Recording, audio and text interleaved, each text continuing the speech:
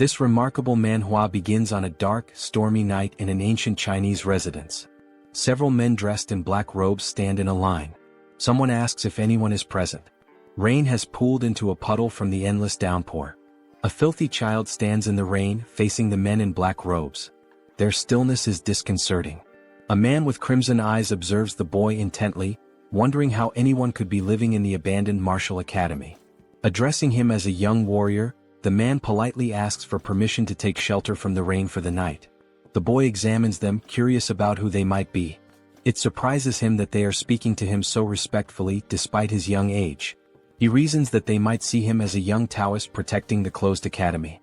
In response, he greets them and thinks that perhaps they aren't dangerous people.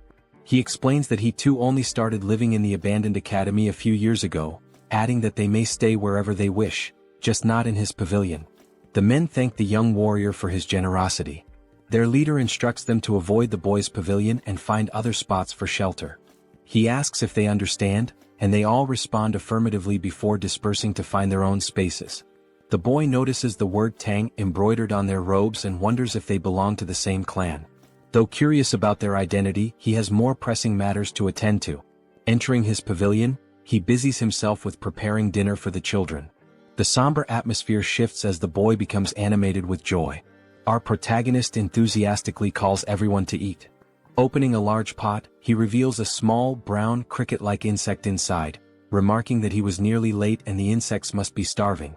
In another pot, he finds a large spider called the black earth tiger, a tarantula native to Hainan, China. This impressive species, which can grow up to 20 centimeters long, features unique stripes resembling those of a black tiger. Using chopsticks, the boy carefully picks up an insect to feed the spider. While feeding it, he reflects on how he wouldn't have survived without these creatures. The tarantula eagerly eats the insect, pleasing the boy.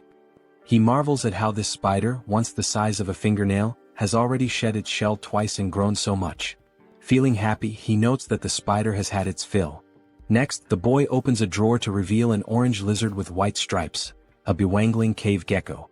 This species is native to the region and recognized by its striped body and tail. The boy recalls how difficult it was to acquire such creatures in his previous life when he lacked money. Now he can find them everywhere. His life is filled with joy as he watches over them. While feeding the gecko, it bites his finger. Yelling loudly, he waves his hand to shake it off, but the gecko clings stubbornly. This incident reminds him of his past. Before inhabiting this body, the boy was a streamer named Spicy Fabre, a professional biologist with over 1 million subscribers. His content focused on venomous creatures, and his final live broadcast became his undoing. In a quest to showcase the 10 most dangerous vipers, he embarked on a journey to find the black mamba, known for its aggressive nature. During the live stream, he lamented that he couldn't find the snake and decided to take a break. Viewers joked about the possibility of it being in his house, but to his shock, the black mamba was indeed there, curled up on his refrigerator. Before he could react, it bit him and he died instantly during the broadcast. Returning to the present, the boy pouts, reflecting on the irony of his death after such an exhaustive search. Meanwhile, an elderly man in a black robe knocks on the pavilion door. Thanking the boy for his kindness, he invites him to share their meal, a freshly caught deer. Excited at the prospect of eating proper meat rather than snakes or lizards, the boy eagerly accepts the invitation. The group gathers around a bonfire as the deer cooks. Noticing the boy's intense gaze at the food, the elder reassures him that it will take time to cook. To pass the time, he begins asking the boy questions about his age and living situation. Embarrassed but obliging, the boy answers his inquiries. The boy felt embarrassed when he realized he'd been staring at the deer for too long. Allowing the elder to ask his questions, he listened attentively. The elder wanted to know if the boy lived alone and how old he was. Unsure if he was 14 or 15, the boy decided to fabricate a story, claiming that a childhood head injury had left him with poor memories. When asked if he was staying there by himself, the boy confirmed, explaining that he lacked any real talent and survived by catching snakes and selling their skins. The elder expressed disbelief that the boy engaged in such dangerous work, but the boy simply shrugged, saying he was used to it. Just then, someone brought over some cooked meat for them to eat. An old man commented on how hungry the young warrior must have been. The boy gratefully thanked the elder, happily noting it had been ages since he'd last eaten meat. As he took a bite, pure joy spread across his face. In his mind, he thought, this is what happiness feels like. The older men watched him with smiles, their amusement evident. As he ate, the elders took the opportunity to ask more questions. The elder explained that they were searching for something unusual and wanted to know if the boy had seen anything strange. Initially hesitant, the elder eventually decided it was safe to share the details since the boy lived alone and wouldn't cause trouble. The patriarch explained they were looking for a centipede with a blue spot on its body. Surprised, the boy asked how large the centipede was. The patriarch explained that an adult could easily swallow someone his size. Pale with shock, the boy realized his assumption that he'd been transported only a few centuries into the past might be wrong. He could be in an entirely different world. The white-haired elder reassured him, saying they were close to capturing the creature. Curious, the boy asked if they intended to keep it as a pet. The question amused the elders and the white-haired man burst into laughter. The patriarch chuckled, commenting on how funny the young warrior was. Through laughter, the elder clarified that raising the centipede wasn't their goal, they needed it for medicinal purposes. Confused, the boy probed further. Initially suspecting them of being traitors, he began wondering if they were involved in illegal drug making. He asked how a centipede could serve as medicine. The elder explained that his granddaughter was gravely ill, and only the inner core of the blue spot centipede could save her. Moved by their determination, the boy thought about the lengths parents would go to for their children. Though he felt sorry for the centipede, he decided to help them, especially since they had treated him to meat. The boy began discussing the centipede, and the patriarch eagerly asked if he had seen one. He admitted he hadn't but suggested he might know where they could find it. Drawing on his vast knowledge as Spicy Fabre, a former biologist and streamer with expertise in venomous creatures, the boy recalled facts about centipedes. Among the millions of species on Earth, around 20,000 are venomous, and he knew all of them by heart. Centipedes were no exception. In his mind, he visualized opening a book and flipping through its pages, searching for the specific information he needed.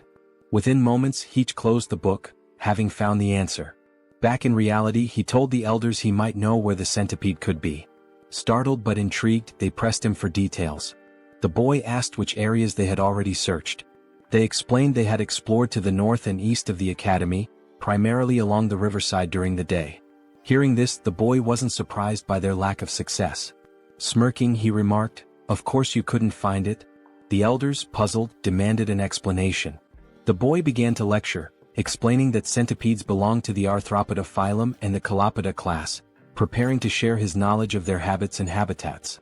Centipedes have a broad range of habitats, and being cold-blooded, they require shelter to regulate their body temperature and maintain humidity levels. Interestingly, unlike most insects with a waterproof outer layer, centipedes have weak waterproofing and pores in their shells, making them averse to wet environments. They thrive in high-humidity areas but avoid waterlogged places, as they can't survive long without moisture but dislike excessively damp conditions. Because of this, the blue spot centipede is unlikely to be found in jungles or near rivers. The elders were skeptical. They believed centipedes preferred environments like cracks in rotting wood. The boy clarified that while smaller centipedes might dwell there, the larger ones they were seeking wouldn't.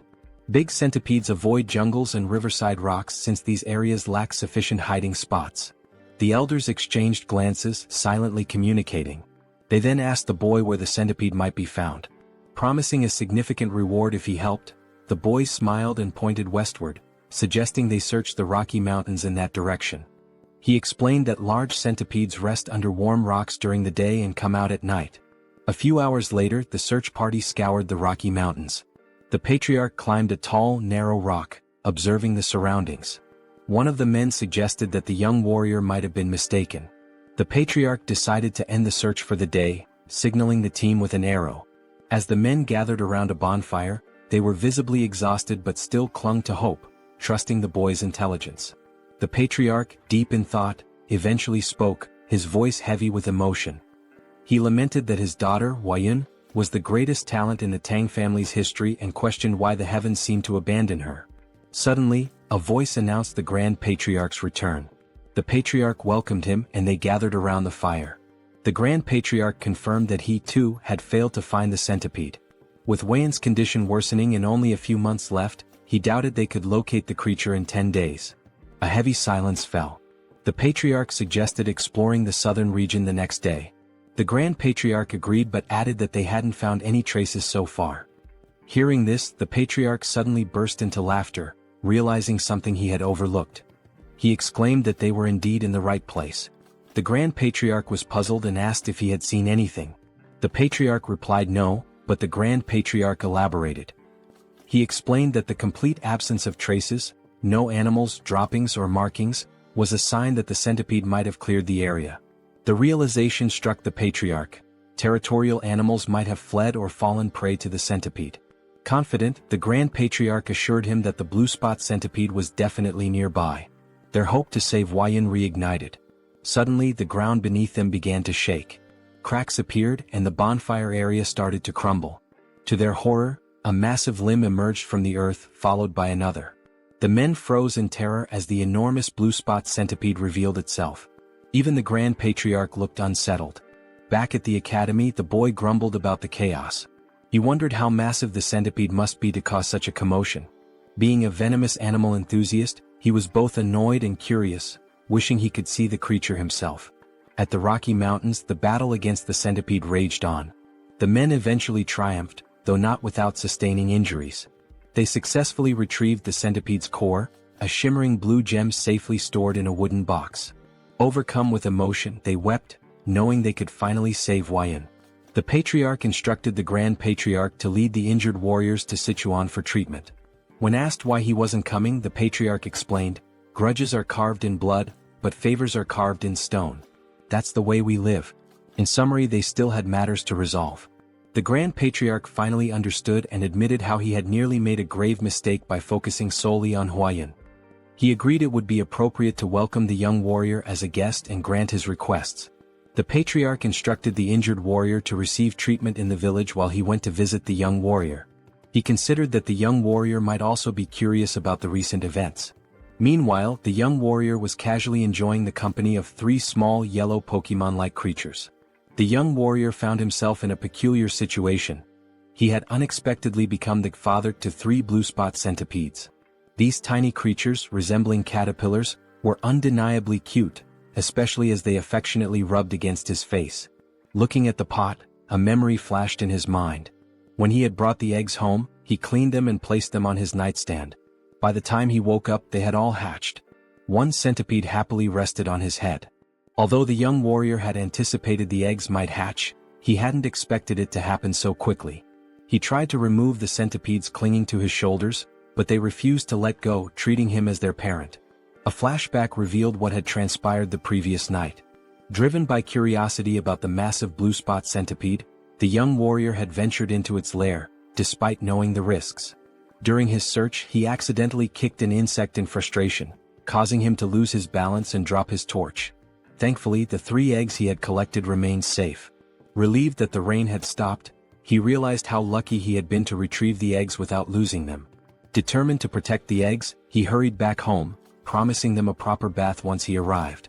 Back in the present, the young warrior felt satisfied that even though he couldn't see the live adult centipede, he had managed to save its offspring. He reminded himself that they wouldn't need food until after their second molting, but it was a challenge dealing with them constantly clinging to his body. Thinking of a solution, he smirked and decided to take a shower, hoping the water would make them leave him alone. Elsewhere, the elder patriarch arrived at the academy and approached the pavilion. Knocking on the door, he called out to the young warrior but received no response. After a brief hesitation, he turned the knob and entered the room. Inside, he noticed herbs, jars and medicines, which made him wonder if the young warrior was a healer. Feeling it was intrusive to enter uninvited, he decided to leave, but the rustling sound from a pot caught his attention. Curious, he opened the pot and found a spider inside. His gaze shifted to the drawers where he discovered a gecko. Checking another pot, he saw beetles, alongside eggs and dried snakes scattered around. The elder was astounded. He couldn't comprehend how the young warrior managed to raise such venomous creatures and their offspring. Even the Tang clan, well-versed in handling poisons, had only been able to extract venom, not cultivate eggs like this. The elder realized his encounter with the young warrior was the true stroke of luck, far beyond the centipede's discovery. As the young warrior appeared and greeted him, the elder noticed the boy's concern about his bandaged arm. Dismissing it as a minor injury, the elder began to share something important but was interrupted by a sudden ominous energy. An explosion rocked the entrance behind them, and a shadowy figure began to emerge. As its form became clear, it resembled an ogre with a single eye and burn scars on one side of its face. The elder immediately shoved the young warrior aside, urging him to flee. The young warrior was caught off guard and confused. The monster let out a deafening roar and moved with alarming speed, attacking with its hand. The elder blocked the strike with his uninjured arm, enduring immense pain. The monster retaliated, throwing the elder back and sending him crashing into the ground. The area filled with dust as the elder struggled to catch his breath, coughing up blood. He realized the monster's strength rivaled that of his own father. He desperately told the young warrior to escape, but when the dust cleared, the scene revealed the young warrior being held in the air, choking as the monster gripped him tightly. The young warrior gasped for air as the monster roared with laughter. The creature mocked him, claiming he had heard that members of the Tang clan had arrived in Hainan. It sneered, saying no one could have imagined that the son of the myriad poison's divine sovereign would end up wounded and alone. The elder calmly retorted that he had no idea who the monster was and demanded to know why both he and the young warrior were being targeted. The creature scoffed, asking if its disfigured face and powerful fists didn't make it obvious. It then introduced itself as Takenyang, the blood hand Rakasa, and blamed the elder's father for its mutilated appearance. The elder recognized the name. He recalled hearing that Takenyang had been struck by a poison palm and fallen off a cliff, presumed dead. Yet here he was, alive and seething with vengeance. The elder tried reasoning with him, pleading for the release of the young warrior and offering his own life in exchange. But Takenyang refused, vowing to annihilate anyone associated with the Tang clan. Inwardly, the elder cursed this relentless demon, a term used for martial artists who sow chaos and destruction. It was clear Takenyang had no intention of sparing the young warrior. As the warrior's face grew pale from suffocation, Takenyang sneered and prepared to end his life. Desperately, the young warrior begged for mercy, his strength waning with every passing second. Just then, 3 pairs of fierce eyes flashed. The tiny centipedes lunged onto Takenyang's arm. The once adorable creatures revealed their ferocity, biting into the monster's skin with unrelenting force. Takenyang was taken aback, shouting angrily that mere centipedes couldn't harm him. But as he spoke, his neck turned violet, and he coughed up blood before collapsing in agony. The young warrior, now free, stumbled backward, staring in disbelief. He cautiously asked the elder if Takenyang had been a bad person. The elder, equally stunned, watched as the lifeless body of Takenyang lay on the ground. Slowly, his shock turned into a wide grin as he realized the young warrior was far more extraordinary than a mere guest. The elder thought to himself that this boy must join the Tang clan. A few days later, the elder was recovering, and the young warrior diligently cared for him, placing a damp cloth on his forehead. The elder expressed his gratitude, but the young warrior suggested instead that he tell him the whereabouts of his companions so he could check on them. Realizing he couldn't leave the elder alone and that calling for a doctor wasn't an option, the warrior stayed. The elder reassured him, saying he would recover with rest, but the warrior remained skeptical, bewildered at how calm the elder could be after such severe injuries. When the elder explained that martial artists had extraordinary resilience, the young warrior was incredulous. He asked if martial artists could fly and shoot fireballs. The elder chuckled and admitted that while not everyone could, it wasn't entirely far-fetched. The young warrior marveled at the strangeness of this world, acknowledging that things like giant centipedes only made sense here. The elder formally introduced himself as Tang Kailson of the Sichuan Tang Clan, and the young warrior introduced himself as Wei Soryang. Kailson noted the meaning of Soryang's name, small dragon, and remarked that it was fitting. Curious, Kailson asked if the centipedes on Soryang's body were venomous. Soryang casually rubbed one of the centipedes' bellies and confirmed that they were blue spot centipedes. The revelation made Kailson leap from the bed in shock. He asked if Soryang had tamed them and how he had managed such a feat. Soryang smiled and replied that it was a long story. When Kailson insisted he didn't mind, Soryang began recounting how he had raised the centipedes from eggs. When the story concluded, Kailson could hardly believe it and asked for confirmation. Soryang proudly affirmed that he had indeed raised them from eggs, predicting their hatching with precision. Still reeling, Kailson watched as Soryang opened a drawer and pulled out 2 lizards. The young warrior eagerly displayed them, pointing out the differences. One had a brown body with yellow and white stripes, while the other, a product of selective breeding, had a plain brown body and a white tail.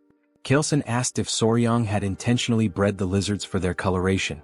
Blushing slightly, Soryang happily admitted that he had, simply because he found it beautiful. Kailson gathered his composure and asked if the young warrior could breed the most venomous creatures to produce even deadlier ones. Soryang responded with a surprised, "Huh? In his mind he considered the possibility, it was theoretically feasible. He then explained to Kaleson that if they could determine which creatures had the most potent venom, it might be possible. Before he could finish, Kaleson exclaimed with excitement, "Really? That's possible?" His enthusiasm startled Soryang. Without hesitation, Kaleson declared that Soryang should join his family immediately. This left Soryang completely bewildered.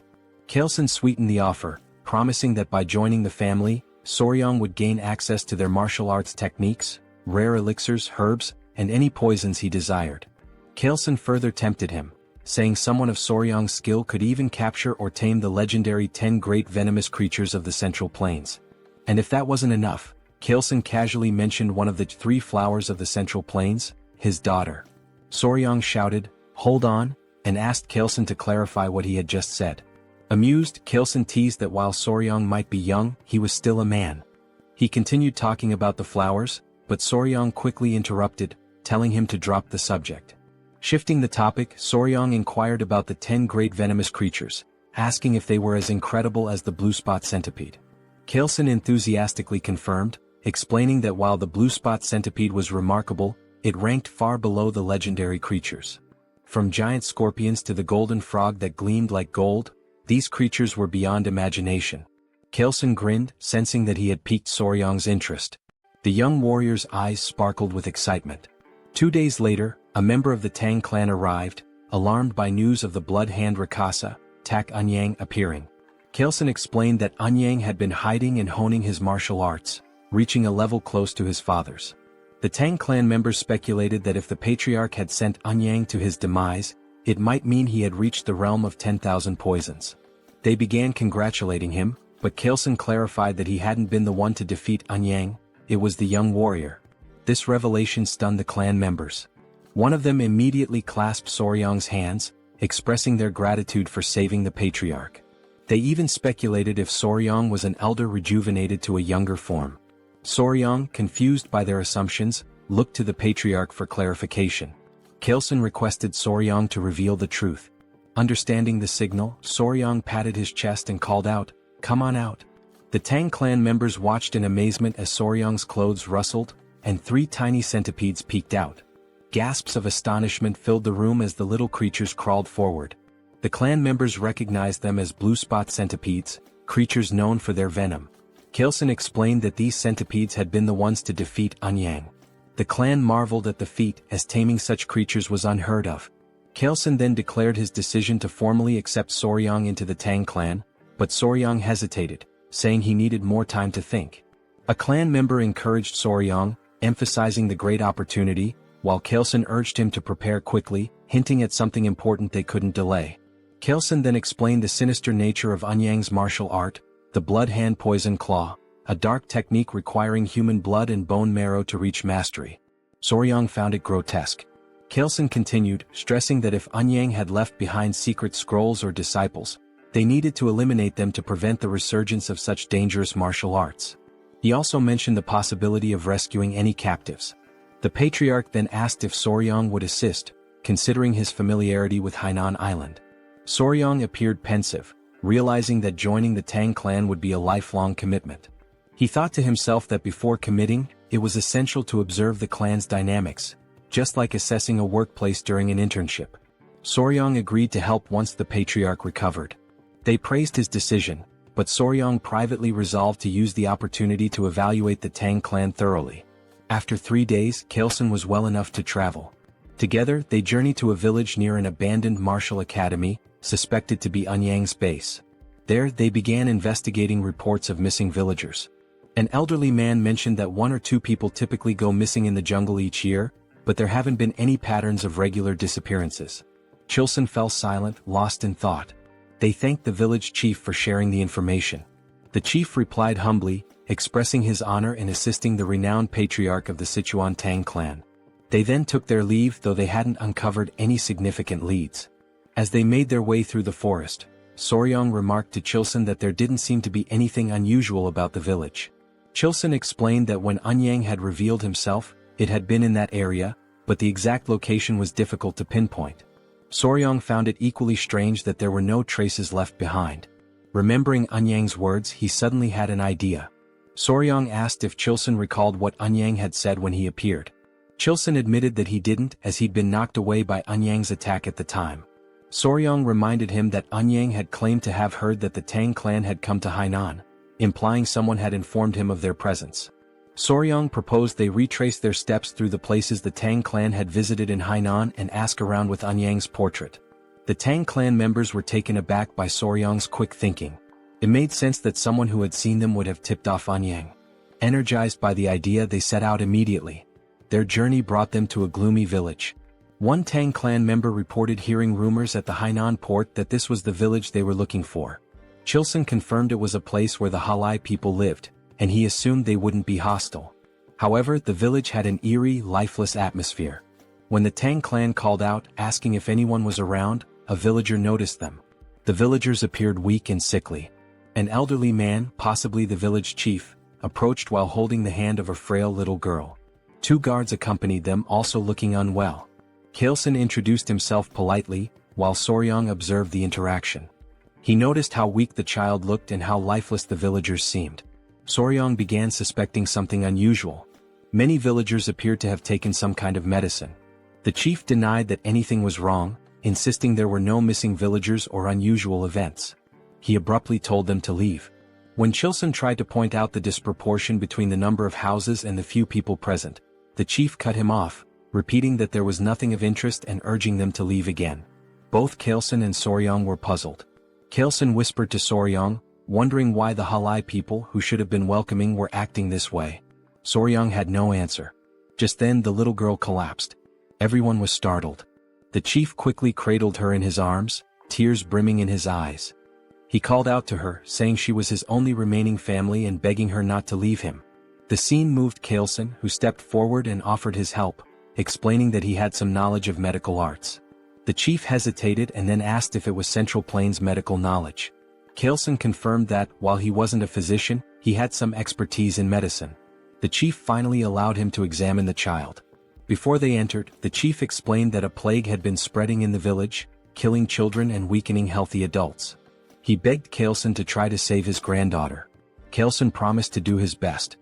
As they were ushered inside, Soryang asked a Tang clan member if the elder truly knew medical arts. The member explained that the Tang clan's deep knowledge of poisons also made them skilled in medicine. He added that martial arts training often begins with an understanding of one's own body, which includes medical knowledge.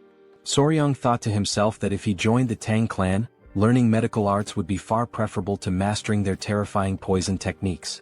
However, his thoughts were interrupted when the man casually mentioned that they sometimes tested poisons on captured criminals to study the effects. Soryang's expression turned comical as he realized this meant human experimentation, making him increasingly uneasy. Meanwhile, the streets of the village were eerily quiet. Inside one of the homes, Chilson sighed and explained that he had transferred some of his ki to the girl, stabilizing her breathing. The chief was overwhelmed with gratitude and begged them to save his only granddaughter. Chilson brought up an important point, noting that something seemed strange about the child's pulse. He asked if she had been born with a weak heart. The village chief explained that her illness began about 6 months ago. Not only his granddaughter but others in the village also started falling ill around the same time. They referred to it as a mysterious disease. That was why he initially told them to leave when they arrived at the village's entrance. Chilson reassured the chief, saying he would provide good medicine for the heart. He asked the chief to gather the villagers so they could distribute the remedy. Overcome with emotion, the chief burst into tears, expressing his heartfelt gratitude. Soryang quietly observed Chilson's actions with admiration. Later that night, as Chilson walked with Gu Pai, a member of the Tang clan, Pai acknowledged the effort Chilson had put into treating the villagers. Chilson thanked him before Pai inquired about the symptoms.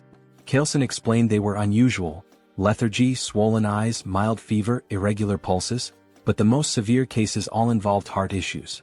Curious, Chilson asked about Soryang's whereabouts.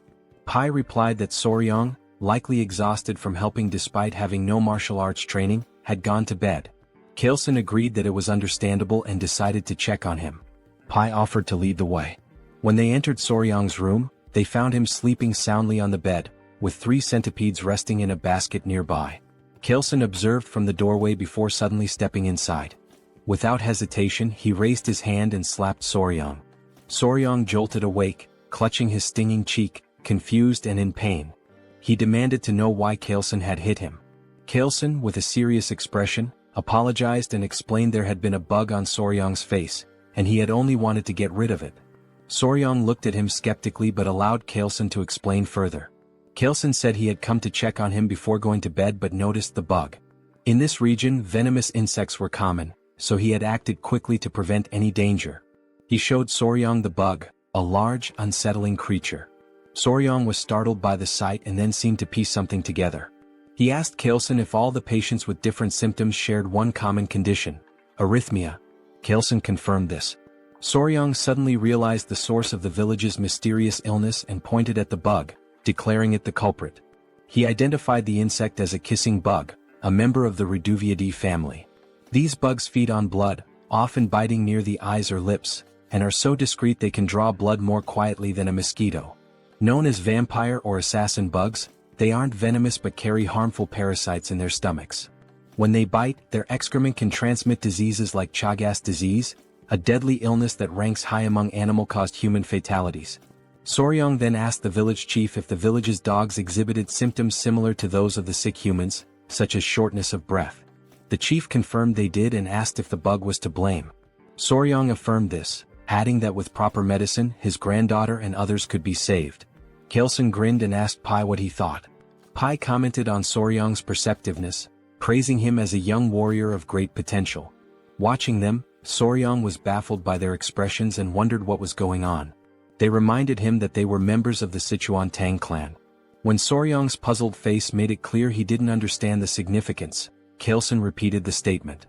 Internally Soryong thought, so what? His irritated and confused expression was unintentionally amusing. Kaelson began explaining the concept of goo. Some believed these were venomous parasites, while others thought of them as a form of witchcraft. According to him, malicious individuals in China bred these bugs to cause suffering or manipulate others. They would feed the bugs to people, causing either excruciating pain or complete subjugation. Soryong found the idea hard to believe. Kaelson acknowledged it sounded extraordinary but added that many martial artists had been killed by goo, forced to harm their families, or enslaved by these evil practitioners. Because of this, efforts to develop antidotes to goo had been relentless. These cures could either expel the parasites from the body or destroy them entirely. As Kaelson spoke, Soryong began to grasp the gravity of the situation. Kaelson posed a question. If someone had succeeded in creating a cure, who could it be? With pride, he declared that it could only be the renowned Sichuan Tang family. He explained that if they had something capable of dissolving a fist-sized roundworm inside a body, dealing with a tiny bug would be no trouble. Then he revealed the curse-melting orb, stating that even a small dose of this medicine would suffice. Soryong expressed mild amusement, though inwardly he reflected on how extravagant the name sounded for what was essentially an antiparasitic drug. They reassured the village chief that they could save his granddaughter, and soon enough the villagers began recovering, starting with her. The chief was deeply relieved, and the villagers' warm hospitality was an unexpected but welcome reward. The villagers, with their bright and cheerful demeanor, lived up to their reputation for optimism. Kaelson acknowledged that the situation would have been much harder without Soryong's insight in identifying the cause of the illness. He humbly redirected the villagers' gratitude to Soryong, praising him as their true savior. Despite the Tang family's medicine curing the villagers, Kaelson insisted on giving all the credit to Soryong.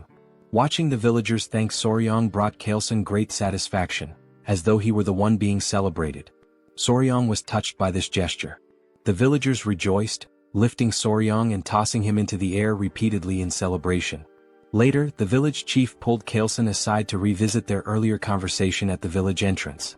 When Kaelson asked what it was about, the chief mentioned the villages where people had gone missing. Intrigued, Kaelson asked for more details. The chief explained that one of the women in their village, originally from another settlement, had shared a troubling story. Years ago, her hometown suffered a tragedy where several villagers mysteriously disappeared. They believed they had finally uncovered the truth. Kaelson inquired about the village's location, and the chief pointed them westward. Upon arrival, the stench of decay was overwhelming, confirming they were in the right place. The scene was grim. Corpses, refuse and insects littered the area, with poison lingering in the air. Pai warned Soryong not to look, but Soryong had already seen it all. Amid the carnage, a man spotted something unusual, a golden chicken foot peeking out of a pile. On closer inspection, it was attached to a bird, a magnificent creature with a golden tail and feathers in shades of purple, pink and black. The bird radiated an almost magical aura. One of the men, angered by the bird's presence among the dead, hurled a rock at it despite Kaelson's attempt to stop him. The rock missed, but it caught the bird's attention. Kaelson, sensing danger, placed a calming hand on the man's shoulder, warning that something felt off. The bird spread its wings, releasing a toxic miasma that melted nearby skeletons. Startled, Soryong was grabbed by someone who covered his mouth to prevent him from inhaling the poison. Kaelson commanded everyone to flee while shielding Soryong.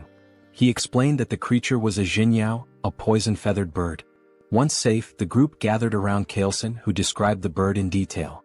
Its wingspan reached 5 feet, its sharp beak gleamed bronze, and its body was cloaked in vibrant purple feathers. The creature could spread death with a single movement, turning everything around it to poison. Atop its head sat a golden crown, giving it an air of regal menace.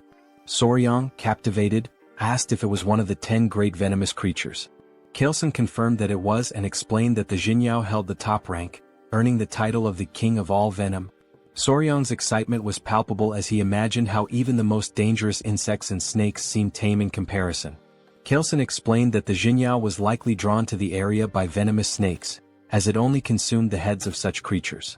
When Soryong asked how common they were, Kaelson replied that sightings were rare, perhaps once in a century. Fascinated, Soryong asked if it was possible to capture the creature. His question left the Tang members stunned. Kaelson, however, was amused and inquired if Soryong truly wanted to try catching it. When Soryong admitted he did but expressed concern about the venom, Kaelson smiled knowingly. He remarked on Soryong's keen interest in the 10 great venomous creatures and assured him that if he was serious, there was indeed a way. Soryong was astonished. Kaelson explained that if he mastered the Tang clan's poison techniques, he would gain immunity to all toxins and even withstand Jinyao's venom. Only through the martial arts of their clan could one nullify all poisons in the world. Kaelson, ever cunning, casually mentioned that their techniques are never taught to outsiders. Even if he wished to help as the patriarch, he couldn't break the clan's rules. Eagerly, Soryong asked if joining the family would grant him the right to learn. He also inquired whether achieving immunity to poison would truly let him endure Jinyao's venom. Kaelson confirmed and promised to teach him everything without reservation if Soryong agreed immediately. He also assured him that he would personally oversee his progress. However, Kaelson added that if Soryong hesitated too long, he might reconsider.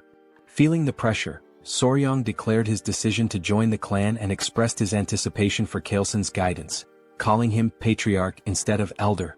Kaelson's mischievous grin betrayed his satisfaction, though he acted as if he hadn't coerced Soryong into agreeing. Kaelson told Soryong that from that moment onward, he would forever be part of their family. Back at a decayed location, traces of the blood hand Rakshasa, Tak Anyang, were found in a cave.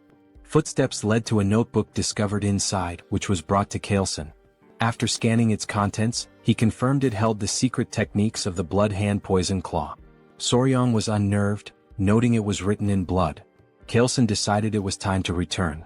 When Soryong asked if they were heading to Sichuan, Kaelson replied that it was the best course of action now that they had secured the blue spot centipede's core and the manual.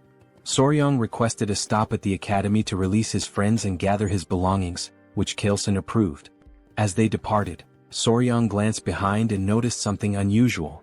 Pointing it out, they discovered a shining purple feather from the Jinyao. They all stared at it thoughtfully.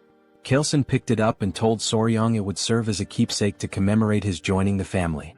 Soryong expressed interest and thanked him, but Kaelson corrected him, suggesting he change how he addressed him after the upcoming ceremony.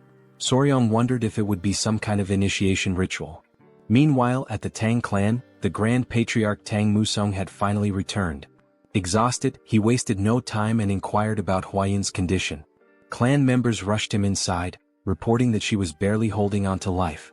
The door opened and Musong immediately called for Huayun. Those inside were surprised by his arrival. He informed his daughter-in-law that he had succeeded in acquiring the medicine and revealed the blue spot centipede's core. Overcome with relief, the daughter-in-law began to cry. Preparations were made to administer the medicine. Musong was deeply moved by Huayun's pained expression, thankful he had hurried back in time. At his daughter-in-law's urging, Musong gave the medicine to his granddaughter. A radiant blue light enveloped her as he placed a finger on her wrist to check her pulse. Everyone anxiously hoped for her to open her eyes, watching and waiting. Meanwhile, Soryang felt groggy, marveling at the vastness of the Central Plains, which far exceeded his expectations. The journey had taken over a month and a half, beginning with a boat ride from Hainan to Hangzhou and continuing through Nanjing before finally arriving in Sichuan. At the residence of the Sichuan Tang Clan, Pai excitedly announced their destination to Soryang. Standing at the grand entrance, Soryang gaped as he learned the entire mountain belonged to the Tang Clan, aptly named Tang Clan Mountain. He swallowed nervously, overwhelmed by the sight. Immediately, members of the Tang Clan emerged to greet the patriarch.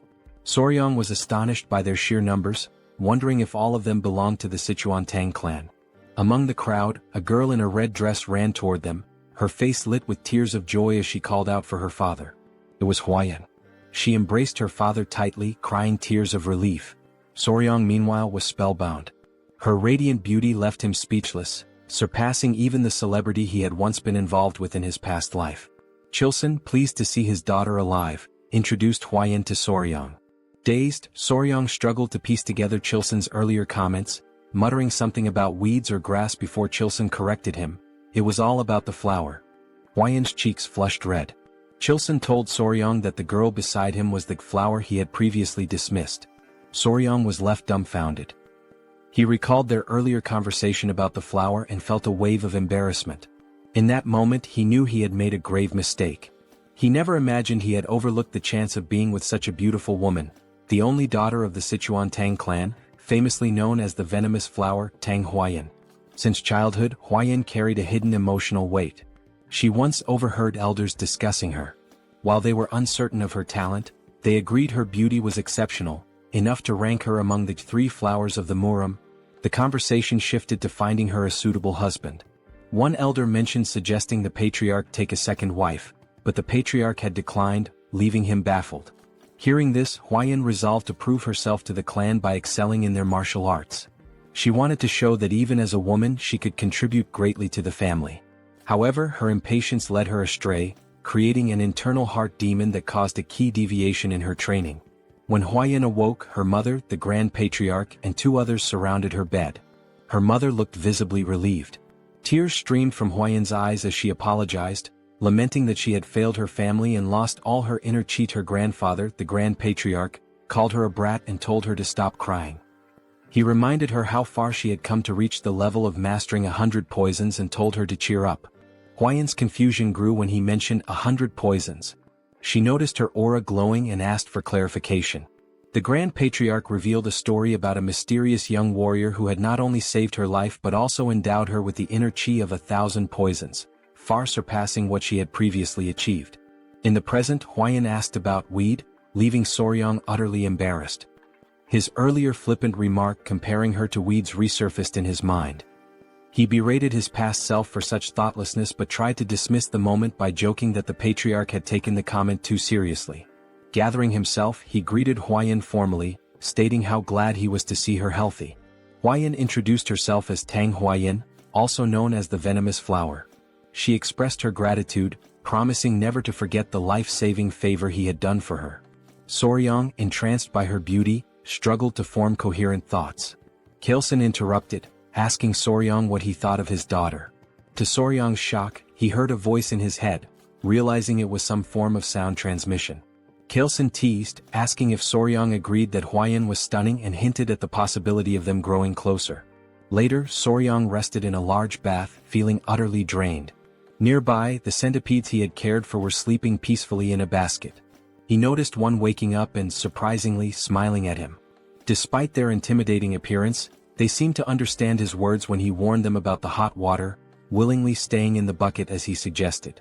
Amused by their behavior, Soryang recalled Pai's mention that centipedes were spiritual creatures. He made a mental note to learn more about them later. However, Chilson's earlier remarks about Huayan lingered in his mind, leaving him restless. At another pavilion, the family gathered around a large table. The Grand Patriarch, the Patriarch, his wife, and Huayan. Chilson announced his decision to give Soryang the East Wing Room, a space traditionally reserved for couples in Chinese residences. The Grand Patriarch questioned if Soryang was truly that talented. Chilson confirmed, explaining that Soryang's remarkable abilities went far beyond mere chance encounters. He elaborated that Soryang not only possessed unparalleled knowledge of venomous creatures but also defeated Ouyang, encountered legendary spiritual creatures, and even hatched the blue spot centipede eggs himself. The Grand Patriarch commented on the Patriarch's luck in finding such a treasure. The conversation then turned to Huayan. Kaleson told his daughter that he wished to make Soryang his son-in-law, asking for her opinion. As Huayan processed her father's words, realization dawned on her. She grew quiet. Huayan wanted to prove that she could bring greater value to the clan now that she possessed the 1,000 poisons constitution, surpassing the mere 100 poisons constitution. She responded that as a member of the Tang clan, she understood her father's intentions. However, she declared that it was her responsibility to determine if the young warrior was truly deserving of her. Without waiting for a reply, she dashed out of the room, leaving behind an awkward atmosphere. In Kaleson's mind, he thought the young warrior ought to be cautious. Though his rose was stunningly beautiful, her thorns were equally sharp. Huayan ran swiftly, her emotions in turmoil. Now that she had achieved the 1,000 poisons constitution, she was determined not to stop there. She knew that unless she pushed further, the elders would never fully recognize her. She resolved to evaluate the young warrior thoroughly from his abilities to his character. Meanwhile, Soryang was lost in thought, contemplating how to navigate the situation. He suspected Huayan might harbor resentment toward him. Half-jokingly he asked his centipedes, his kids, for advice. Suddenly Huayan appeared before him, stunning him completely. She was breathtaking. Side note: the art style here is so vivid it feels like a scene straight out of a classic manhwa. Back to the moment, Huayan quickly excused herself, saying she was in a hurry, and asked for his hand. Soryang extended his hand hesitantly, blushing as he did so, feeling like a loyal pet offering a paw. Trying to lighten the tension, he suggested that they should only do such things after getting closer, as there's a proper order to such matters. Huayan froze for a moment before understanding his misunderstanding. Her face turned beet red as she corrected him, insisting that wasn't her intention at all. Realizing his mistake, Soryang felt a wave of embarrassment. Huayan sighed and clarified again, explaining that she had only wanted to check his pulse. She apologized for startling him by suddenly asking for his hand. Sitting beside him, she admitted that her approach had been abrupt and assured him that she only wanted to explain some things. Soryang listened attentively. Huayan began recounting her struggles, sharing how, as the Tang clan's sole direct descendant, she constantly faced schemes from the branch families. To secure the family's future, the elders had decided to seek a capable son-in-law. They even considered how Soryang's role within the family might change should he join.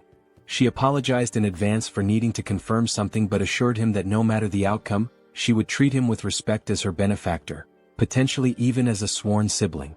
Soryang reassured her, offering his hand again and saying she was free to confirm whatever she needed. Huayan placed her hand on his wrist, emitting a faint blue aura as she assessed his pulse. She explained that the Tang clan's martial arts were unique. They required practitioners to adapt to toxins gradually as their internal energy grew. The poisons were ranked: 5 poisons, 10 poisons, 100 poisons, 1,000 poisons, and finally 10,000 poisons. To her surprise, Soryang's body could adapt to 10 poisons, a rare feat for someone not born into the Tang clan. However, it was only 10 poisons, which meant his aptitude would place him at the level of a first-rate martial artist but no higher. She explained that this was the pinnacle someone without innate talent could reach. She then took her leave, leaving Soryang deep in thought. Alone, Soryang mulled over the revelation. The 10-poison body? His face paled at the implications. It might mean he couldn't capture the Jinyao, a crucial goal for him. Hours later, Huayan stepped out of her bath. Despite washing multiple times a day, she noticed her body emitted a strange scent ever since she had absorbed the blue spot centipede's inner core. Dressing herself, she wondered if it was some sort of punishment for her ungrateful words toward her savior. Meanwhile, Soryang was fast asleep, dreaming of a conversation with someone who thanked him for his kindness. It was Huayan, or so it seemed. When he asked if it was a dream, the figure explained that while it felt dreamlike, it was not. The entity revealed herself as the blue spot centipede, borrowing Huayan's appearance to avoid startling him. She introduced herself as the mother of all the creatures Soryang had encountered.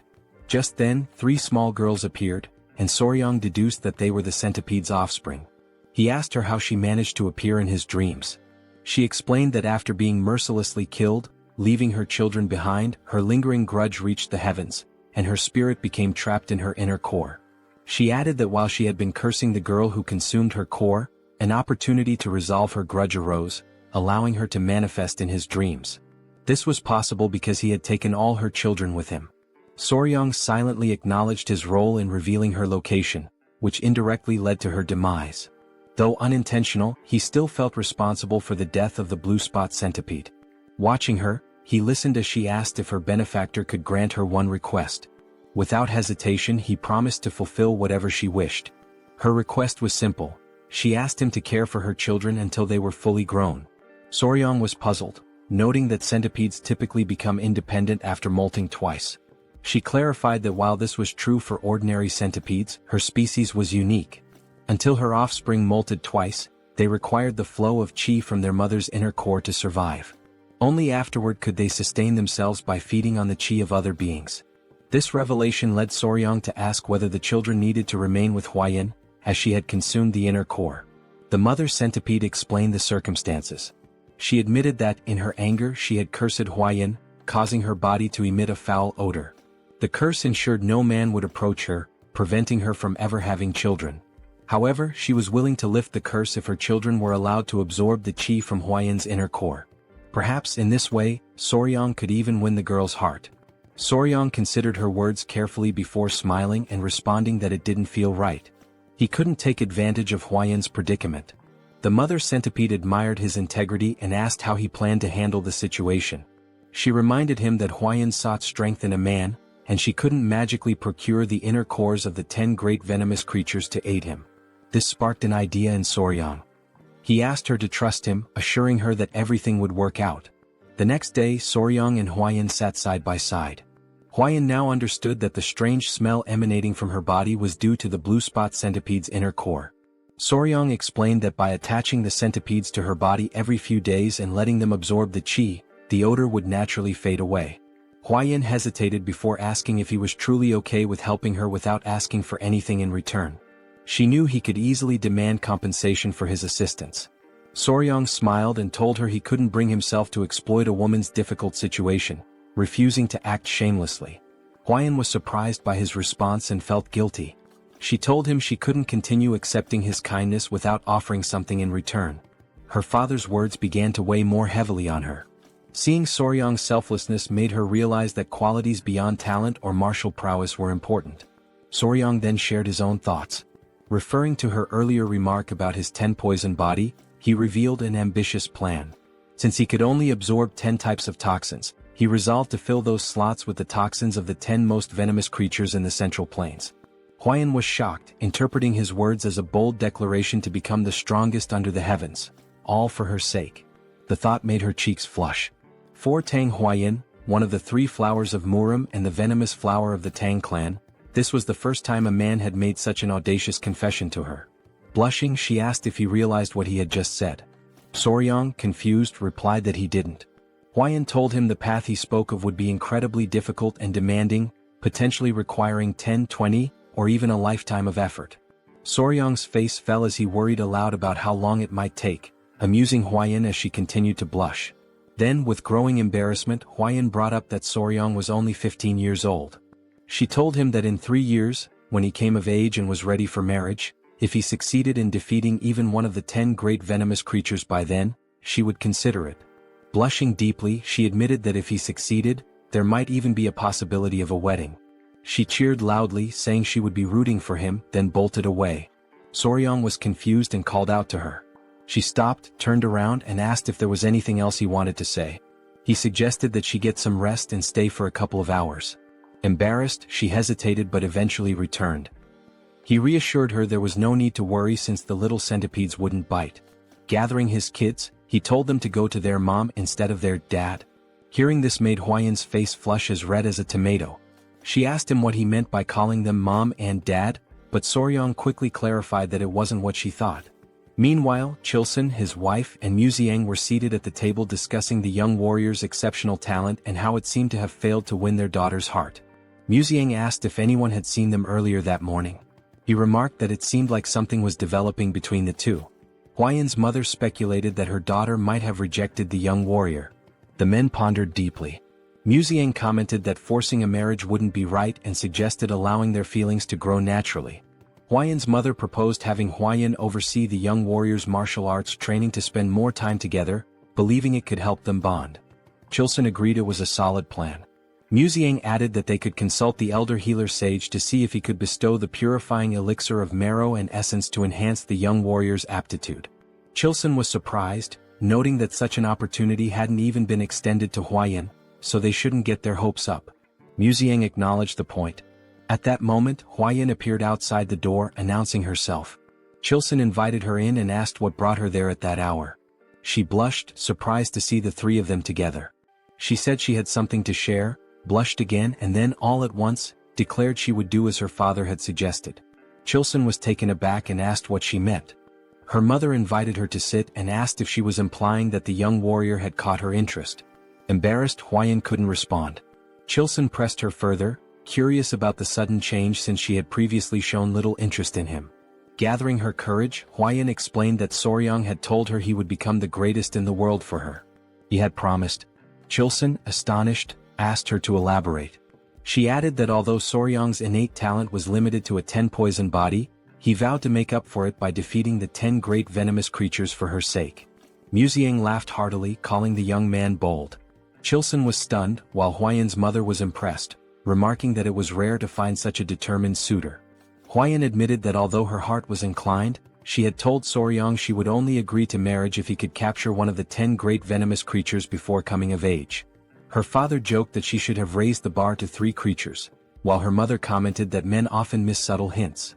Huayan asked if she should go explain it to him.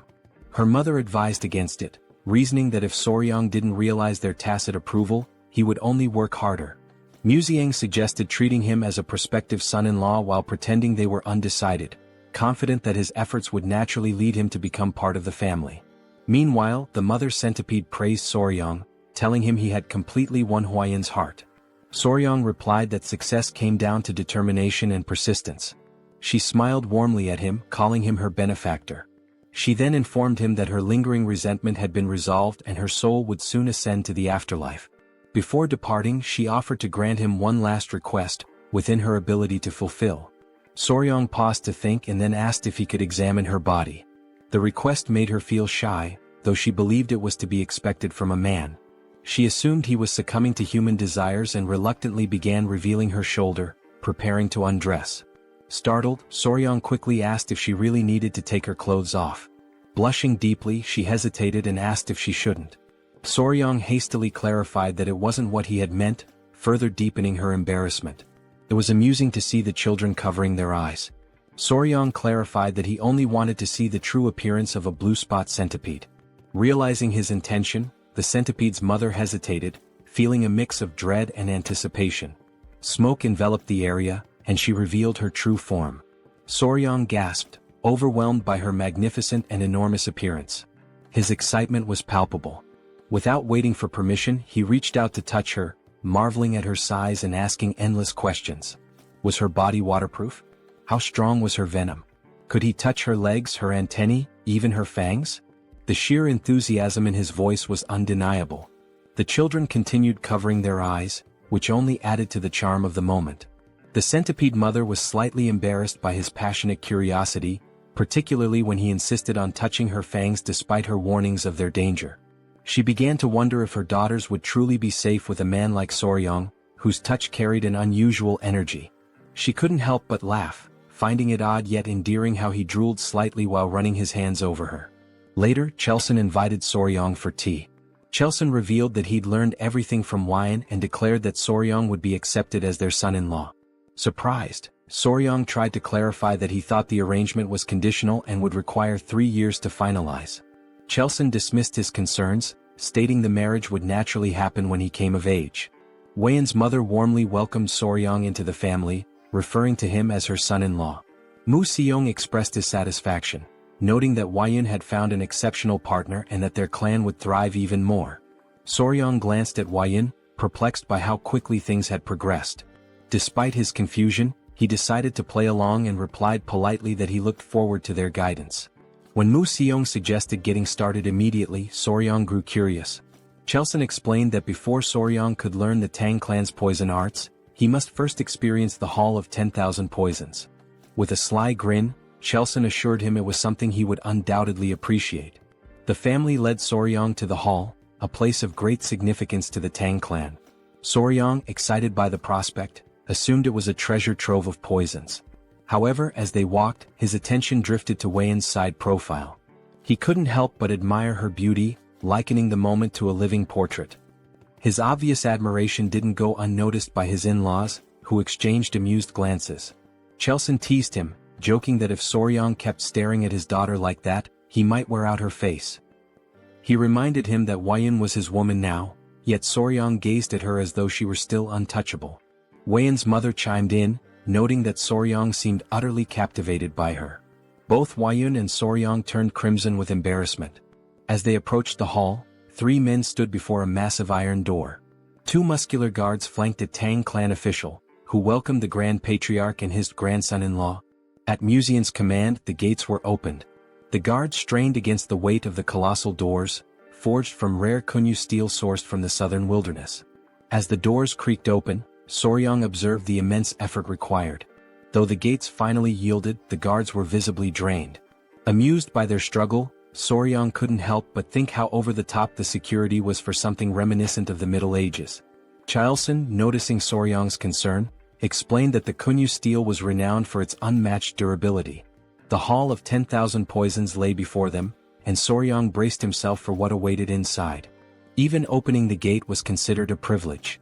Once inside, they arrived at the treasure vault where the Tang clan of Sichuan safeguarded its vast collection of poisons. This remarkable repository, known as the Hall of 10,000 Poisons, housed an incredible variety of toxins. Musian cautioned Soryang to be careful and avoid touching anything recklessly.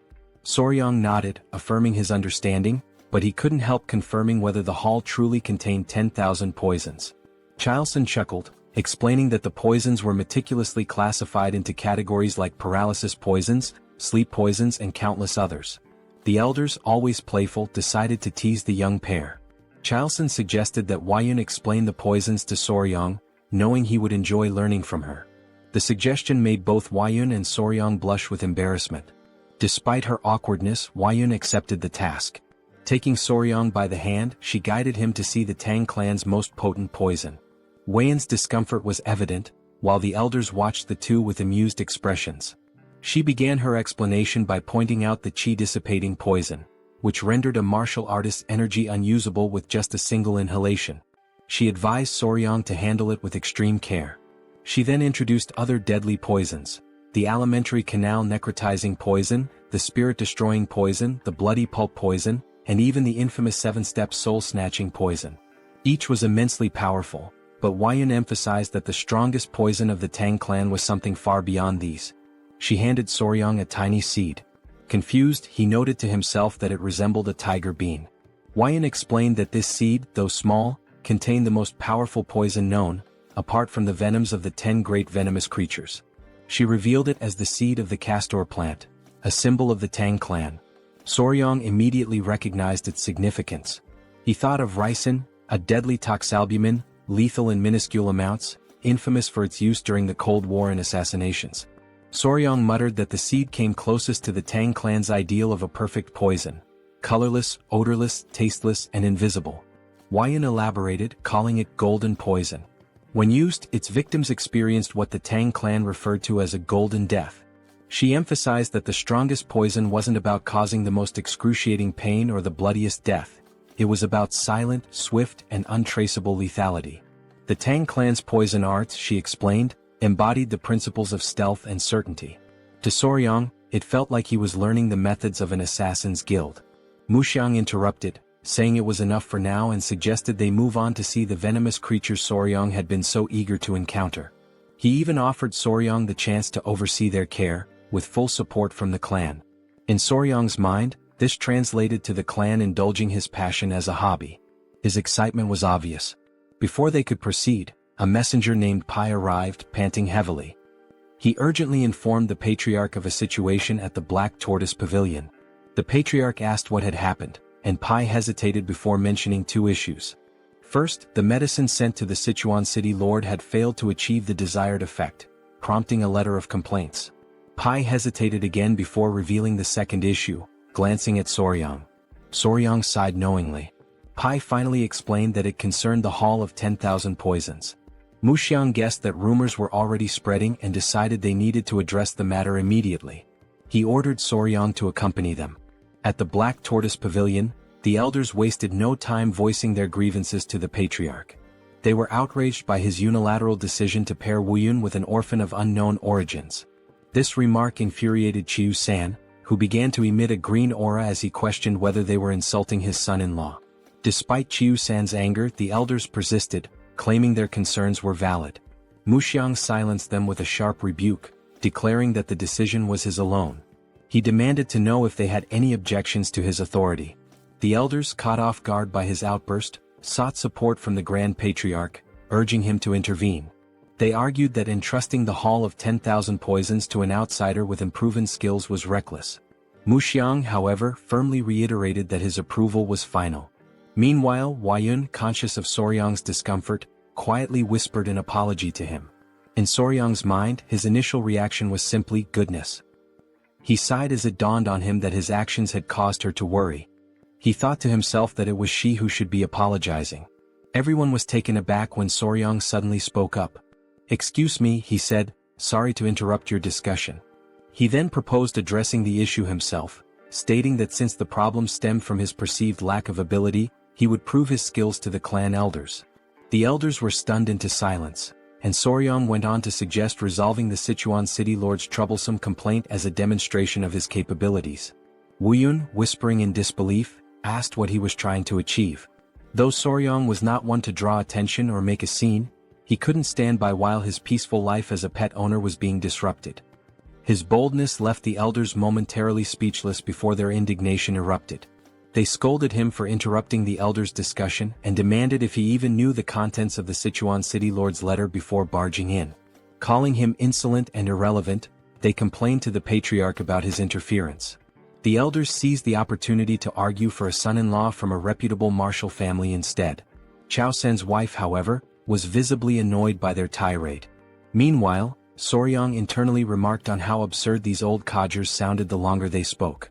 Recalling his days as Spicy Fabre, a streamer with over 1 million subscribers and thousands of viewers per session, he likened the elders' complaints to the nonsensical trolling he used to deal with. Addressing the group, Soryang pointed out that they still refused to acknowledge him as the Sichuan Tang Clan's son-in-law, meaning he was merely a guest. With his streaming experience, Soryang was well versed in handling chaos. He reminded them that he had saved the clan's beloved Lady Huayun, defeated the bloodhand Rakshasa Takanyang, and saved the patriarch's life. He then challenged them, asking if it was part of the clan's etiquette to insult a guest and benefactor to their face. The elders, embarrassed by his pointed remarks, admitted to speaking rashly out of desperation. Inwardly, Soryang thought of them as pathetic. The Grand Patriarch, however, appeared impressed by his composure and cleverness. One elder tried to downplay the significance of defeating Takanyang, claiming it was overstated. The Patriarch quickly silenced the objection by presenting a document, none other than the secret manual of the blood sect's blood-hand poison arts, written in blood. The elders gasped in shock. Their astonishment deepened when the Patriarch asked Soryang to reveal his companions. Tapping his chest gently, Soryang summoned the 3 baby spotted centipedes, which emerged happily. The elders grew visibly uneasy at the sight of the creatures. The Patriarch proudly explained that these were the offspring of the blue-spotted centipede, and Soryang had been raising them. He further revealed that these centipedes were the ones that had killed Takanyang. One elder, still in disbelief, confirmed if Soryang had truly managed to control a blue-spotted centipede. Soryang and the Patriarch shared knowing grins, teasing the elders. Chao San added that addressing Soryang as a young warrior instead of recognizing him as the clan's son-in-law was telling. Soryang even joked, warning the centipedes not to bite anyone unless they wanted to end up as lifeless as Takanyang. The elders, thoroughly flustered, began backtracking. They denied refusing to accept Soryang, offering feeble excuses about proper procedures and natural hesitations. The Grand Patriarch, exasperated, decided to table the discussion on Soryang's status for the moment and focused on the Hall of 10,000 Poisons. He asked why Soryang was not allowed entry, to which the elders replied that Soryang was not fully integrated into the family and was too young to be entrusted with such responsibility. The Grand Patriarch, seeing an easy solution, asked Soryang to demonstrate his abilities. Soryong smiled confidently and declared that he would prove himself worthy of the Sichuan Tang Clan in their own style, by using poison. The elders were aghast, misinterpreting his words. They shouted in disbelief, asking if he intended to poison the Sichuan city lord instead of helping him. Soryong was left utterly confused by their reaction. Deep down, Soryong was puzzled as he believed that the Sichuan Tang Clan addressed poison-related matters the following day. The Grand Patriarch announced that Soryong would now begin training in the Tang Clan's martial art, the 5 Venoms returning technique. Soryong asked if the training would also involve physical exercises. The Grand Patriarch explained that as Soryong practiced martial arts, his body would naturally adapt to align with the techniques. Mu Soryong further clarified that the Tang Clan focused on practicality, so Soryong would learn skills that could be immediately applied in real situations. Mu Soryong unpacked an array of weapons, arrows, daggers, shuriken and more. They started with concealed throwable weapons such as needles, coins, darts, powders, daggers and throwing knives. Mu Soryong explained that while there were many unconventional concealed weapons, they could mostly be divided into 5 types. He asked Soryong which one he thought was the easiest to handle. Soryong guessed it was the dagger or throwing knife, which turned out to be correct. Then Mu Soryong inquired about the most difficult weapon.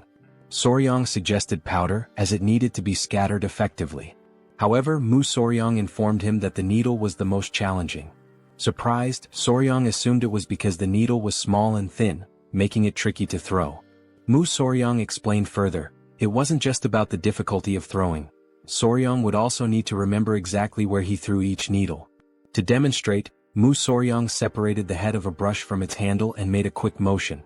Suddenly, the brush's bristles floated in the air and transformed into needles, raining down and embedding themselves into the ground. Soryong was stunned by how the bristles acted like actual needles. Mu Soryong revealed this was part of the Tang Clan's hidden weapon technique called Sky-Obscuring Flower Rain, a secret art where hundreds or thousands of needles fall like flower petals, covering an area. In Soryong's mind, it seemed like the technique involved scattering needles everywhere and then fighting on the same turf. He expressed concern that with an area filled with such needles, there would hardly be any space to move. Mu Soryong laughed and confirmed his assumption, adding that Soryong would have to remember the needles' positions to avoid falling victim to his own technique. To Soryong this seemed almost unbelievable. He broke into a sweat as he confirmed with Mu Soryong that he would need to remember the positions of needles that deflected opponents as well as those that missed their mark.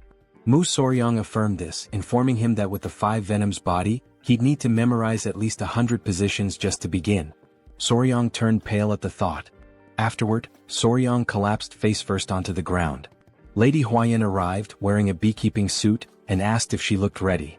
She explained that she had heard he was planning to catch a hornet and wondered if the suit was unnecessary.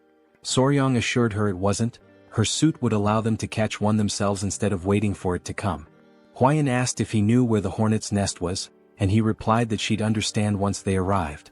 Huayan informed him she had spotted a nest nearby, so they headed out together.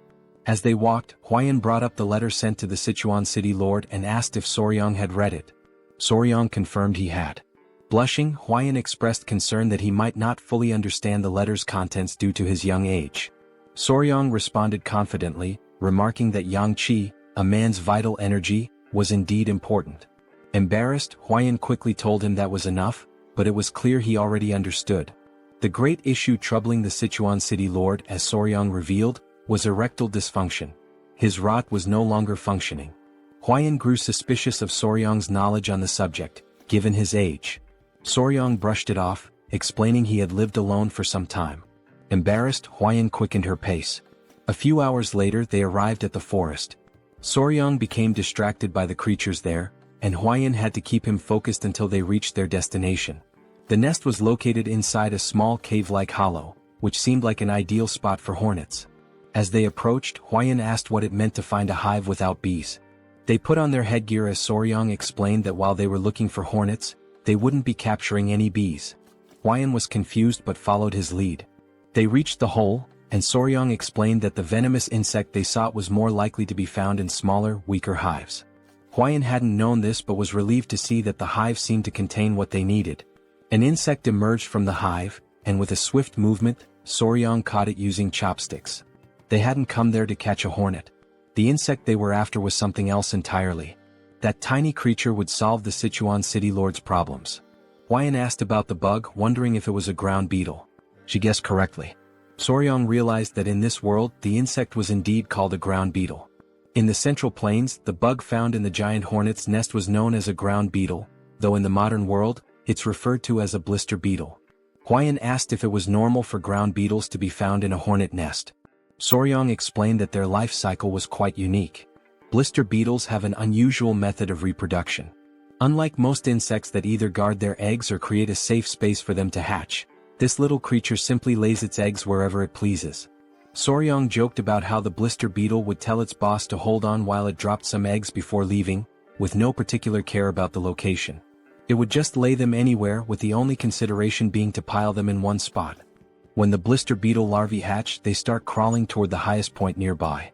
Once they reach the top, they engage in an odd behavior. They cluster together and mimic a flower. This false flower then attracts bees, which mistake it for the real thing. When the bees approach, the larvae swarm onto a carpenter bee's body, taking over its home in an instant.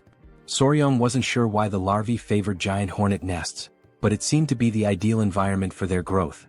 Huayan felt sorry for the giant hornets, but Soryong shrugged, saying there was nothing that could be done. Huayan knew that the bug caused burns on the skin and had heard that eating too much of it could even be deadly. Soryong confirmed this, explaining that the orange liquid released by a blister beetle contains cantharidin, a toxic substance that causes burns and blisters when it touches the skin. Huayan blushed and asked if it truly had such an effect. Soryong affirmed, adding that it also had the curious property of immediately raising a man's rod. Embarrassed, Huayan quickly told him to stop explaining. She encouraged him to return to the Hall of 10,000 Poisons. Soryong, however, wanted to catch a few more beetles. They had already secured the blister beetle, and once back at the Hall of 10,000 Poisons, Soryong began teaching the warriors how to prepare the medicine. He instructed them to listen carefully and explained that they needed to dry the ground beetles and grind them into powder. 1/10 of that powder was toxic and 3 mo of it could prove fatal. If a person consumed 3/10 of a mo per guan body weight, about half of them would die. Soryong requested that they prepare the medicine using only 1/10 of 1 mo of the poison, about the amount in 10 drops of liquid. To clarify, 1 mo equals 3.75 milligrams, and 1 guan equals 3.75 kilograms. He asked if they understood. Deep down, Soryong felt as if his brain might explode from the complexity. One warrior, removing his mask, remarked that Soryong's explanations were incredibly detailed. They never imagined he would be so skilled in mathematics. The warrior assured Soryong that they would make sure to succeed, no matter what. Soryong thanked them, saying he relied on their efforts. Later that evening, Musong was talking to Huayan about how surreal it was that ground beetles had such effects. He mentioned that this made him want to reconsider the poisons in the Tang clan's arsenal. Huayan agreed. Musong then brought up Soryong's remarkable talent in math. Huayan shared how Soryong had calculated the solution's concentration and estimated it to match the weight of 10 drops of liquid. Musong admitted that while he considered himself knowledgeable about poisons, Soryong was on an entirely different level. The more he learned about him, the more he realized what a gem the young man was. Teasing Huayan, Musong asked if she liked Soryong even more now. Huayan blushed, feeling flustered. She admitted that she regretted her hasty judgment in the beginning. Musong replied that as long as she made up for it going forward, that was what mattered. Musong then asked how they planned to test the medicine once it was ready. Huayan turned bright red, almost as if she were a tomato. She mentioned that the branch family elders were saying Soryong had been too insolent. Soryong responded confidently that he'd test it by confronting the clan elders directly. Musong was left speechless, his jaw hanging open in shock. He laughed loudly, finding the boy amusing. The next day, everyone gathered in the hall. The clan elders were doubtful. A warrior handed Soryong a wooden box and explained that he had mixed licorice powder and honey to make the medicine sweeter and easier to consume. Soryong was impressed by how much attention the man had paid to the smallest details. He asked the warrior if he had followed the instructions exactly. The warrior confirmed that he had done so carefully. Other clan members scoffed, saying they were making too big a deal out of it. They even questioned how amazing it could truly be. The patriarch silenced them and then asked Soryong how he planned to prove the medicine's effectiveness. Soryong feigned surprise at the question. The clan elders shouted that it was only natural they needed confirmation. One elder yelled that they would never dare send unverified poison to the city lord of Sichuan.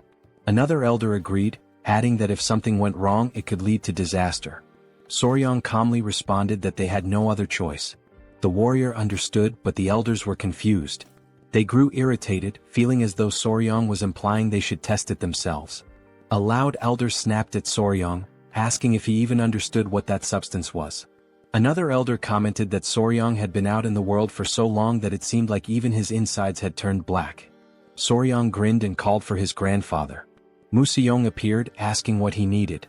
Soryang brought up Museong's earlier statement that those who mastered the Tang clan's martial arts were never afraid of poison. Museong agreed with Soryang's plan and confirmed the statement. Soryang pointed out that the elders' reaction seemed to imply they were afraid.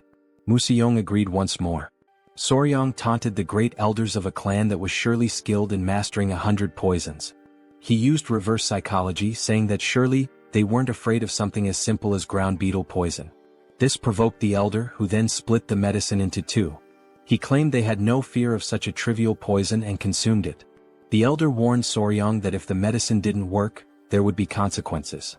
The elder declared that they would uphold the laws and principles of the clan. They chewed the medicine and a tense silence followed. Then they smirked and declared that nothing was happening. However, one elder felt his manhood stir. The long slumber of the snake was over.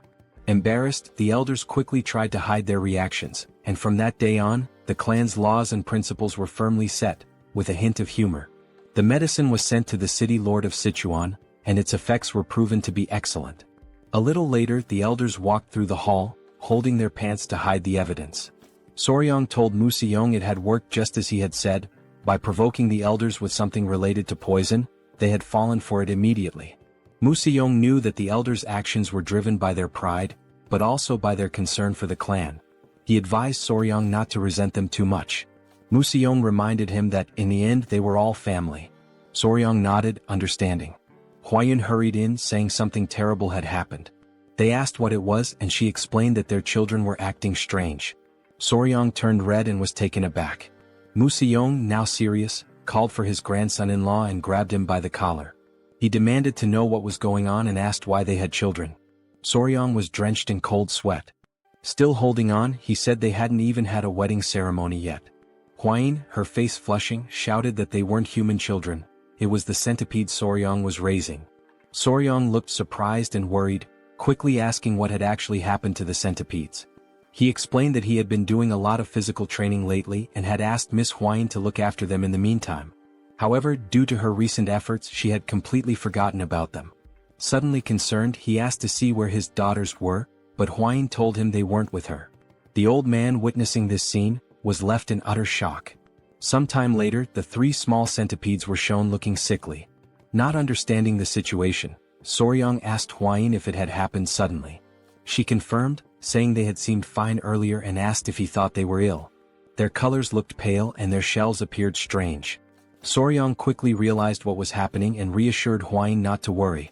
He explained that the process was called molting, during which creatures like centipedes shed their hard shells. He added that it was likely the time for it to happen. Huayun, still uncertain, asked if it was truly okay, and Soryang reassured her it was natural and would happen soon. The first centipede started moving within its shell, and moments later, it broke out, revealing something unexpectedly adorable. Everyone was amazed at what they had just witnessed, and Huayun noticed the other two centipedes were also starting to crack their shells. Seconds later they emerged as well. Now gathered together, all three appeared twice as large and even more charming, leaving everyone captivated by their beauty. Huayun asked Soryang if he had names for them yet, but he admitted he hadn't thought about it. After a brief pause, he suggested calling them number 1, number 2, and number 3. Without hesitation, Huayun rejected the idea, saying such generic names wouldn't do. She explained that centipedes of this species could transform into dragons after living for 1,000 years and deserved names worthy of such grandeur. Soryang, skeptical, dismissed the notion that a centipede could become a dragon, even after a millennium. The old man nervously interrupted, laughing, and explained that these centipedes were known as heavenly dragons, meaning they would indeed transform. Realizing who had been spreading such nonsense, Soryang shook his head but continued thinking of suitable names. After a moment of contemplation, he proposed Nova, Myra, and Grace. Huayun was taken aback. Soryang explained the symbolism behind each name. The first, Nova, represented a beginning. The second, Myra, symbolized fragrance. The third, Grace, stood for elegance or kindness. Huayin was charmed by the names and their meanings, agreeing that the father should indeed name his children. Sometime later, while strolling through the city, the now larger centipedes clung to Soryang's body again.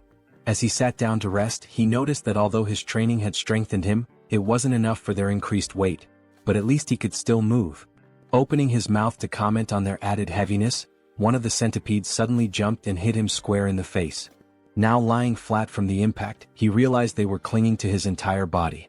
As he mulled over the situation, he overheard a conversation nearby that caught his attention. Two men, carrying a bag of money, remarked on how extravagant the Tang clan of Sichuan was, planning to visit a brothel that night. They added that earning money had never been easier, sparking Soryang's curiosity. Later, the patriarch shared good news with Soryang.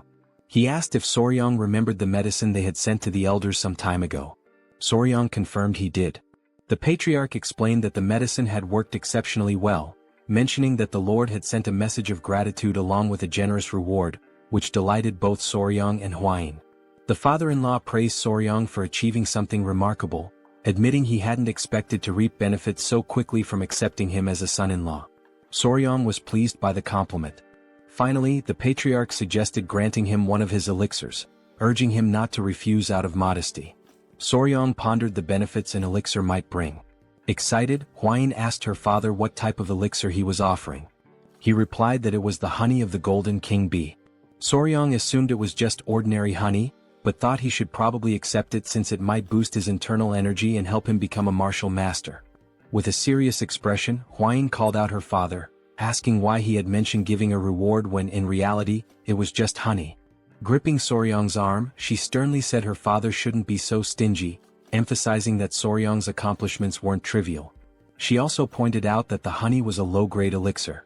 The patriarch, now looking downcast, explained that even though it was low-grade, it had been expensive to acquire. Huayin, visibly fuming, retorted that regardless of its cost, it was far too insignificant compared to what Soryang had achieved. The patriarch silently lamented how difficult it was to have a daughter. Unbothered by the argument, Soryang asked more about the golden king bee they were discussing. After a moment of thought, the father-in-law described the golden king bee as a venomous, mid-level creature found in forests. He explained that its size was comparable to that of a small dog. He added that consuming its honey provided internal energy equivalent to 2 full months of meditation. Soryang's eyes lit up, marveling at the idea of a bee as large as a dog. Meanwhile, Huayin excused herself, frustrated on Soryang's behalf. Thinking quickly, the father-in-law fabricated an excuse, saying he thought Soryang might enjoy seeing the golden king bee in person. The suggestion instantly lifted Soryang's mood, and he grew excited at the prospect of seeing the bee for himself. The father-in-law gave an approving nod, and Soryang became euphoric. He recalled how in his past life he used to harvest honey alone while filming videos for YouTube. Wasting no time, he ran off, proclaiming himself an expert on bees. The father-in-law followed, commenting that this had turned out to be a good idea.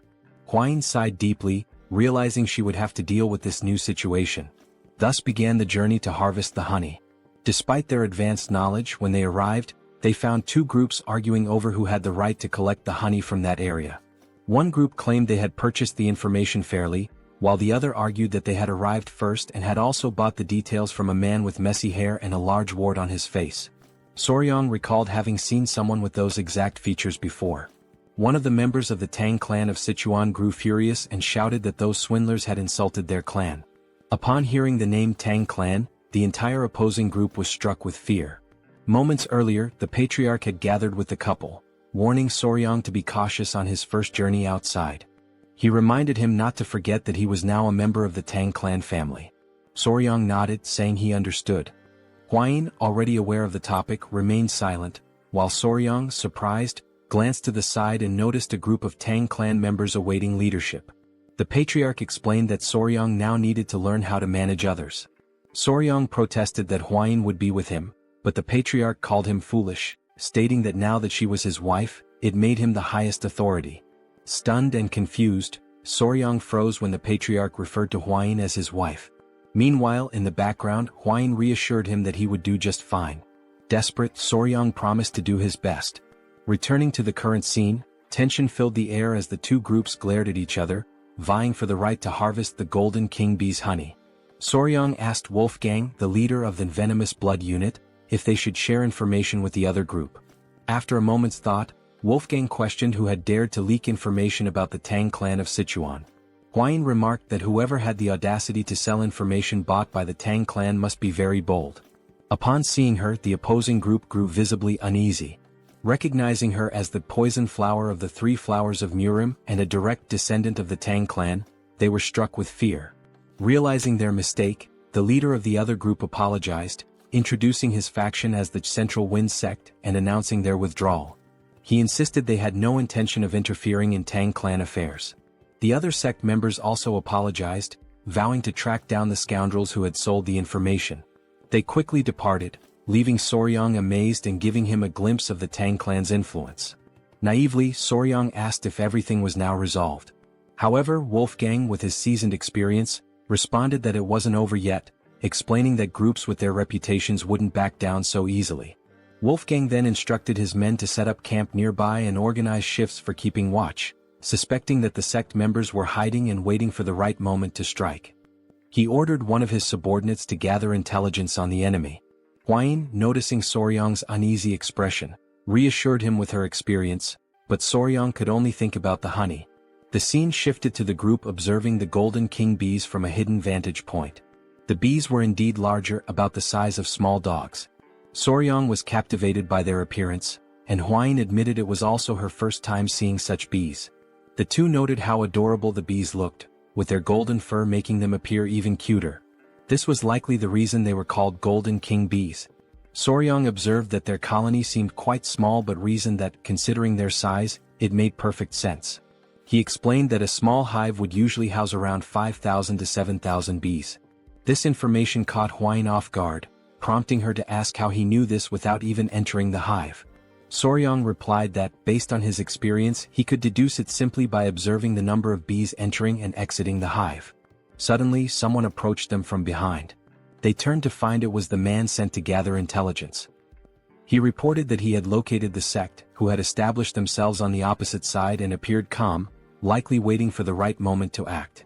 Wolfgang speculated that they were waiting for nightfall to use the Tang clan's technique to harvest the honey. Curious, Soryang asked about the technique. Wolfgang explained that it involved burning artemisia leaves, whose smoke would calm the bees, providing enough time to collect the honey. Soryang found the method ingenious. The scout then made an observation that left everyone tense. The wind was blowing in their direction.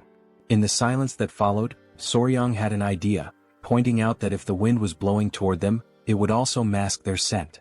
Huayin agreed. Excited, Soryang leapt up, announcing he would make a quick visit to the hive. Huayin, alarmed, grabbed him to prevent him from approaching the venomous mid-level creatures. Holding onto his clothes, Huayin scolded him, while Soryang insisted he would only do it once. Meanwhile, they accidentally struck a stone, which bounced multiple times and landed near the tree that housed the bee colony. This left the pair frozen in terror. Before they could react, the bees poured out of the tree ready to attack. Realizing the danger, Huayin grabbed Soryang by the neck and bolted far away from the scene. After receiving a stern scolding for causing trouble, Soryang sat on a rock, deep in thought. He began pondering if there was another way to approach the situation. Lighting a fire against the wind could trap them between the sect and the hive. Additionally, he noted that these bees were different from the ones he was familiar with. They could detect vibrations from the ground several meters away. While he was lost in thought, someone approached him from behind. It was Huayin, who announced she had brought the children. She explained that they had finished their meal and were wandering off. Soryang thanked her for her concern. In a gentle tone, he asked the children to behave, and they chirped in agreement. Huayin then sat beside him, making Soryang visibly uneasy. She asked if there had been any progress, to which he replied that he needed more time to think and observe. She apologized, admitting she might be pressuring him too much. Clearly overwhelmed, Soryang insisted it was all in her head and assured her he wasn't feeling pressured. At that moment, Huayin noticed two monkeys near the tree, seemingly in a squabble, making quite a racket near the bees. She pointed out that one of the monkeys looked particularly aggressive. Soryang suddenly caught a strange scent and quickly asked Huayin if she could smell it too. She confirmed, noting it was a sweet aroma. Horrified, Soryang explained that the scent was pheromones released by the bees, signaling an imminent swarm. Without hesitation, Huayin grabbed him and leapt away to safety. From a secure distance she looked back, astonished. A massive swarm of golden king bees had emerged, attacking the noisy monkeys near the hive. The bees bit relentlessly, leaving the monkeys covered in painful welts. The poor creatures had no chance. Now hidden, Huayin asked Soryang how he knew the bees were going to attack, even before hearing their buzzing. He explained it was the sweet scent the bees had emitted.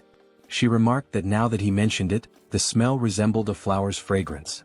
Before she could finish her thought, Soryang interrupted, asking if she could distinguish the pheromones and recognize the scent. She confirmed, identifying it as the scent of magnolia flowers. This revelation brought a smile to Soryang's face. As he prepared to speak further, Huayin blushed, sensing his enthusiasm. With a mischievous grin, Soryang declared that he had found the perfect solution to deal with the meddlesome rebels targeting their bees. Meanwhile, on the other side of the forest, all the members of the sect were gathered, waiting for the perfect moment to act. Everyone seemed to be enjoying themselves, especially the sect leader, who was quickly becoming drunk. As they roasted fish over a fire, the leader took another swig and remarked how delicious everything was. One of the members, a man with a scar across his face, asked the leader when he thought the Tang clan would move to collect the honey. The leader admitted it was hard to say, noting how 3 days ago the Tang clan was everywhere, but now it had gone completely silent. He speculated that the Tang clan would likely act soon, a notion the scarred man agreed with. The leader then asked if they were certain they could make good money from this, which made everyone burst into laughter. The scarred man explained that candles made from the golden king bee's wax were treasures exclusively used by the imperial family. He added that the Tang clan would only take the honey and leave the hives behind, leaving them to claim the real prize. Excitement bubbled among the group at the thought of the Tang clan failing their honey collection. Malicious laughter echoed as they imagined not only getting the honey but also the hives. One of the men brought up Huayin, referring to her as the infamous poison master known as the 3 flowers of Murim. He warned the group to keep an eye on her and ensure she didn't die at their hands, at least not yet. This suggestion was met with more wicked laughter as they entertained the thought of claiming Huayin for themselves, with one member suggesting that she might even become a Tang clan in-law. Another joked that favors like that needed to be returned. As they laughed, one of the henchmen suddenly noticed a strange scent wafting in from afar. Still joking, he suggested it must be the natural perfume of the poisonous flower, Huayin.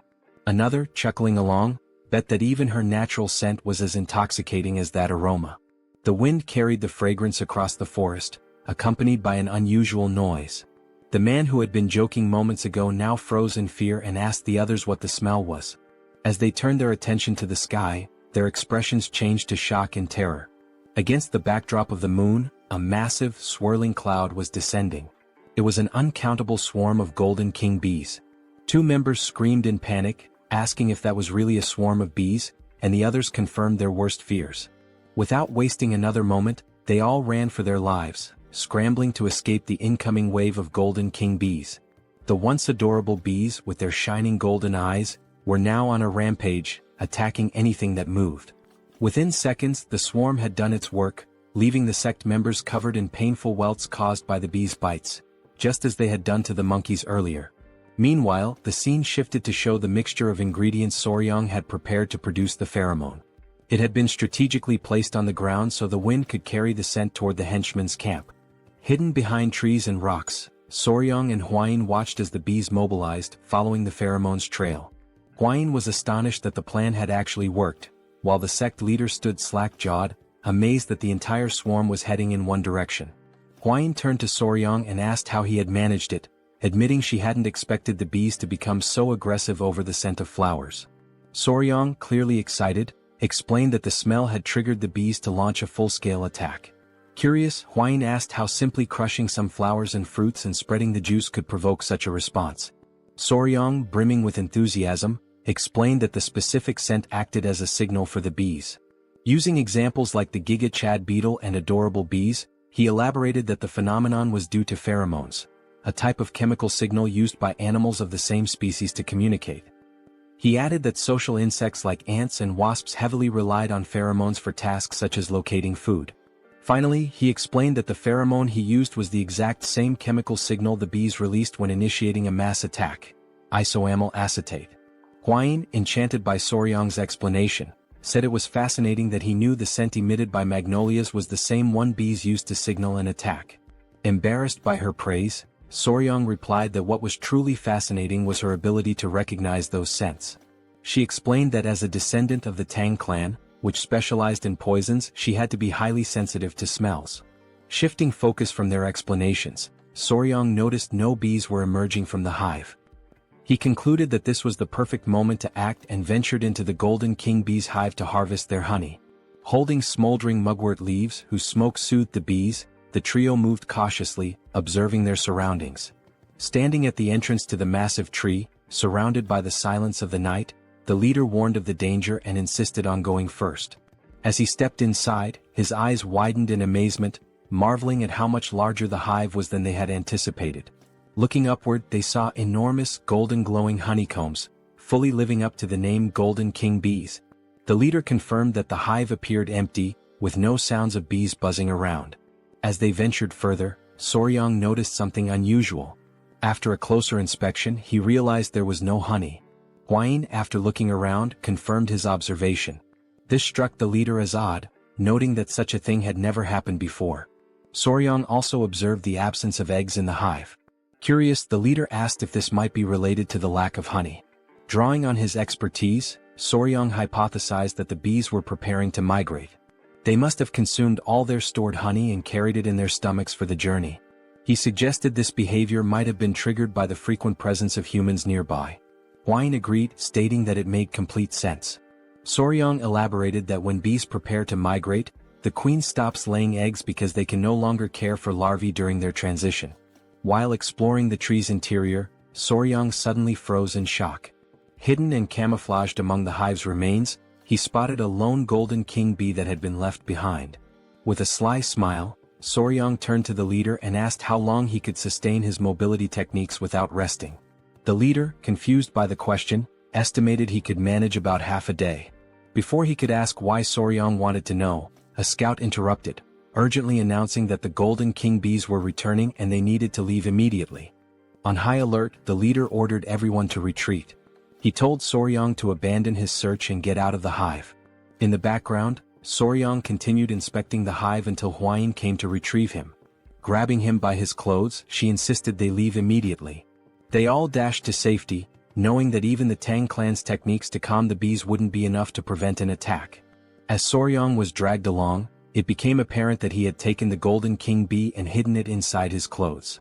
Moments later, the group finally breathed a sigh of relief, grateful to have narrowly escaped a potential mass attack. Hwain expressed her relief at having made it out before the bees returned, only to pause when she noticed something moving inside Soryong's clothing. Horrified, she demanded to know what he was carrying. With a sheepish smile, Soryong revealed the Golden King bee queen and nonchalantly explained that, since they couldn't retrieve the honey, he had brought the one who could produce it. Everyone stood speechless, processing the situation.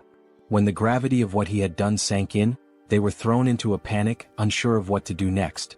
The Golden King bee queen, ever adorable, emitted a soft sound that only emphasized her charm.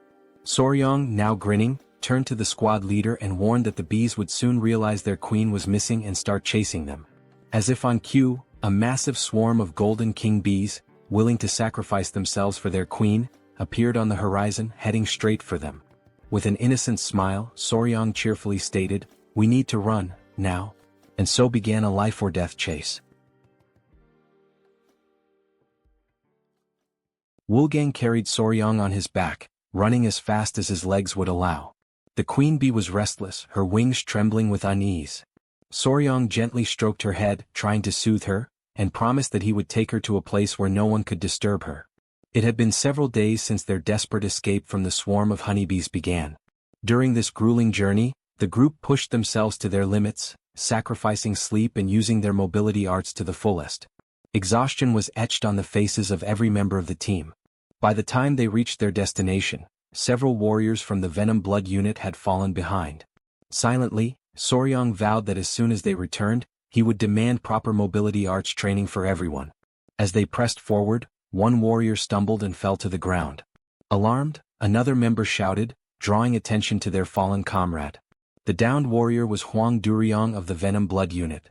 His condition was critical, half-conscious, with dark circles under his eyes, and both drool and snot dripping from his slack mouth.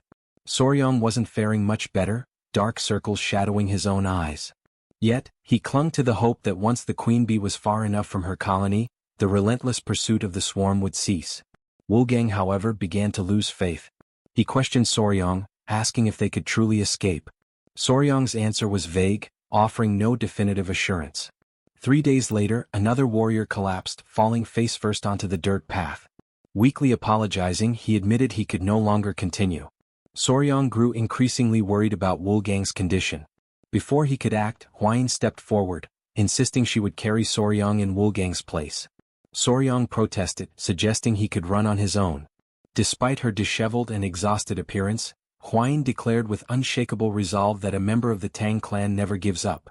When they finally reached the gates of the Tang clan estate, 2 guards were stationed there. They quickly noticed the approaching figures and immediately recognized Hwain, their young lady. Leaning on Soryang for support, Hwain staggered forward. The guards were stunned by their battered state and wasted no time calling for assistance. The commotion drew the attention of the clan elder and Chai Olsen, who hurried out to see what was happening. Both men froze in shock at the sight of Hwain's weakened condition.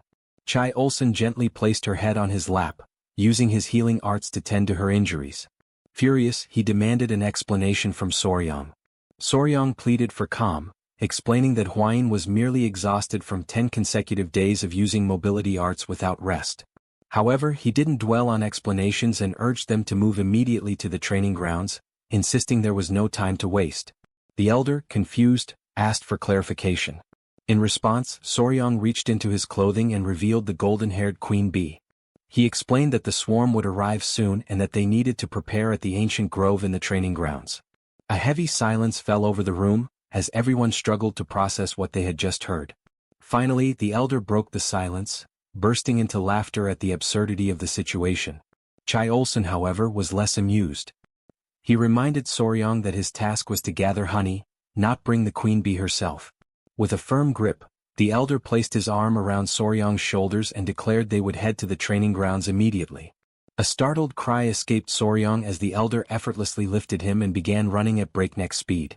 Midway through, Soryang shouted, alarmed. "What's wrong now?" the elder asked. "The bees, they're coming our way," Soryang exclaimed. The elder turned to see a massive cloud of bees swarming after them. "Did you bring the entire colony with you?"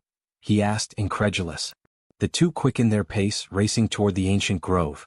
Soryang's body strained to endure the overwhelming speed, but the elder's secure grip held him steady, like a living seatbelt. At last they arrived. Soryang approached the tree and gently addressed the golden-haired queen bee, explaining that this was the safe haven he had promised her, a new home where she would be undisturbed. With care, Soryang released the queen bee, asking, "Not bad, right?" The queen bee emitted a soft, melodic sound as if acknowledging his words. She inspected the tree and turned back to Soryang, her excitement evident. Soryang chuckled, asking aloud if she truly liked her new home. The elder, standing nearby, reminded everyone that they needed to leave quickly, as the swarm was still approaching. The members of the Tang clan watched in awe as the golden-haired bee colony arrived, flying in perfect harmony above the tree. The queen bee let out a series of sounds as if calling to her followers.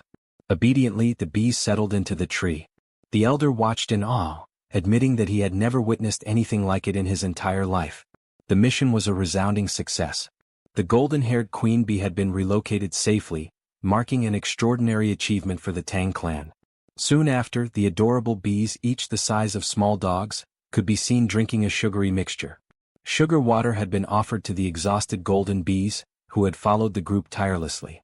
As the saying goes, bonds are often forged over shared meals, and goodwill begins with a moment of kindness. Fortunately, in this world, a refined sugar substitute existed, working perfectly for the task. Soryang hoped this small feast would help ease the bees' distrust of them. Deep down, he wished for more, for the bees to eventually see him as their master. Suddenly, Soryang shouted, his expression changing as he remembered something.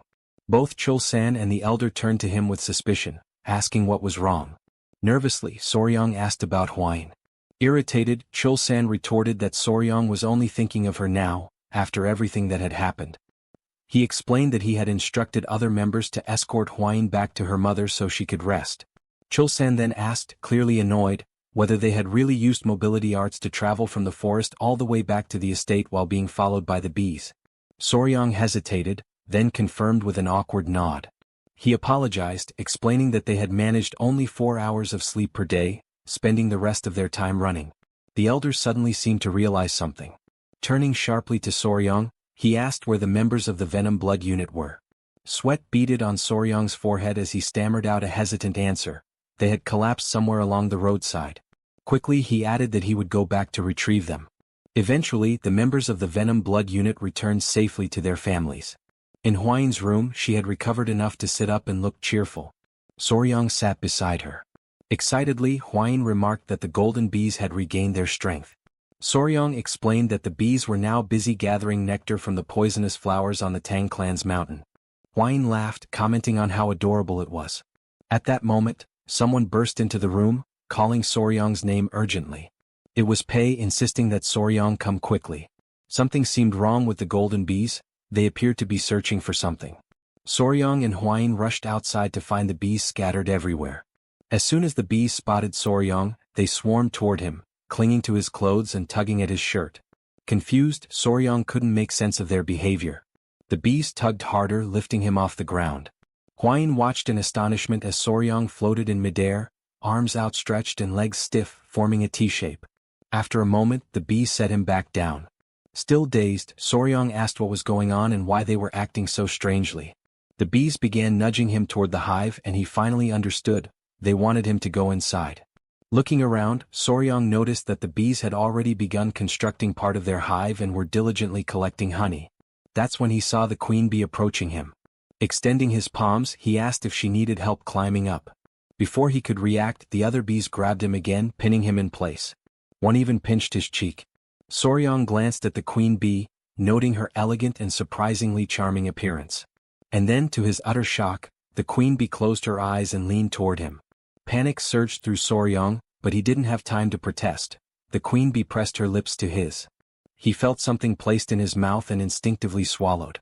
Immediately the other bees released him and the queen bee stepped back. Face blazing red, Soryong shouted at her, utterly mortified. "That was my first kiss. What were you thinking?" But before he could say more, an intense wave of pain shot through his body. He collapsed to the ground, writhing in agony. "What did you give me?" Soryong wondered in his mind.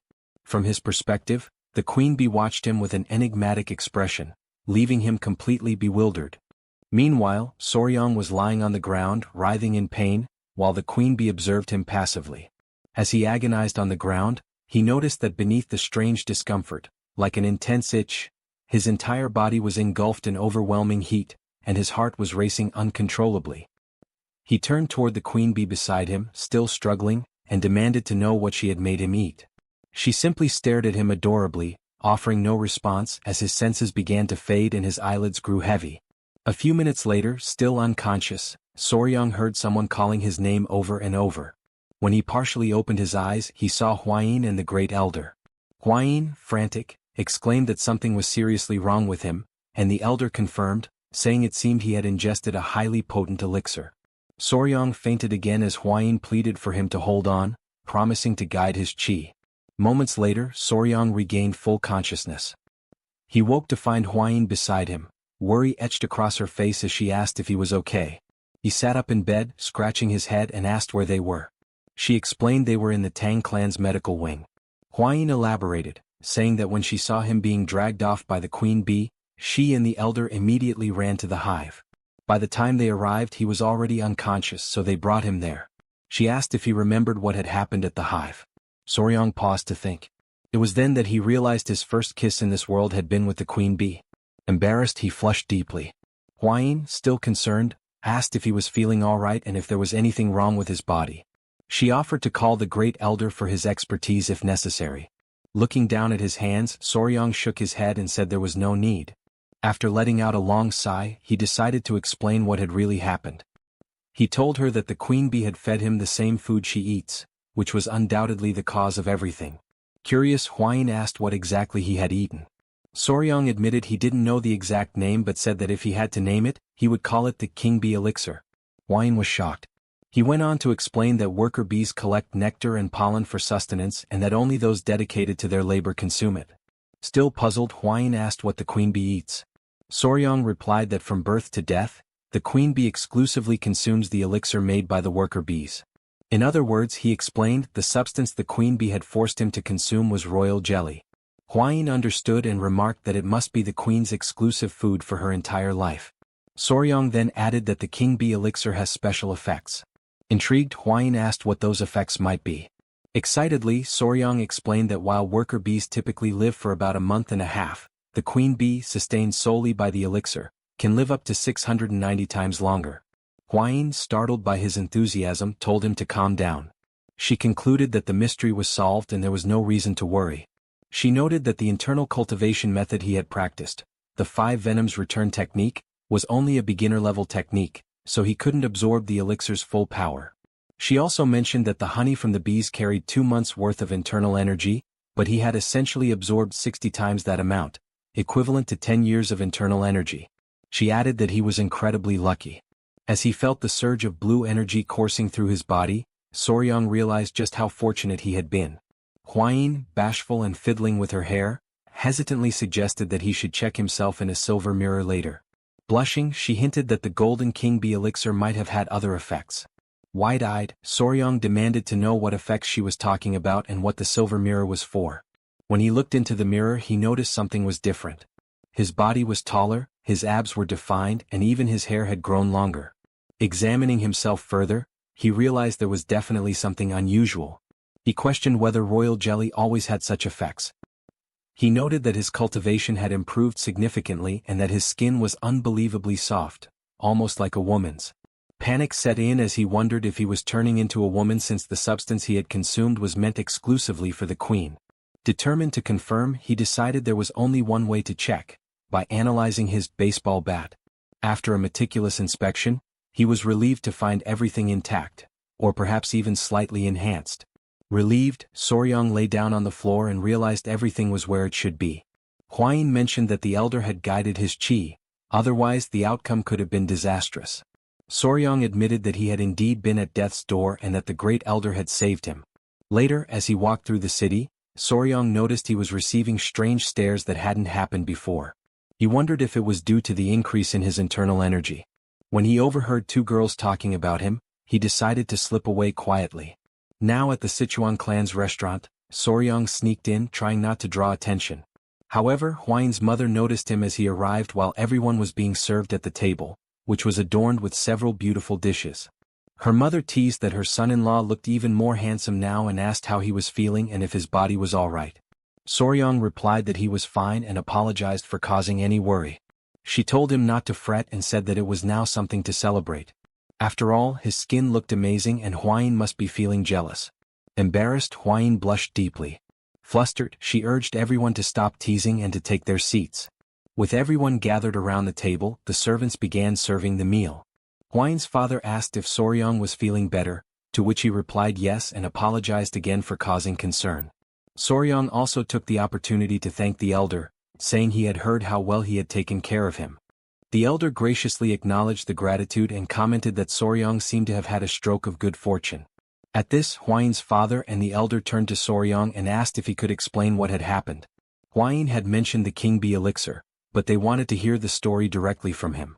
Soryong paused, reflecting on what had truly happened and how to convey it.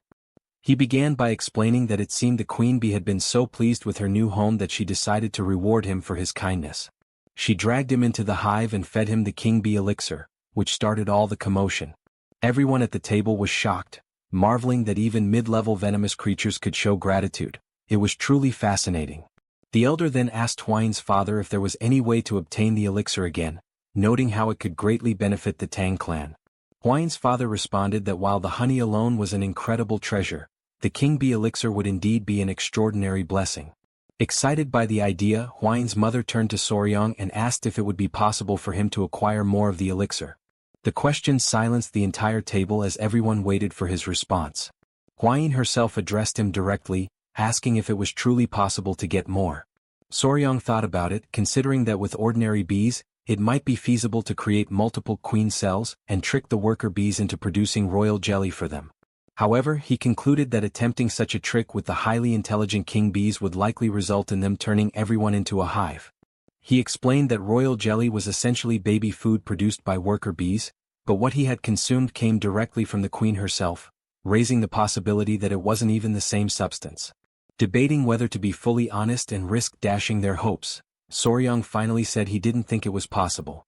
The elder and Hwain's mother immediately asked why not. Soryong replied that even if someone could eat it, he wasn't sure they would want to. Confused, Hwain's father asked if the issue was with the taste or the smell. Soryong clarified that it wasn't about either. The king bee elixir came directly from the queen bee's mouth, and the only way to receive it was through direct contact with her. He went on to explain that the process involved forming a bond by joining lips, with the queen's tongue entering the recipient's mouth to transfer the elixir. The entire table froze in shock at the revelation that Soryong had kissed the queen bee, especially with his wife sitting right beside him. Still stunned, Hwain's father concluded that it was best to assume acquiring more was impossible since the queen bee had only favored Soryong, making it unattainable for anyone else. At that moment, the sound of chopsticks dropping broke the silence. It was Hwain, her face serious, who asked Soryong about this so-called kiss. With a look of disbelief, she demanded to know if he had really kissed the queen bee. It seems our young warrior might be in serious trouble now. Meanwhile, night had fallen, and the full moon illuminated an otherwise calm and serene place. In a secluded room, someone appeared visibly irritated. His hand, scarred and veined, rested heavily on the table. This hand belonged to none other than Ju Young-hak, the leader of the Murim Martial Alliance and known as the Emperor of the Fist. Suddenly, from outside the room, a voice announced the arrival of tea. Young-hak allowed the person to enter, and a young woman with brown hair stepped in, carrying a tray with a tea set. She mentioned that she had prepared Seosan Bikro tea, which startled Young-hak, as it was the tea of his homeland. He commented on the coincidence and she smiled, explaining that she was aware of its origins because the tea was famous. Grateful, Young-hak thanked her and promised to savor it. As she poured the tea, he prepared to take a sip, the woman watching him intently. Just as the tea neared his lips, another voice interrupted, identifying itself as General Jigul Hu. Young-hak asked what brought him there at such an hour and invited him to enter. Jigul, full of respect, apologized for disturbing the leader's rest and explained that he had received an urgent message from the Sichuan Tang Clan that he believed required immediate attention. Young-hak assured him it was fine and urged Jigul to share the news, assuming its urgency meant it was important. Jigul stepped forward, placed a scroll on the table and began explaining the situation. He revealed that the message concerned Rakshasa blood hand, Tak Anyang. Jigul detailed how the Tang clan had recovered not only Tak Anyang's head but also the secret manual of the blood hand poison art, which had been in his possession. Upon hearing this, Young-hak's rage boiled over, and he slammed his fist onto the table, shattering the teacup the woman had just served. Still trembling with anger over the blood hand poison art, he demanded to know where and how the manual had been retrieved. Jigul explained that years ago, Tak Anyang had disappeared after being struck by the myriad poison's palm of the divine elder. Subsequently, he had fled to the Hainan Islands where he lived in seclusion. With a slight smirk, Jigul added an even more fascinating piece of news, that the infamous demon Tak Anyang had been defeated by a young poison master. This piqued Young-hak's curiosity, and he asked for confirmation, wondering aloud if there truly was a young poison master. Sitting directly across from the leader, Jigul said the story surrounding this event was quite intriguing and suggested that Young-hak would find it fascinating. Smiling slyly, Jigul asked permission to recount the tale in full detail. In the background, the woman silently observed Jigul with an enigmatic expression, clearly displeased by his presence. Elsewhere, in the grand hall of the Tang clan patriarch, a meeting was underway with the clan's most prominent members. One of the elderly men mentioned that there were individuals within the Tang clan who had sold secrets to outsiders. Another elder called it an audacious betrayal, lamenting that he never imagined anyone would tarnish the clan's reputation. Soryong whispered to Hwain that it was surprising no one criticized her father-in-law, to which she smiled and replied that it was only natural.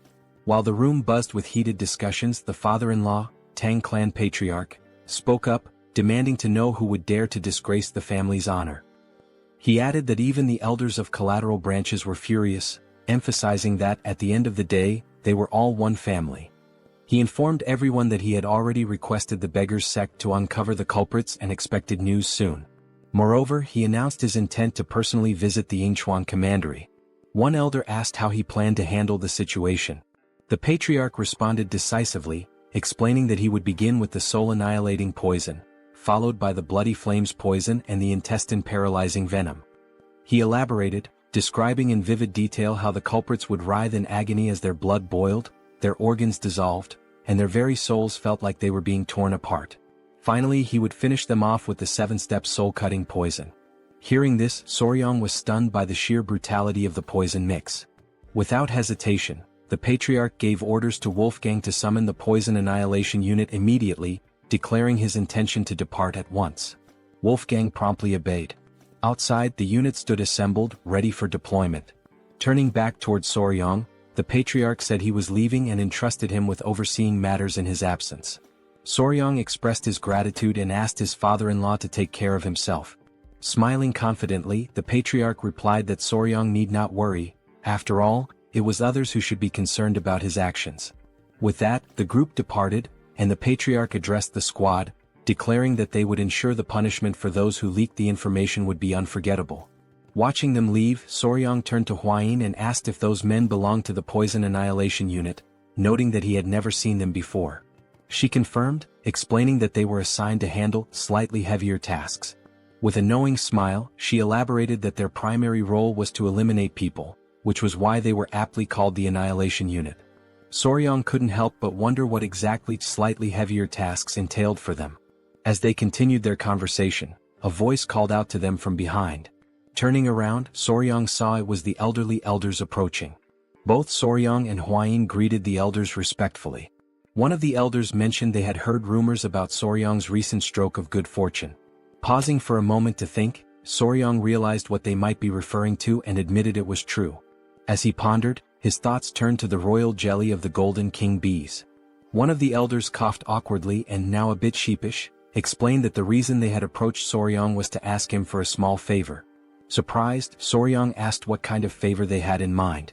When he inquired if it was related to the Golden King bees, the elders quickly denied it, asking if he thought they would stoop so low as to covet such a thing.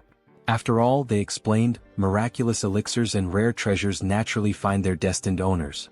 Still puzzled, Soryang asked what, then, they wanted from him. The elders fumbled awkwardly, clearly hesitant to answer directly. One of the elders leaned closer to Soryang, lowering his voice to keep others from hearing, and asked if he remembered the remedy, the earth beetle medicine, that had given them such a boost the other day. Since Soryang had been in charge of it before, he still had authority over the medicine. It was only then that Soryang, now smiling, realized what they were referring to. What sly old men, he thought. With a smirk, he pulled out the earth beetle medicine and began to handle it deftly, almost as if performing a juggling act. Though he was still adjusting to life in the clan, he knew that if the elders supported him in various ways, there would be nothing he couldn't offer in return. The elders burst into laughter, promising that from now on, they would fully support their son-in-law. Hwayin, however, felt slightly disappointed. At that moment, the great patriarch emerged from the temple and noticed the elders laughing boisterously. Just as Soryang was about to hand over the earth beetle medicine, the patriarch asked what was causing such merriment. Panicking, the elders scrambled to cover up their intentions, awkwardly beginning to dance, claiming it was just a friendly gathering. The plan worked. The great patriarch believed them, thinking they had finally come to appreciate Soryang's true value. Hwayin, however, remained disappointed and quietly furious. Their moment was interrupted when a man rushed in, announcing a serious problem. Everyone turned their attention to him, and the great patriarch demanded to know the issue. The man revealed that Lord Sichuan was on the verge of death. Shock and panic spread throughout the room. Soryang immediately asked if Lord Sichuan had been using the medicine correctly. The man confirmed but explained that after observing its effects, Sichuan had taken a new concubine and consumed more than double the recommended dose. Sweat formed on Soryang's brow as he imagined the potential consequences of such recklessness. The great patriarch, visibly displeased, decided to personally investigate the matter. Since Soryang was the only man left in the household, he was tasked with protecting the women while the patriarch was away. Accepting the responsibility, Soryang bid him farewell and took up the role with determination. The great patriarch departed, leaving Soryang feeling reassured that nothing would go wrong under his watch. Later that evening, with nightfall, Soryang and Hwayin sat on a bench, talking. She asked how he was finding the 10 Venoms dual origin art he had been learning. He replied that it wasn't as difficult to grasp now as it had been at the start. He explained that if the 5 Venoms returning technique felt like a single large sphere moving through the body, the 10 Venoms dual origin art was more akin to a twin-cylinder engine. Huayin noted that by this point, Soryong must have already developed some tolerance to common poisons. She added that he could now release his inner energy directly or infuse it into objects. Soryong was speechless, intrigued by this revelation, and overwhelmed with an uncontrollable desire to test his new technique. They prepared a straw dummy for the test. Drawing a dagger, Soryong closed his eyes to focus. A powerful green energy began to emanate from his body, radiating with intensity. The first step was to move his internal energy from left to right and then rotate both spheres in the same direction. As soon as the chi energy circulated through his body, he opened his eyes and hurled the dagger forcefully toward the straw dummy. The dagger flew like lightning, piercing the dummy effortlessly. Soryong was pleased, and his fiancée praised him for successfully infusing his chi into the dagger. The knife, still radiating energy, embedded itself into the wall directly in front of two masked men. At first, the masked intruders thought they had been discovered and considered taking Soryong out. However, upon noticing the straw dummy, they realized it was just a coincidence. One of them was holding a book, the secret manual of the blood hand poison art. Although it was merely a copy, their task was complete, and they decided to leave quickly before the situation escalated. They mocked the Tang clan's negligent security, calling the guards fools for making their escape so easy thanks to the distraction. But then, something unexpected happened. A sweet, rosy aroma began to fill the air, putting the men on edge. The scent was pleasant, yet they couldn't determine its source. Hovering just above them was the king bee, glaring at the intruders with an intensity that confirmed they didn't belong there. As the rain began to fall, cries echoed through the area. Soryong froze, startled and unsure of what was happening. Elsewhere, Huayin turned toward the sound of the cries and spotted movement. Through the bushes she caught sight of men dressed like ninjas. Two were hidden while one stood in plain view. The king bee attacked the man who appeared confused, clearly not understanding why a bee was in the training grounds. Soryong and Huayin observed the scene and quickly realized they were dealing with intruders. With a furious expression, Huayin knew she had to act. She dashed toward the intruders and instructed Soryong to prepare the bow. She moved so quickly that a trail of dust followed her. Soryong shielded his face with his arms, stunned by her sudden action. He had no idea what she was planning. Meanwhile, the king bee bit the ear of one of the intruders. The man, desperate, tried to grab the bee, tears forming in his eyes as he called for help from his companions. One of the ninjas turned to Soryong and, noticing Huayin approaching rapidly, panicked and ordered the others to retreat. The king bee clung to the struggling intruder as the other two ninjas leapt away, scattering in different directions. Huayin sprinted after them, commanding them to stop. Determined, she pulled out a whip. With all her strength, she lashed it against the ground, causing a small explosion. Fortunately for the intruders, they managed to leap away in time, avoiding the attack. Huayin's eyes widened in surprise at their successful evasion. The man being attacked by the king bee unsheathed his sword and charged toward her.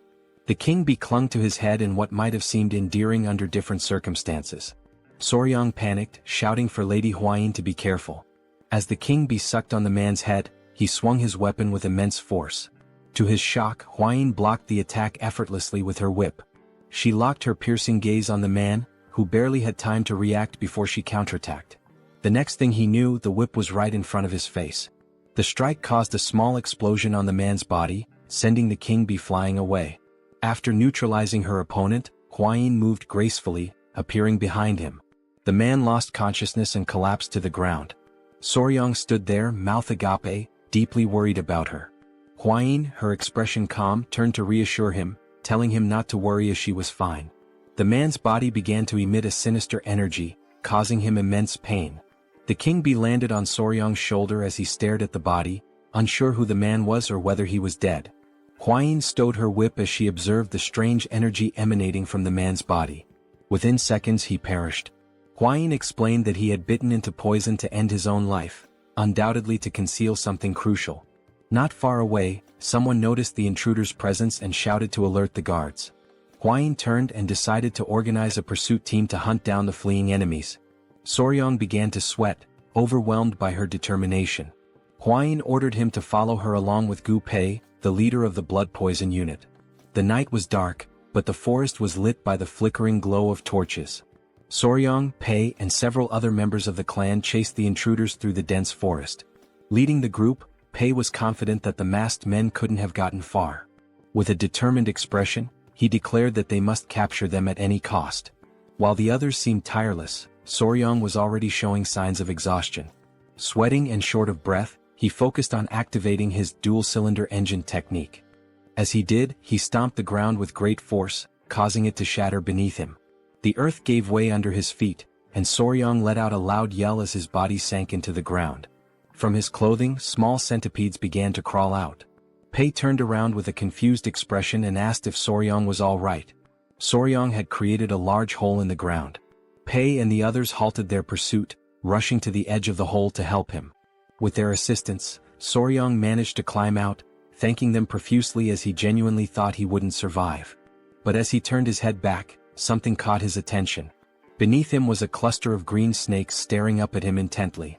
Soryong couldn't stop himself from sweating even more as fear gripped him upon realizing he was standing in the middle of a snake nest. Pei studied the serpents carefully and explained that they usually gathered in areas with strong Inkai energy, particularly during this time of year. He added that these snakes were unusually aggressive and warned Soryong to stay vigilant. Soryong, overwhelmed by fear, continued sweating profusely. One of the snakes opened its mouth, preparing to strike. This behavior was odd to him since striped tiger water snakes were typically not this hostile. Dark clouds loomed over the sky, signaling the arrival of a storm. Soryong admitted that it was his fault they were delayed. Knowing that rain was imminent, he suggested they move quickly. Pei and the others agreed, resuming their chase. They couldn't afford to lose sight of the intruders. Not far ahead, a faint light became visible. Pei turned to Soryong, announcing that they had found the intruders. The masked men, visibly furious, found themselves cornered at a dead end. Behind them was a towering rocky mountain, cutting off any escape route. As thunder rumbled across the sky, Pei and his group arrived, encircling the intruders. Pei and his team reached into their robes, declaring that this was the end for the masked men. Soryong remained silent, while on the other side, one of the masked men glared at his companions and commanded them to tighten their formation. The blood poison unit members drew their kunai, prompting the masked men to unsheath their weapons in response. The blood poison unit advanced, ready for combat. One of the masked men wielded a sword and charged forward. Two members of the unit threw kunai at him, but the ninja skillfully deflected the projectiles with his dagger. He counterattacked fiercely, his sword clashing violently with the ninja's daggers. The ninjas were shocked by the man's strength, their expressions hardening in frustration. One of them moved swiftly and delivered a powerful kick to the man's face, forcing him to drop his weapon. They ordered him to step aside. Witnessing this, a member of the blood poison unit panicked. While the ninjas were distracted, something began approaching them rapidly. It was Pei who attempted a surprise attack. But the ninja ducked quickly, evading the strike with ease. Pei stood still, observing silently. The ninja retreated with small leaps, but Pei activated his skill, Triple Mirage Kill, and hurled kunai at the enemy. The kunai flew toward the ninja, exploding mid-air and splitting into 3 separate blades. The ninja was stunned by the unexpected attack. Luckily, he managed to block 2 of the blades, but the third embedded itself in his shoulder, causing excruciating pain. He clutched his wounded shoulder, grimacing. Pei approached, mocking him as a lucky bastard. By now, 2 of the masked ninjas were already down, leaving only one standing, injured and fatigued. Pei and his men began to close in on the last remaining enemy. The ninja was fortunate. The rain had diluted the venom on Pei's kunai, sparing him from a more severe fate. Pei glared furiously at the ninja, but suddenly, a chilling laugh echoed through the air, interrupting the standoff. The voice mocked the pathetic insects gathered there. Pei and the others froze, their confusion apparent. On high alert, Pei adopted a serious expression and demanded to know who was there.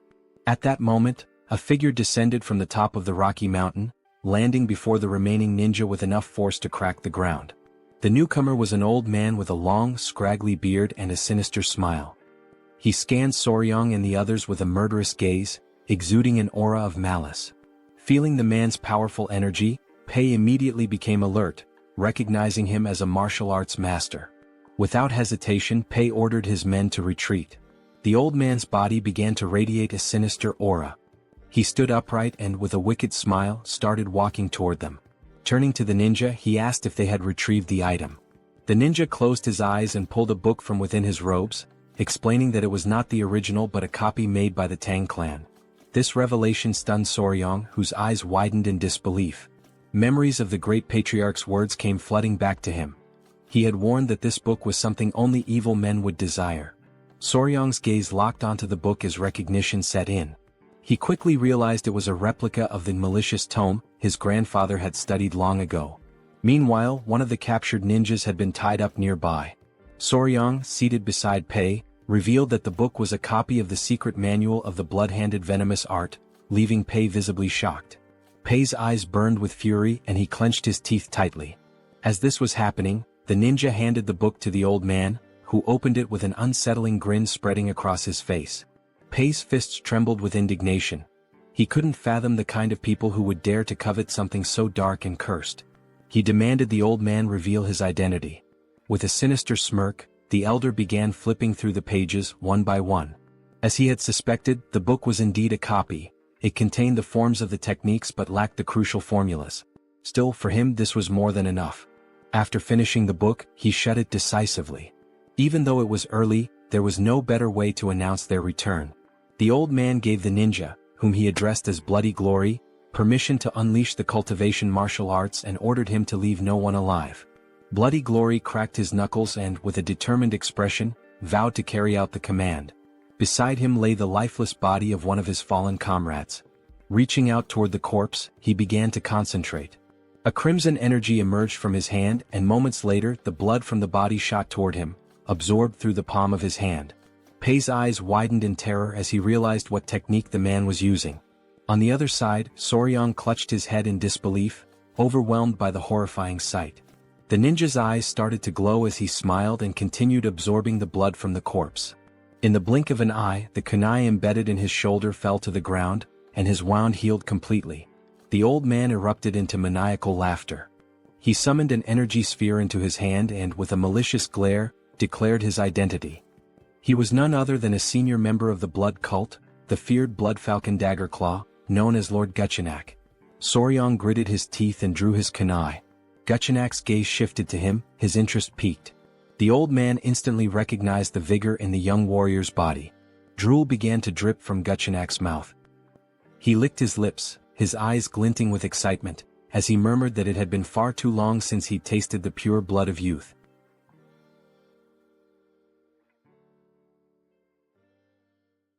Lord Guchenak commanded ninja to capture their target, believing that nothing aids recovery better than the pure blood of a young boy.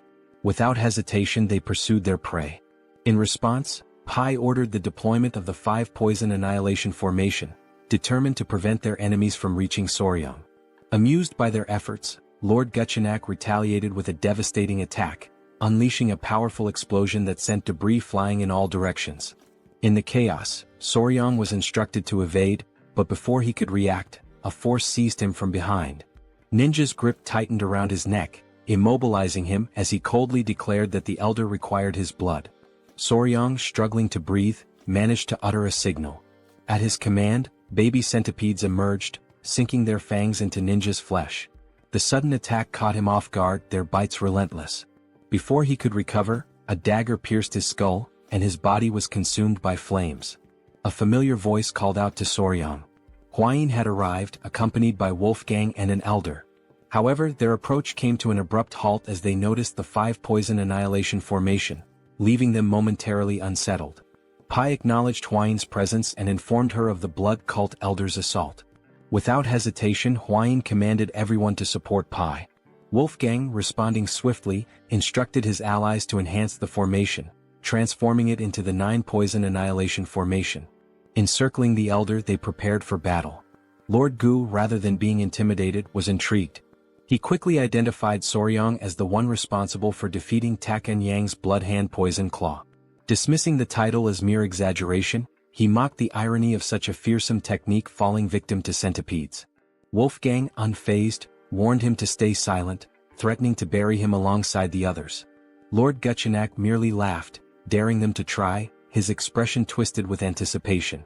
As the battle raged on, rain poured from the sky, explosions erupting across the battlefield. Amidst the chaos, Soryang attended to an injured warrior, urging him to hold on despite knowing deep down that their situation was dire. Their forces were growing weaker, while their enemy continuously replenished his strength by absorbing blood. A sudden crash broke his thoughts. Huayin had been thrown against a tree, wincing in pain. Rushing to her side, he asked if she was all right. Though coughing up blood, she reassured him before grasping his hand and advising him to return to the Tang clan to summon reinforcements. Their current numbers were insufficient. Soryang hesitated, torn between the truth of her words and the reality that he could do nothing to change the battle's course. Wolfgang and the others pleaded with him to go, vowing to hold their ground as long as possible. With a pained expression, he finally agreed, promising to return quickly, though he doubted his own speed. Before he could dwell on it, Huayin pulled him into an embrace, assuring him that he was capable. She reminded him of his hard training and promised they would search for more poisons together in the future. Entrusting him with their survival, she returned to the battlefield. Watching her leave, Soryang struggled with his emotions, feeling overwhelmed by the situation. Pushing forward, he sprinted as fast as he could, until he tripped, landing in a puddle. The baby centipedes emerged, offering him comfort, a gesture he found oddly touching. Then realization struck. Even if he ran at full speed, it would take nearly half a day to reach the clan, and most of their skilled fighters were away. Even if he called for help, they wouldn't arrive in time. Looking up at the sky, he understood the truth. They had sent him away not for reinforcements but to save him. The thought left him conflicted. Was it because he was the youngest or because they saw him as weak and in need of protection? Doubts crept in about the true nature of martial artist chivalry. Yet, as he recalled Kaelson's words, that he was part of the family, he reflected on the meaning of the word. He had never truly considered himself a member of the Sichuan Tang Clan. But as he recalled cherished memories with them, he realized that everyone had already accepted him as family. Everyone except himself. A small smile formed on his lips. For an assassin clan, they were surprisingly warm-hearted. Rising to his feet, his resolve hardened. With newfound determination, he whispered to himself, ready to act. He sprinted forward, driven by a singular goal, to save those who had risked their lives for him. His mind raced through possible solutions, considering every factor: blood cult regeneration, venomous creatures, poisonous beasts, and lethal herbs. Then he came to a halt. Before him lay a snake den, its eerie inhabitants slithering within. He turned to the baby centipedes, instructing them to wait before carefully setting them down. Without hesitation, he ran toward the den, leaving them puzzled by his actions. With unwavering resolve, he leaped into the pit of serpents, ready to embrace whatever lay ahead. The blood-stained snakes, known as flower snakes, appeared harmless at first glance, but they were highly venomous vipers. Unlike other venomous snakes with hooked fangs at the front of their mouths, these had smaller venomous fangs located in the molar area, making it more difficult to inject their toxin. However, their venom was among the most potent of any terrestrial snake in East Asia. As Soryang descended into the snake's nest, dozens of them immediately coiled around his body, biting his hands and legs. He remained composed, enduring the pain and even urging them to bite him harder. Though their venom exceeded that of a black mamba in strength, the Tang clan's internal energy techniques allowed him to resist its effects, ensuring his survival for the time being. The small centipedes, watching from a distance, became worried and called out to him. He reassured them, telling them to remain calm as he would be leaving soon. However, as he examined his arm, now covered in snake bites, he decided that he had acquired enough venom for his purposes. Just as he prepared to leave, he suddenly found himself unable to move. Looking down, he saw that the snakes had wrapped tightly around his legs. The unexpected situation unsettled him, and panic flickered across his expression. Before he could react further, the small centipedes leaped into the nest, landing on his head and shoulders. Their presence caught him by surprise, and their actions, though unexpected, struck him as oddly endearing. One of the centipedes, enraged by the snake's aggression, let out a tiny but fierce roar. Soryang watched with growing confusion as the confrontation escalated. A snake locked eyes with the centipede and began to hiss, provoking the small creature further. Its patience quickly ran out. With sudden intensity, the centipede lunged at the snake, biting it before slamming its body against the ground with surprising force. Soryang could only watch in disbelief. The tiny creature then turned its attention to another snake, continuing to fight with unexpected ferocity. Within moments, it had defeated its opponent, its eyes gleaming with triumph as it flashed a satisfied smile. With most of the snakes now deterred, Soryang crouched down, realizing that the centipedes had intervened out of concern for him. He gently patted the head of the victorious centipede, his expression softening. The small creature climbed onto his head and, seemingly exhausted, fell asleep. With a quiet smile, Soryang prepared to leave, knowing he still had something important to do. Meanwhile, back on the battlefield, Hwayin was exhausted, but her determination remained unwavering. Many members of the clan had already fallen, and those who remained surrounded Guchenak, who showed no signs of slowing down. He grabbed another warrior by the neck, draining his blood to restore his energy. Foam formed at the victim's mouth as his life was drained away. Guchenak's eyes gleamed with twisted delight as he mocked his opponents, claiming their struggle was meaningless. Though weary, Hwayin refused to retreat. She drew her whip, prepared to fight to the very end, all while hoping that Soryang had managed to escape safely. She instructed the remaining warriors to keep Guchenak in their sights while maintaining as much distance as possible. Noting that the rain was about to stop, she ordered a signal to be sent to any nearby reinforcements.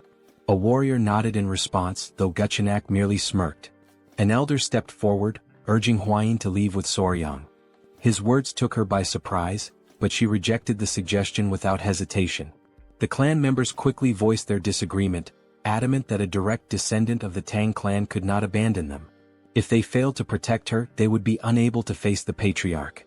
Guchenak remained silent at first, watching their exchange with growing impatience.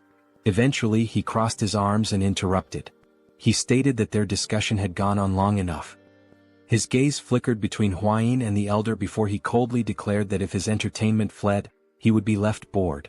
A sinister smile spread across his face as he placed a hand on his chin. Then, with a chilling certainty, he revealed his intentions. If Hwayin attempted to escape, he would turn the Tang clan into a spectacle of suffering, a declaration of the blood cult's return. The elder clenched his teeth, recognizing that Guchenak had no intention of letting anyone escape. Hwayin, resolute, prepared to fight, vowing to take at least one of his arms, even at the cost of their lives. The determination of the clan members was evident as they fixed their gaze on Guchenak, who responded with a knowing smile. However, just as the tension reached its peak, an unexpected voice interrupted, reinforcing the belief that a member of the Tang clan never abandoned their own. The revelation left everyone in shock. Hwayin's eyes widened in disbelief as Soryang emerged, approaching with a confident stride. The elder was at a loss for words, while Hwayin, though relieved to see him, could not shake off her concern. Without hesitation, Soryang carefully removed the small centipedes from his body and instructed them to stay behind. Declaring his unwavering loyalty to the Tang clan, he removed his shirt, his eyes burning with determination. With no intention of retreating, he prepared for battle, drawing his weapons before charging directly at Guchenak. Seeing Soryang's reckless advance, Hwayin's worry deepened, but Guchenak simply welcomed the confrontation with amusement. He had previously spared Soryang's life, and now the young warrior had willingly returned. To him this was sheer foolishness.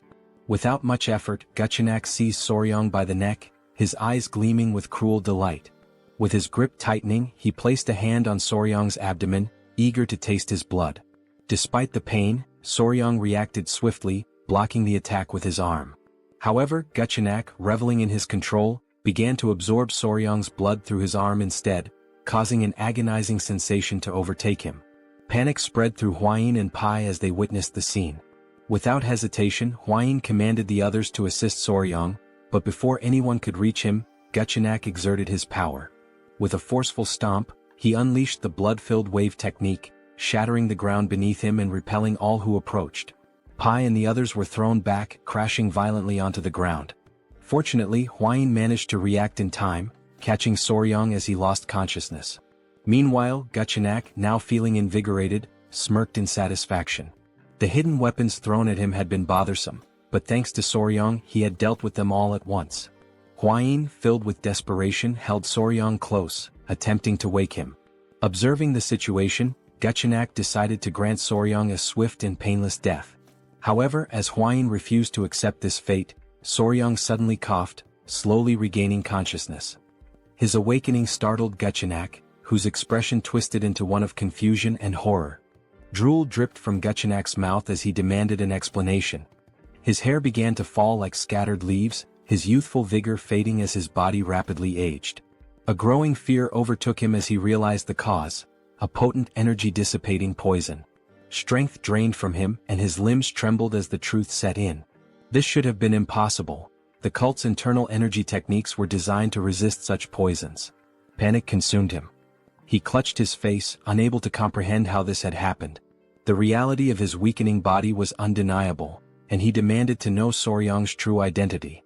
But Soryang, now recovering, merely smiled. With deliberate calm, he pointed at Guchenak and declared himself his natural enemy. Hwayin, witnessing Soryang's resilience, finally felt a wave of relief wash over her. As the poison continued to take effect, Guchenak trembled with fear, unable to accept his defeat at the hands of a mere child. Soryang, drained of energy, used the last of his strength to direct a weary gaze toward Hwayin, revealing something that left her in shock. Guchenak's eyes burned with rage as he fixed his gaze on Soryang. His body tensed with frustration, sweat forming on his brow as he realized that the blood he had absorbed from Soryang no longer obeyed his will. Panic set in as he struggled to comprehend what had been done to him. Determined to seize control, Guchenak took a step forward, convinced that his domination through the blood cult was imminent. Overcome with madness, he lunged toward Soryang, refusing to fall at such a crucial moment. In a fit of rage, he charged ahead with the intent to kill. Sensing the danger, Hwayin tightened her grip on her whip, immediately preparing for battle. As Guchenak neared his target, she struck, wrapping the whip around his neck, causing him immense pain. Stunned that her attack had landed, she watched as Guchenak, a formidable dark martial artist, struggled against the weapon's hold. His fury intensified as he fought to break free, his body convulsing with rage. His mind raced, unable to comprehend how his blood arts had failed him. Enraged beyond reason, he launched himself forward once more, determined to destroy them all, declaring the return of the blood cult.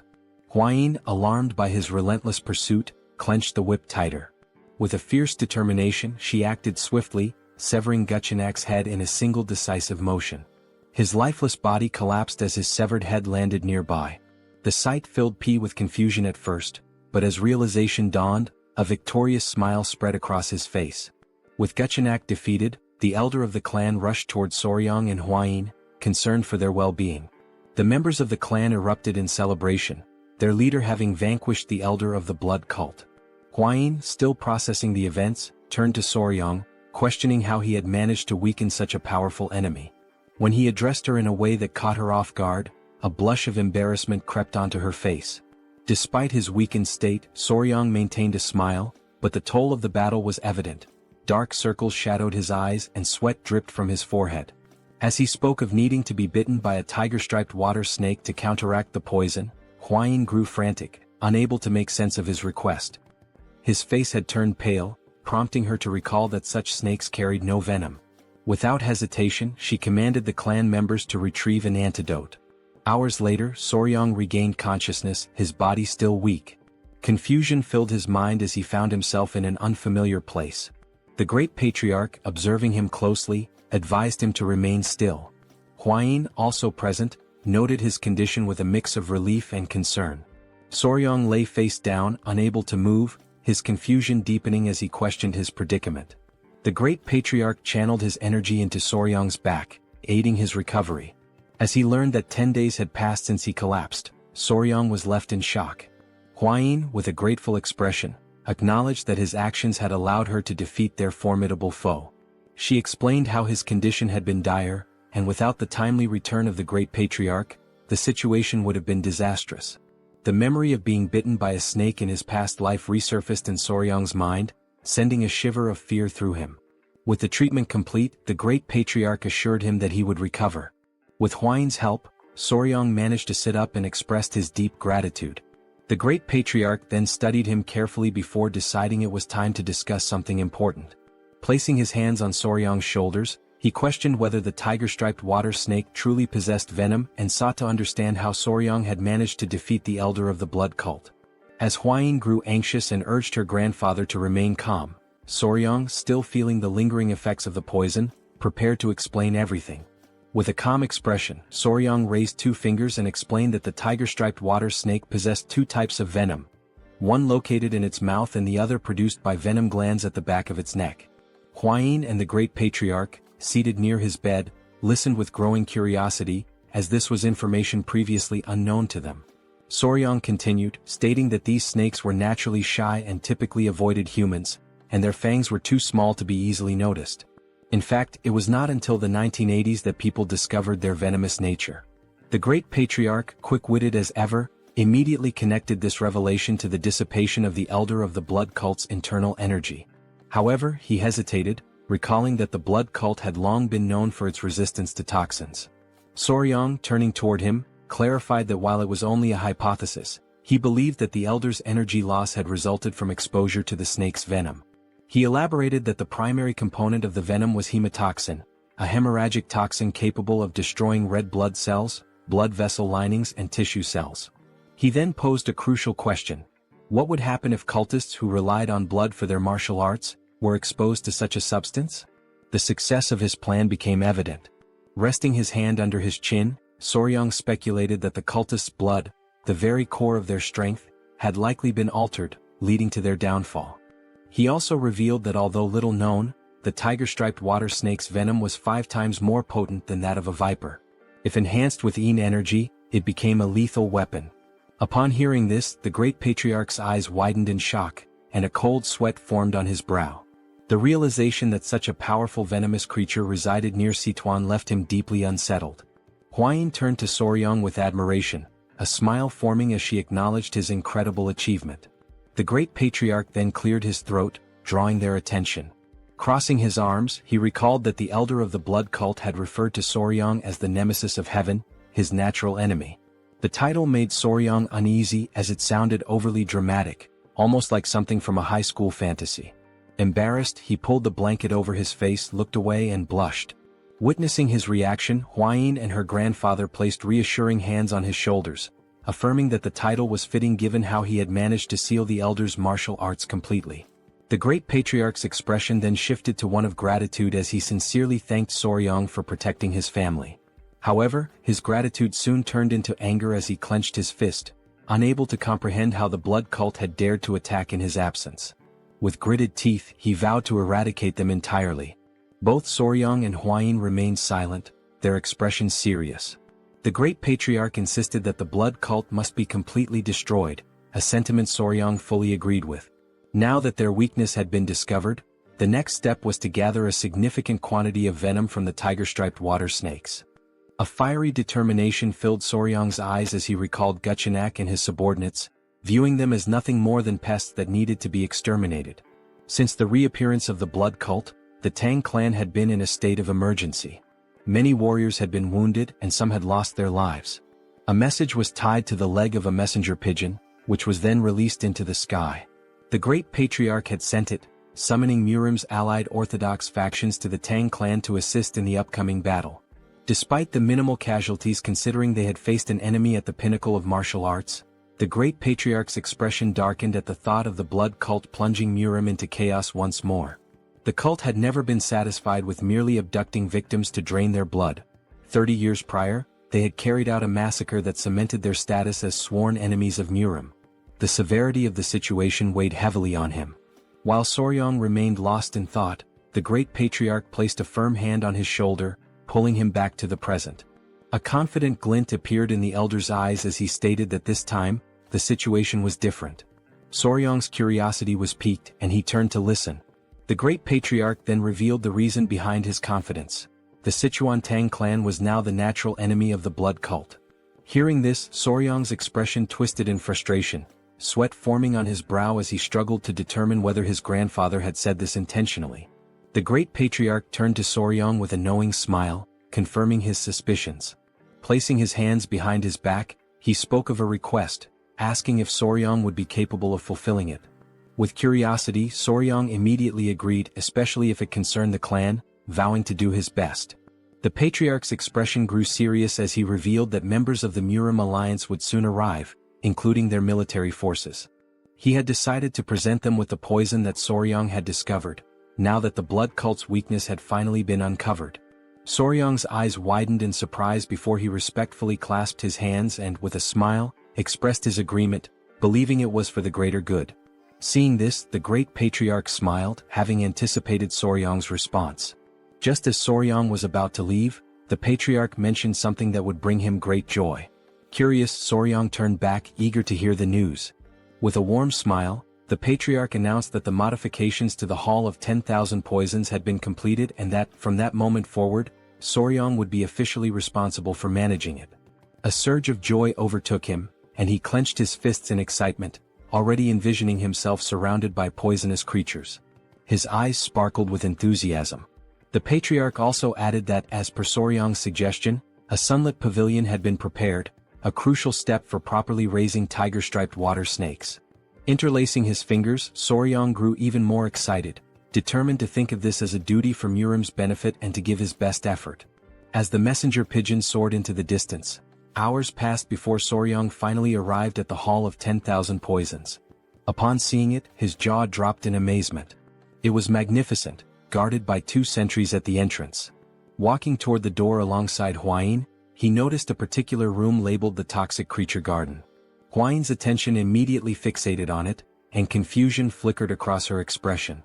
Crossing his arms, Soryong smiled as he explained that it was a space dedicated to gathering all the poisonous creatures of the Central Plains. Her expression tensed with apprehension as she questioned whether he truly intended to assemble them all. With unwavering confidence, he affirmed it, reminding her of his promise to one day collect the 10 great venomous creatures of the region. Upon hearing this, a deep blush spread across her face. She covered her mouth, averted her gaze, and without hesitation, rushed off with the excuse of investigating a nearby gathering. As Soryong stood there, momentarily puzzled, a familiar voice greeted him with enthusiasm. It was Gu Pei, who stood confidently with his hands on his waist. With a beaming smile, he revealed his new position as commander of the Poison Division. While Soryong's expression turned to one of confusion, Hwayin remained motionless, observing the scene. Gu Pei, still smiling, explained that the division had been newly established under the patriarch's orders. Behind him, several clan members stood in formation. Turning toward them, Gu Pei formally introduced them, stating that from that moment on, they would serve Soryong, acting as his hands and feet. Whether it involved locating poisonous creatures or raising them, he could rely on them completely. The realization of what was happening struck Soryong all at once. His mouth practically began to water at the thought, while Hwayin, standing nearby, felt a twinge of envy. His eyes sparkled with sheer joy as he processed the significance of the moment. This was like having an entire team from a pet store dedicated to supporting him. For Soryong, this was another step toward turning his dream into reality. Meanwhile, far from the Tang clan, the messenger pigeon reached its intended destination. A woman with long black hair received the message and carefully read its contents. As her eyes scanned the words, she came to a chilling realization: the blood cult had returned. Lifting her gaze toward the sky, she understood that the peace that once reigned over the Central Plains was about to be shattered. A violent storm was looming on the horizon. At dawn the following day, Jaegal and his men set out toward the Tang clan. As they traveled, one of the elders turned to the group with a smile, remarking that they would soon arrive and would likely spend the night at the Tang clan mansion. A sense of relief spread across Jaegal's face at the thought of avoiding another night outdoors. As he walked, his mind wandered to an image of Jeong-hak, the Emperor of the Fist and leader of the Murim alliance, his fist clenched and his eyes burning with rage. The thought made Jaegal uneasy, realizing the importance of bringing at least one valuable piece of news. His focus remained on the search for any trace of the blood cult. After some time, the group reached the entrance of the Tang clan, where 2 armed guards stood watch. Seeing the mansion in the distance, the elder could not hide his joy. One of the guards quickly took notice of the approaching visitors, his eyes widening in recognition. He assumed that they must be the honored guests from the Murim alliance. With a composed expression, Jaegal stepped forward, closed his fan, and formally introduced himself as the military advisor of the alliance. In response, one of the guards opened the gates, while the other greeted them respectfully and expressed gratitude for their visit, requesting that they wait a moment. However, there was a hint of nervousness in the guard's eyes. Glancing to the side, the guard hesitated before explaining that there were certain matters the visitors needed to be aware of before entering the mansion. Jaegal's eyes narrowed with curiosity, while the elder, more direct in his concerns, asked whether they were required to surrender their weapons before proceeding. The guard, appearing slightly embarrassed, brought a hand to his chin before revealing that, no matter how small or insignificant a creature might seem, it was strictly forbidden to take a life within the Tang clan. At this, Jaegal's expression shifted to one of surprise, and his mind conjured the image of a golden Buddha statue. The possibility of the entire Tang clan converting to Buddhism crossed his mind. Sensing the misunderstanding, the guard quickly reassured them that they would understand once inside but emphasized the importance of abiding by this rule.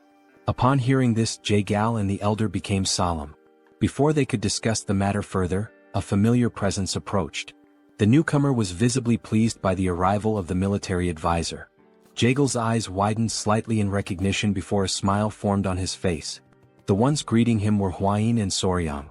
They both bowed their heads respectfully, and Jae-gal returned the gesture, acknowledging that it had been some time since he last saw Hwain. She placed her hands over her abdomen and, with a measured tone, noted that exactly 1 year had passed since their last meeting. With a light-hearted smile, Jae-gal inquired about the whereabouts of the myriad poison's divine sovereign. In response, Hwain closed her eyes briefly before explaining that her grandfather had left to search for traces of the blood cult, offering her apologies for any inconvenience. Jae-gal regarded her with a calm expression, dismissing any notion that it was an inconvenience. Instead, his attention soon shifted toward Soryang, his curiosity piqued. Studying the young warrior, he asked about his identity. With a polite smile, Soryang introduced himself, expressing his honor in meeting the military advisor. At this, Jae-gal and the elder exchanged glances, a hint of confusion in their eyes as they observed that the young man was not from the Tang clan. Before either could voice their thoughts, Hwain placed a hand over her chest, averted her gaze and hesitated before revealing that Soryang was her fiancé. A stunned silence followed. Jae-gal and the elder stood frozen in shock, while the men accompanying them reacted with disbelief. Whispers of jealousy spread among the group as realization dawned upon them. One of Murim's 3 flowers had a lover. Their hearts filled with despair as they clenched their fists, their eyes shimmering with unshed tears. To them, the world had never seemed more unfair. None could understand how or where Soryang had come from, and envy seeped into Jae-gal's expression as well. With a composed demeanor, he slowly unfolded his fan and lowered his gaze. He requested that they be guided inside, knowing that if the mood continued, the entire group might challenge Soryang to a sparring match. Just as tension simmered, an unfamiliar sound echoed through the air. Jae-gal and the elder instinctively tensed, their expressions shifting from confusion to intrigue, as they searched for the source of the strange noise. The men were left in shock, their jaws dropping as they lifted their gaze to the sky. Their expressions of astonishment quickly drew the attention of everyone around them, revealing that something unusual had appeared above. The source of the strange sound was soon identified, the golden-haired king bees which were flying in the area. The sight of such highly venomous creatures within the Tang clan left the group in disbelief. Instinctively, several men moved in front of Hwain, drawing their swords and instructing the others to remain cautious. Their stance made it clear that they were prepared to protect her at all costs. Observing their reaction, Soryang became increasingly alarmed. A sense of urgency flashed in his eyes as he urged them to put away their weapons. Fear crept into his expression as he stepped forward, placing a hand on one of the men's shoulders in an attempt to explain the new regulations of the Tang clan. However, the warrior, overwhelmed by anger, shoved Soryang's hand aside and, with a furious glare, demanded that he step away. He made it clear that the golden-haired king bees were incredibly dangerous creatures, capable of killing an ordinary person with ease. Despite Soryang's efforts to calm the situation, the men continued pressing in on him, gradually suffocating him beneath their collective weight. Unable to suppress his frustration any longer, he forcefully pushed them back. His eyes burned with intensity as he declared that he had been raising the golden-haired king bees himself, urging everyone to remain calm. The revelation left the group in shock. One of the bees landed gently on Soryang's head, an affectionate gesture that only deepened their disbelief. Jae-gal and the others, overwhelmed by fear, instinctively stepped back. Unfazed, Soryang smiled as he played with the bees, fully aware that they had missed him after their time apart. Seeing this, Hwain's expression softened, and a joyful smile appeared on her face.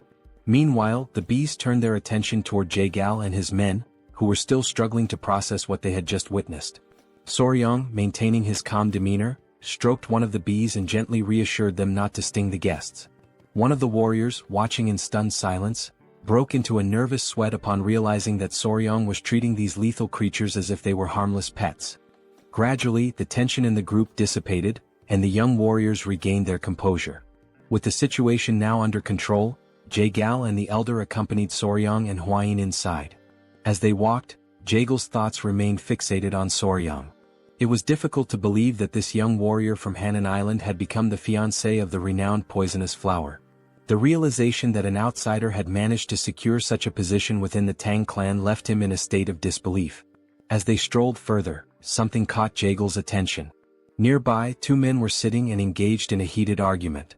The black-haired man, his expression fierce, held up a small vase and insisted that a venomous scorpion would be a more fitting companion for the Tang clan. In response, the orange-haired man, equally enraged, produced a small chameleon and vehemently argued its superiority, directing everyone's attention to the creature's radiant crest. Jaegel's pulse quickened as unease settled over him. Placing a hand on Soryang's shoulder, he hesitated before asking why so many warriors within the Tang clan were preoccupied with insects and animals. Pulled from his thoughts, Soryang turned his attention back to the scene, his curiosity piqued. As the men continued their dispute, he casually explained that they were enduring the venomous creature companionship punishment. The response sent a chill through Jaegal, who instinctively began to sweat. The thought of such a punishment unsettled him, and he quickly inquired about what they had done to deserve it. Soryang placed a hand under his chin, deep in thought, before recalling the events from a few nights prior. That evening, Soryang and Hwayin had gone to the training hall. As Soryang trained, Hwayin became increasingly anxious and advised him to focus on expelling his internal energy. However, despite his best efforts, Soryang's movements resembled a dance rather than proper training. Just as they continued, an unexpected presence disrupted them. Commander Gu and his men arrived, their faces tense. As they stood before them, they closed their eyes momentarily, visibly nervous. With a sorrowful expression, Gu Pei offered his apologies, explaining that a significant problem had arisen. More than half of the captured rat pups intended to feed the tiger-striped water snakes had perished. Hearing this, Soryang turned toward him, his gaze filled with sadness. Hwayin, on the other hand, appeared confused, uncertain about the situation. Soryang crossed his arms, closed his eyes and sighed. There was little that could be done, as rats were highly sensitive creatures. If the environment became too noisy, it was not uncommon for the mother to kill them. However, Gu Pei soon revealed the true cause of the problem. The warriors had not merely failed to preserve the rat pups, they had eaten them. A flicker of disbelief crossed Soryang's face as confusion settled in.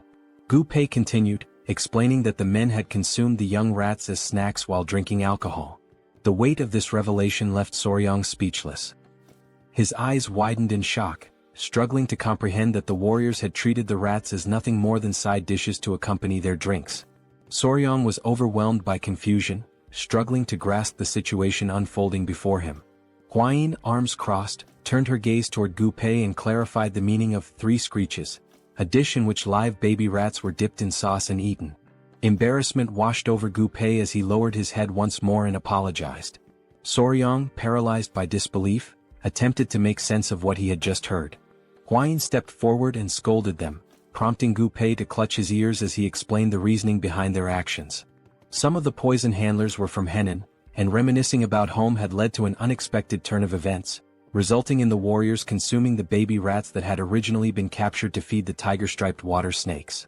Soryang's expression darkened with contempt as the full realization set in. Anger surged within him, and he understood that measures needed to be taken to ensure they learned the true value of the creatures they raised.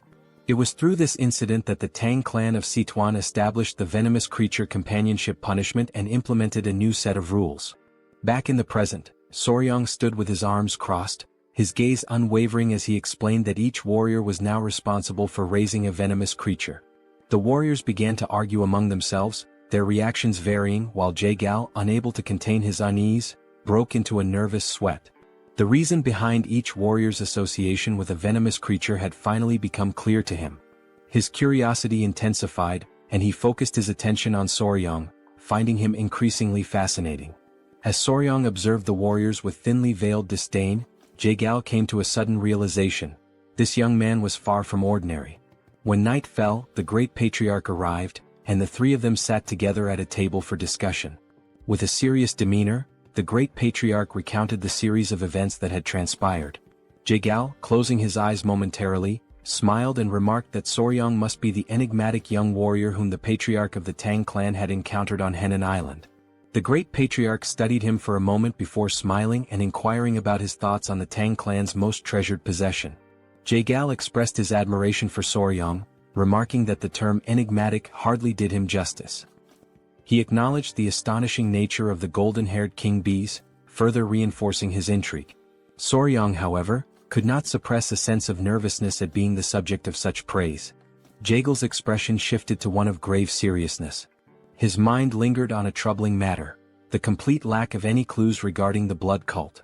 The great patriarch, his composure steady, turned toward Soryang with a knowing smile. He declared that they could not afford to remain passive while the influence of the blood cult continued to spread unchecked. Soryang's curiosity was piqued, and he directed his full attention to the patriarch.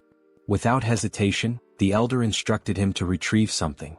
Jaegal, taken aback, felt his confusion deepen as his curiosity reached its peak. The great patriarch raised a finger and, summoning his power, formed a protective barrier around them. His eyes closed briefly as he explained that no sound could be allowed to escape, and for that reason he had invoked a Kai barrier. As Soryang reached into his clothing, Jaegal turned his attention to the shimmering barrier, his jaw tightening in astonishment. With unwavering confidence, Soryang produced a small jar and placed it on the table. Jaegal immediately seized it, scrutinizing the object while his mind raced with questions. The mere presence of the Kai barrier suggested the jar contained something of great importance. Unable to hold back his curiosity, he questioned what kind of item required such extreme secrecy. The great patriarch, maintaining his steady gaze, revealed that the jar contained a poison capable of dissipating internal energy. Jaegal, unimpressed at first, argued that such poisons were fairly common and did not seem to warrant the use of a Kai barrier. However, as Soryang and the patriarch exchanged knowing glances and nodded with subtle smiles, the revelation came.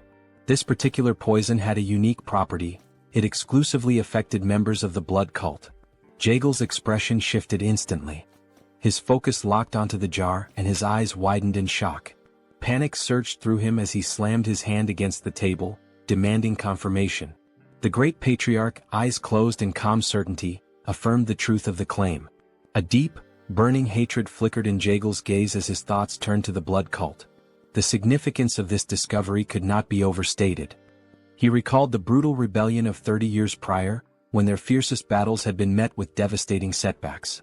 The realization dawned upon him: the blood cult had survived the onslaught not because of their superior strength alone, but because the internal energy-dissipating poison had been entirely ineffective against them. The great patriarch, reflecting on the past, confirmed Jaegel's suspicions. When martial artists like themselves were poisoned, their internal energy dispersed, rendering them powerless. However, the members of the blood cult had remained completely unaffected. Jaegal, maintaining a serious gaze, inquired about the potency of this particular version of the poison. The great patriarch's expression radiated confidence as he explained that, according to Huayin, the poison was capable of reducing the physical abilities of its target to that of an ordinary person. He further revealed that she had successfully defeated a blood cult elder who had been poisoned, striking him down with a single blow. Upon hearing this, a smile spread across Jaegel's face, his eyes gleaming with satisfaction. The revelation confirmed that the poison's effect was reminiscent of the internal energy-dissipating poison used in the past. Acknowledging the significance of such a discovery, he offered a gesture of respect to the great patriarch and expressed his gratitude. With a weapon like this, even the leader of the alliance could find some relief. The great patriarch, however, redirected the recognition toward Soryang, explaining that the true credit belonged to him. It was Soryang who had made this discovery, having willingly poisoned himself to bait the blood cult elder into absorbing his blood. The consequences had been severe. He had lingered at the brink of life and death for nearly 10 days. Jaegel's admiration deepened as he processed the extent of Soryang's sacrifice, recognizing both his wisdom and bravery. Soryang, caught off guard, instinctively touched his neck, his face flushing with embarrassment. Jaegal, moved by the young warrior's actions, placed a firm hand on his shoulder. With a grateful expression, he declared that if Soryang had any wish, he need only voice it, and he would personally ensure that the leader of the alliance granted it. A smile played on his lips as he awaited an answer. Soryang lowered his head, deep in thought, his fingers grazing his chin. After a moment of hesitation, he finally spoke, his expression betraying a hint of nervousness. Instead of requesting martial manuals, rare elixirs, or treasures of gold and silver, he asked if it would be possible to obtain information about toxic creatures. Jaegel's confusion was immediate. His eyes narrowed as he struggled to comprehend why Soryang, given such an opportunity, would prioritize knowledge of venomous creatures over invaluable martial resources. A bead of sweat formed as he tried to make sense of the young warrior's unconventional request. Observing this, the great patriarch let out a hearty laugh. Jae-gal, closing his eyes, came to a realization. Soryong was truly unlike anyone he had ever encountered. Even within the long history of Murim, such eccentricity was unprecedented. When he reopened his eyes, a knowing smile formed on his face. Though he admitted that he might not have precisely the information Soryong sought, he presented an alternative. He inquired whether Soryong would be interested in a mystical stone lizard.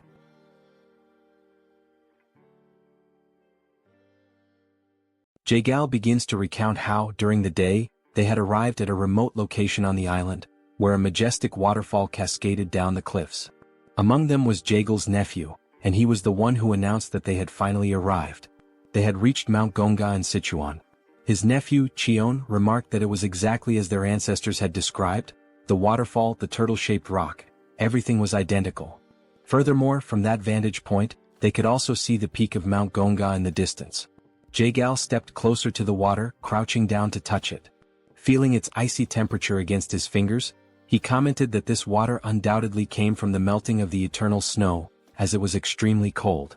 Smiling, Jae-gal gave orders to his men to wait there and instructed Cheon to follow him carefully. The men obeyed, and Cheon's face lit up with excitement. Jae-gal then leaped forward, crossing the river toward the waterfall.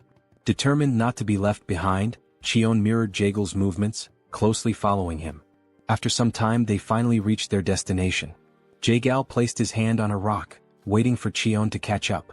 The two of them then gazed beyond a cave hidden behind the waterfall. Observing the surroundings, Jae-gal remarked that, aside from the turtle-shaped rock, if they climbed along the waterfall on the cliffside, there should be an entrance to a cave near the fist-shaped stone. Still brimming with excitement, Cheon enthusiastically said that everything matched the records perfectly. Fixing his gaze on the cave entrance, Jae-gal declared that he would go in first and instructed Cheon to follow closely behind him. Cheon nodded in understanding. As they stepped inside, they found the cave walls covered with various herbs. Jae-gal and Cheon proceeded cautiously, mindful of any potential surprises lurking in the darkness. Upon reaching the heart of the cave, Jae-gal suddenly halted, his eyes widening. He murmured that this was truly incredible. A hole in the ceiling allowed sunlight to pour in, illuminating the entire chamber. Standing still with his hands behind his back, Jae-gal observed the breathtaking sight before him. Cheon, equally mesmerized, expressed his amazement, stating that such a mystical view was the last thing one would expect inside a cave. Still smiling, Jae-gal commented that this was the perfect environment for spiritual herbs to thrive. Then his eyes fell upon exactly what he had been searching for, a rare spiritual herb that had absorbed the extreme yin energy over time, the 100-year snow ginseng. Cheon took a step closer and remarked that now all they had to do was exchange this snow ginseng for the dark wool flower from the Namgung clan. Jae-gal nodded in agreement, adding that with this, the severed meridians of the Namgung clan's daughter should improve. Furthermore, they would obtain a 200-year-old dark wool flower in return. Stepping even closer, Jae-gal reached out toward the snow ginseng, his hand emanating a faint blue aura as he prepared to collect it. However, in that very moment he sensed a strange presence. Almost instantly, something shot out from between the rocks, leaping toward him. Reacting with lightning-fast reflexes, Jae-gal swiftly pulled out his fan and used it to defend himself, narrowly avoiding being struck. Having witnessed everything unfold in the blink of an eye, Cheon called out to his uncle, asking if he was all right. His voice carried concern, as it was now clear that there was more than just one creature attacking them.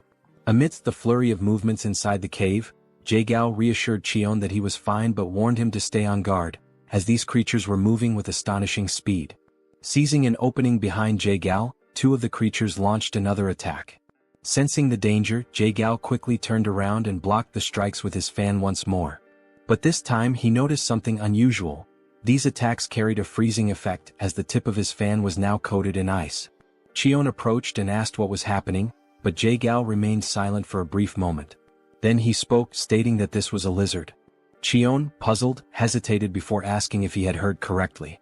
Jae-gal confirmed, explaining that yes, it was indeed a lizard, an incredibly fast, blue-scaled lizard with piercing yellow eyes and dark skin.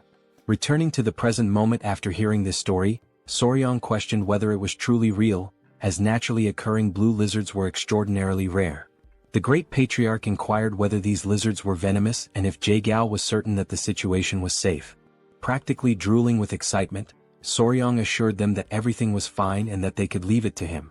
Soryong mentioned that lizards carried venomous chi in their eyes.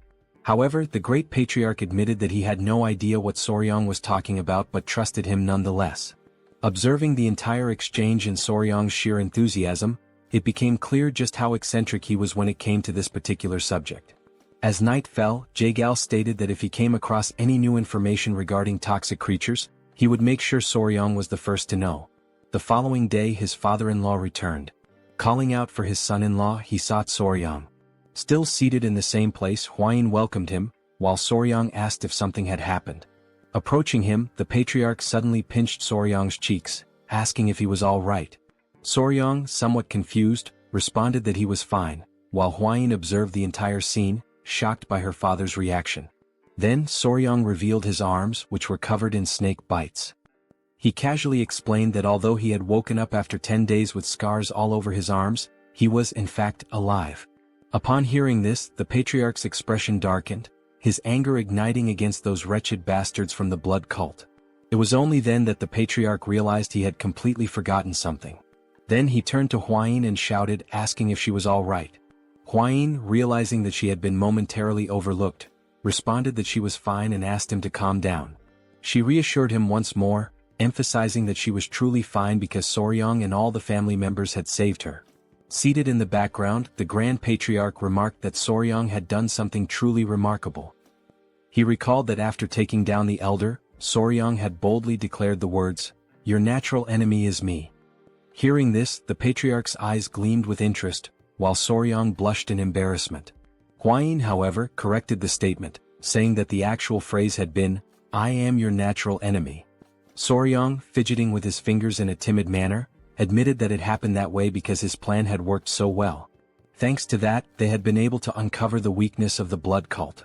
Interrupting the family moment, Jae-Gao called out to Cheolsun, the patriarch, stating that he was also present. The patriarch turned to him and asked how he had been. Clasping his hands in a formal greeting, the patriarch remarked that ever since Jae-Gao had risen in rank, they had not communicated much and were now finally meeting under these circumstances. Jae-Gao acknowledged this as true and expressed his regret over it. Soryong, not entirely understanding the situation, had a confused look on his face. Meanwhile, Hwayin, smiling as she adjusted her hair, explained that they had been childhood friends. Jae-Gao then invited the patriarch to take a seat, mentioning that there was much to discuss, starting with the blood cult. Turning his gaze toward the couple, Jae-Gao also requested that they sit down as there were more details to go over. Sometime later, the patriarch asked Jae-Gao how the search for the secret agent was progressing. Hearing this, Soryong thought to himself that they might be talking about a spy or something similar.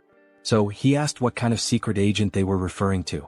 The patriarch stroked his chin and gave a faint smile. He then asked if Soryong remembered how the bastards from the blood cult had invaded to steal the secret manual of the venomous claw of the bloody hand. Soryong confirmed that he did and added that it seemed like they considered it to be of immense value. The patriarch stated that this was exactly the point. He then asked Soryong how he thought their enemies had discovered that the venomous claw of the bloody hand was in the possession of the Tang Clan. This revelation left Soryong in shock. He had not even considered that possibility. Rising from his seat, slightly agitated, Soryong exclaimed that this was a huge problem. He then asked if someone from the Tang Clan could possibly have leaked information to the blood cult. This question stunned both the patriarch and Jae-Gao. Jae-Gao then turned to the patriarch and suggested that he educate his son-in-law, as being a newcomer, he was unaware of certain histories, despite having heard quite a few entertaining stories about him. The patriarch chuckled, stroking his mustache. Meanwhile, Soryong, sweating slightly, wondered if he was being perceived as odd. Hwayin then turned to Soryong and firmly stated that secret agents could never exist within the Tang Clan. She explained that even when selecting a mere servant, they conducted thorough background checks on all direct relatives and even distant cousins. Cheolsun added that only if the individual passed these strict evaluations would they bring all direct family members into the clan. He further explained that all children were raised within the Tang Clan. Under such circumstances, no one would dare betray them. Listening to this, Soryong realized that they took extremely rigorous precautions. Still processing it all, Soryong then asked who the secret agent was. Jae-Gao revealed that it had been the woman who served tea. She had been discovered, and the necessary measures had already been taken. He also stated that she was a servant of the Murim alliance and mentioned that, within the alliance, only 3 people had knowledge of this matter. At this point, the leader of the alliance must have already captured her. Meanwhile, as the situation within the Tang clan was beginning to settle, an unexpected guest arrived at the Tang clan's mansion. The new visitor, standing at the entrance, requested that the guard inform the patriarch of his arrival. He stated that he had finally made it there and that running the entire way from Hebei without using mobility arts had been quite an amusing experience. Then, pounding his chest, the man introduced himself as Peng Muwen and asked the guard to announce that the leader of the Peng clan had just arrived. After he arrived, a signal in the form of an arrow was sent soaring through the sky. Without wasting any time, Soryong and Huayin immediately rushed to receive the new guests. As they ran, Soryong grew concerned and questioned Huayin about whether it was a good idea for only the 2 of them to go. She reassured him not to worry, reminding him that the others were engaged in an important discussion. With a subtle smile, she pointed out that the young master was also the son-in-law of the Tang family and encouraged him to have a bit more confidence in himself. Upon arriving at the location, Soryong slowly opened the door, convincing himself that it was merely a guest from another clan and that there was no reason to be nervous.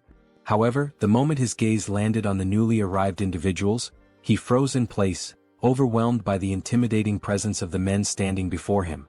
Peng Muwen studied him with a slightly suspicious expression before shifting his focus elsewhere. Suddenly, both he and his men brightened as soon as they saw Lady Huayin.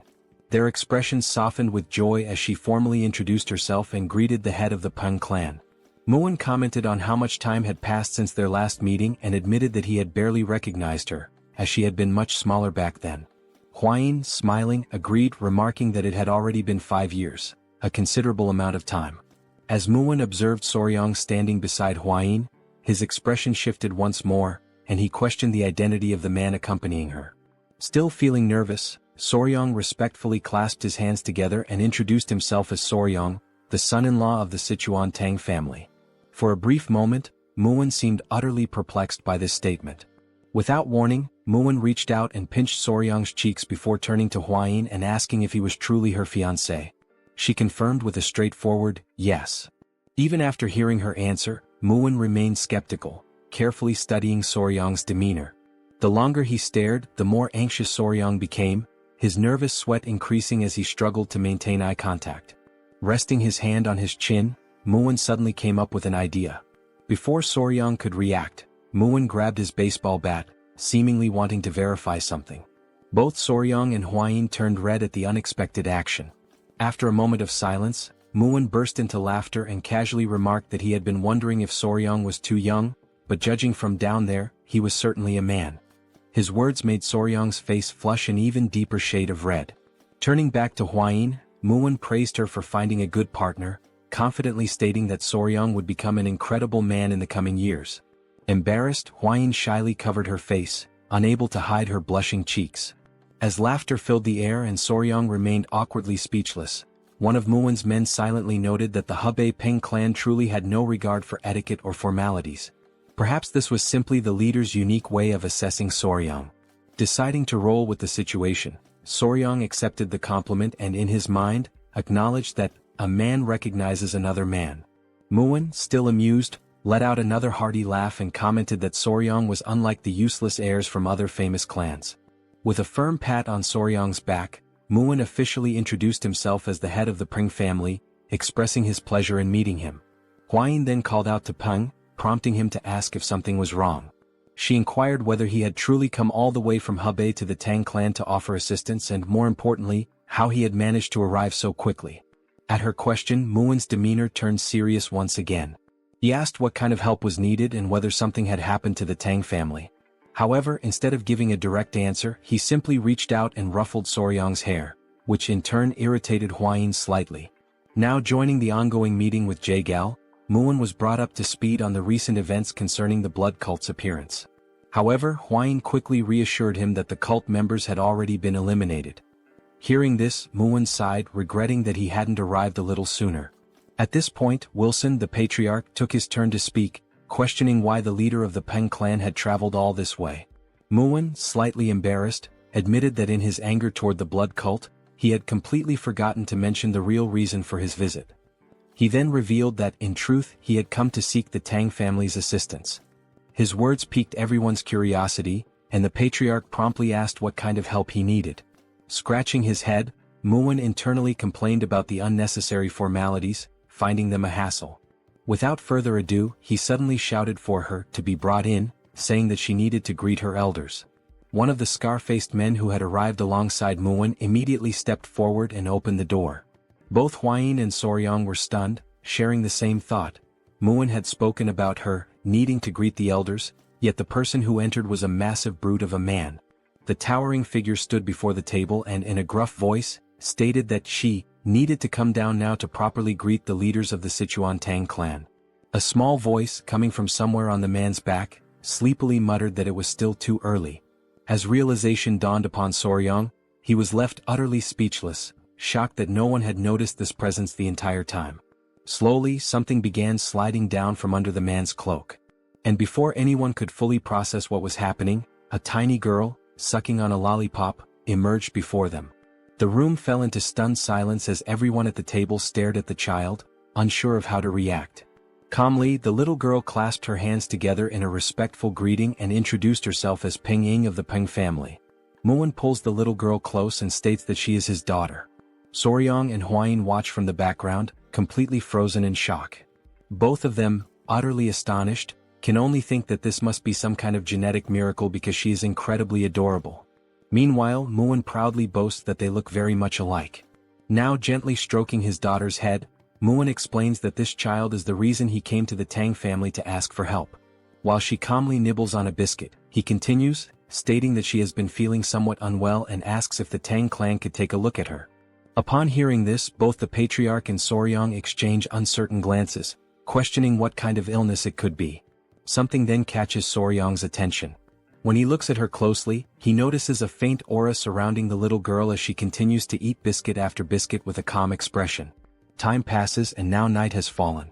Soryang lies in bed, surrounded by his centipedes, deep in thought.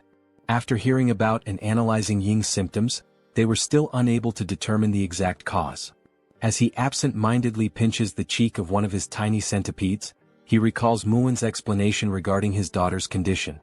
Muin had described how, at times, she suddenly becomes short of breath, and large red blotches appear all over her body. In severe cases, she even loses consciousness. However, after some time, she regains consciousness as if nothing had happened, and no one has been able to figure out why. Muin also explained that he had already tried everything to uncover the cause. He had even sought out disciples of Yaxian, but all of them insisted that the child was perfectly healthy. There was even one occasion when a disciple suggested it might be poisoning. Muin had nearly beaten him up on the spot. Shaking his head, Muin had firmly stated that such a thing was impossible, as there was no one in his family capable of doing such a thing. The patriarch then pointed out that if it truly were poisoning, there could be an internal issue within the Peng family. However, Muin confidently reassured him that no member of the Peng family would ever commit such an act. Scratching his head, Muin sighed and said it was better not to dwell on it too much, as he didn't want to start suspecting his own family. Jagal then intervened, saying that jumping to conclusions would not help since poisoning is not always caused by another person. Looking at the little girl, the patriarch decided that they would provide an empty courtyard house where she could stay for some time, allowing them to observe her condition closely. After all, it was essential to confirm whether this was truly poisoning or something entirely different. Muin, feeling relieved, expressed his gratitude to the patriarch, acknowledging that from now on, they would be under the Tang clan's care for a while. Lying in bed, Soryang could only think that what was affecting the little girl might be juvenile diabetes since sugar seemed to be accumulating rapidly within her body. Sitting up, he tried to recall whether red blotches were a symptom of childhood diabetes, but he concluded that the best way to know was if more prominent symptoms appeared. At that very moment, someone knocked on Soryang's door. A voice called out, addressing him as young master, and informing him that a serious problem had arisen. Without hesitation, Soryang quickly opened the door and demanded to know what had happened this time. The woman before him wasted no time in explaining. The young lady of the Peng clan had just collapsed. In the dead of night, Soryang sprinted toward the scene as everyone rushed to verify what had happened. Upon arriving, he saw Muin crouched down, holding the unconscious girl in his arms, his expression filled with worry. He overheard Muwen explaining that she had been sitting in the pavilion when she suddenly started coughing and then collapsed without warning. The patriarch, analyzing the situation, commented that since she had collapsed here as well, it meant there were no spies within the Peng family. As soon as he said this, he noticed Muwen's face twist with anger and asked him what was wrong. Without a moment's hesitation, Muwen delivered a brutal punch to his own face with all his strength. The impact was so powerful that one of his teeth went flying far into the distance. Now grinning, toothless, Muwen apologized, admitting that despite what he had previously said, he had not been able to forgive himself for even briefly suspecting his own family. His men, overwhelmed with admiration, began to weep proudly. Muwen, still holding his daughter, continued, saying that if Ying had collapsed here as well, then the cause must be something else entirely. The other men of the Peng family, moved by their leader's actions, followed suit, delivering fierce punches to their own faces and shouting apologies. They lamented their failure, insisting that despite being by her side, they had not been able to prevent the young lady from collapsing, branding it as their own disgrace. The patriarch, watching this bizarre display, simply sighed and urged them all to calm down. As yet another tooth soared through the air, Huayin placed a hand on Soryong's shoulder and quietly asked him what they should do now. Soryong responded with determination, stating that there was only one way.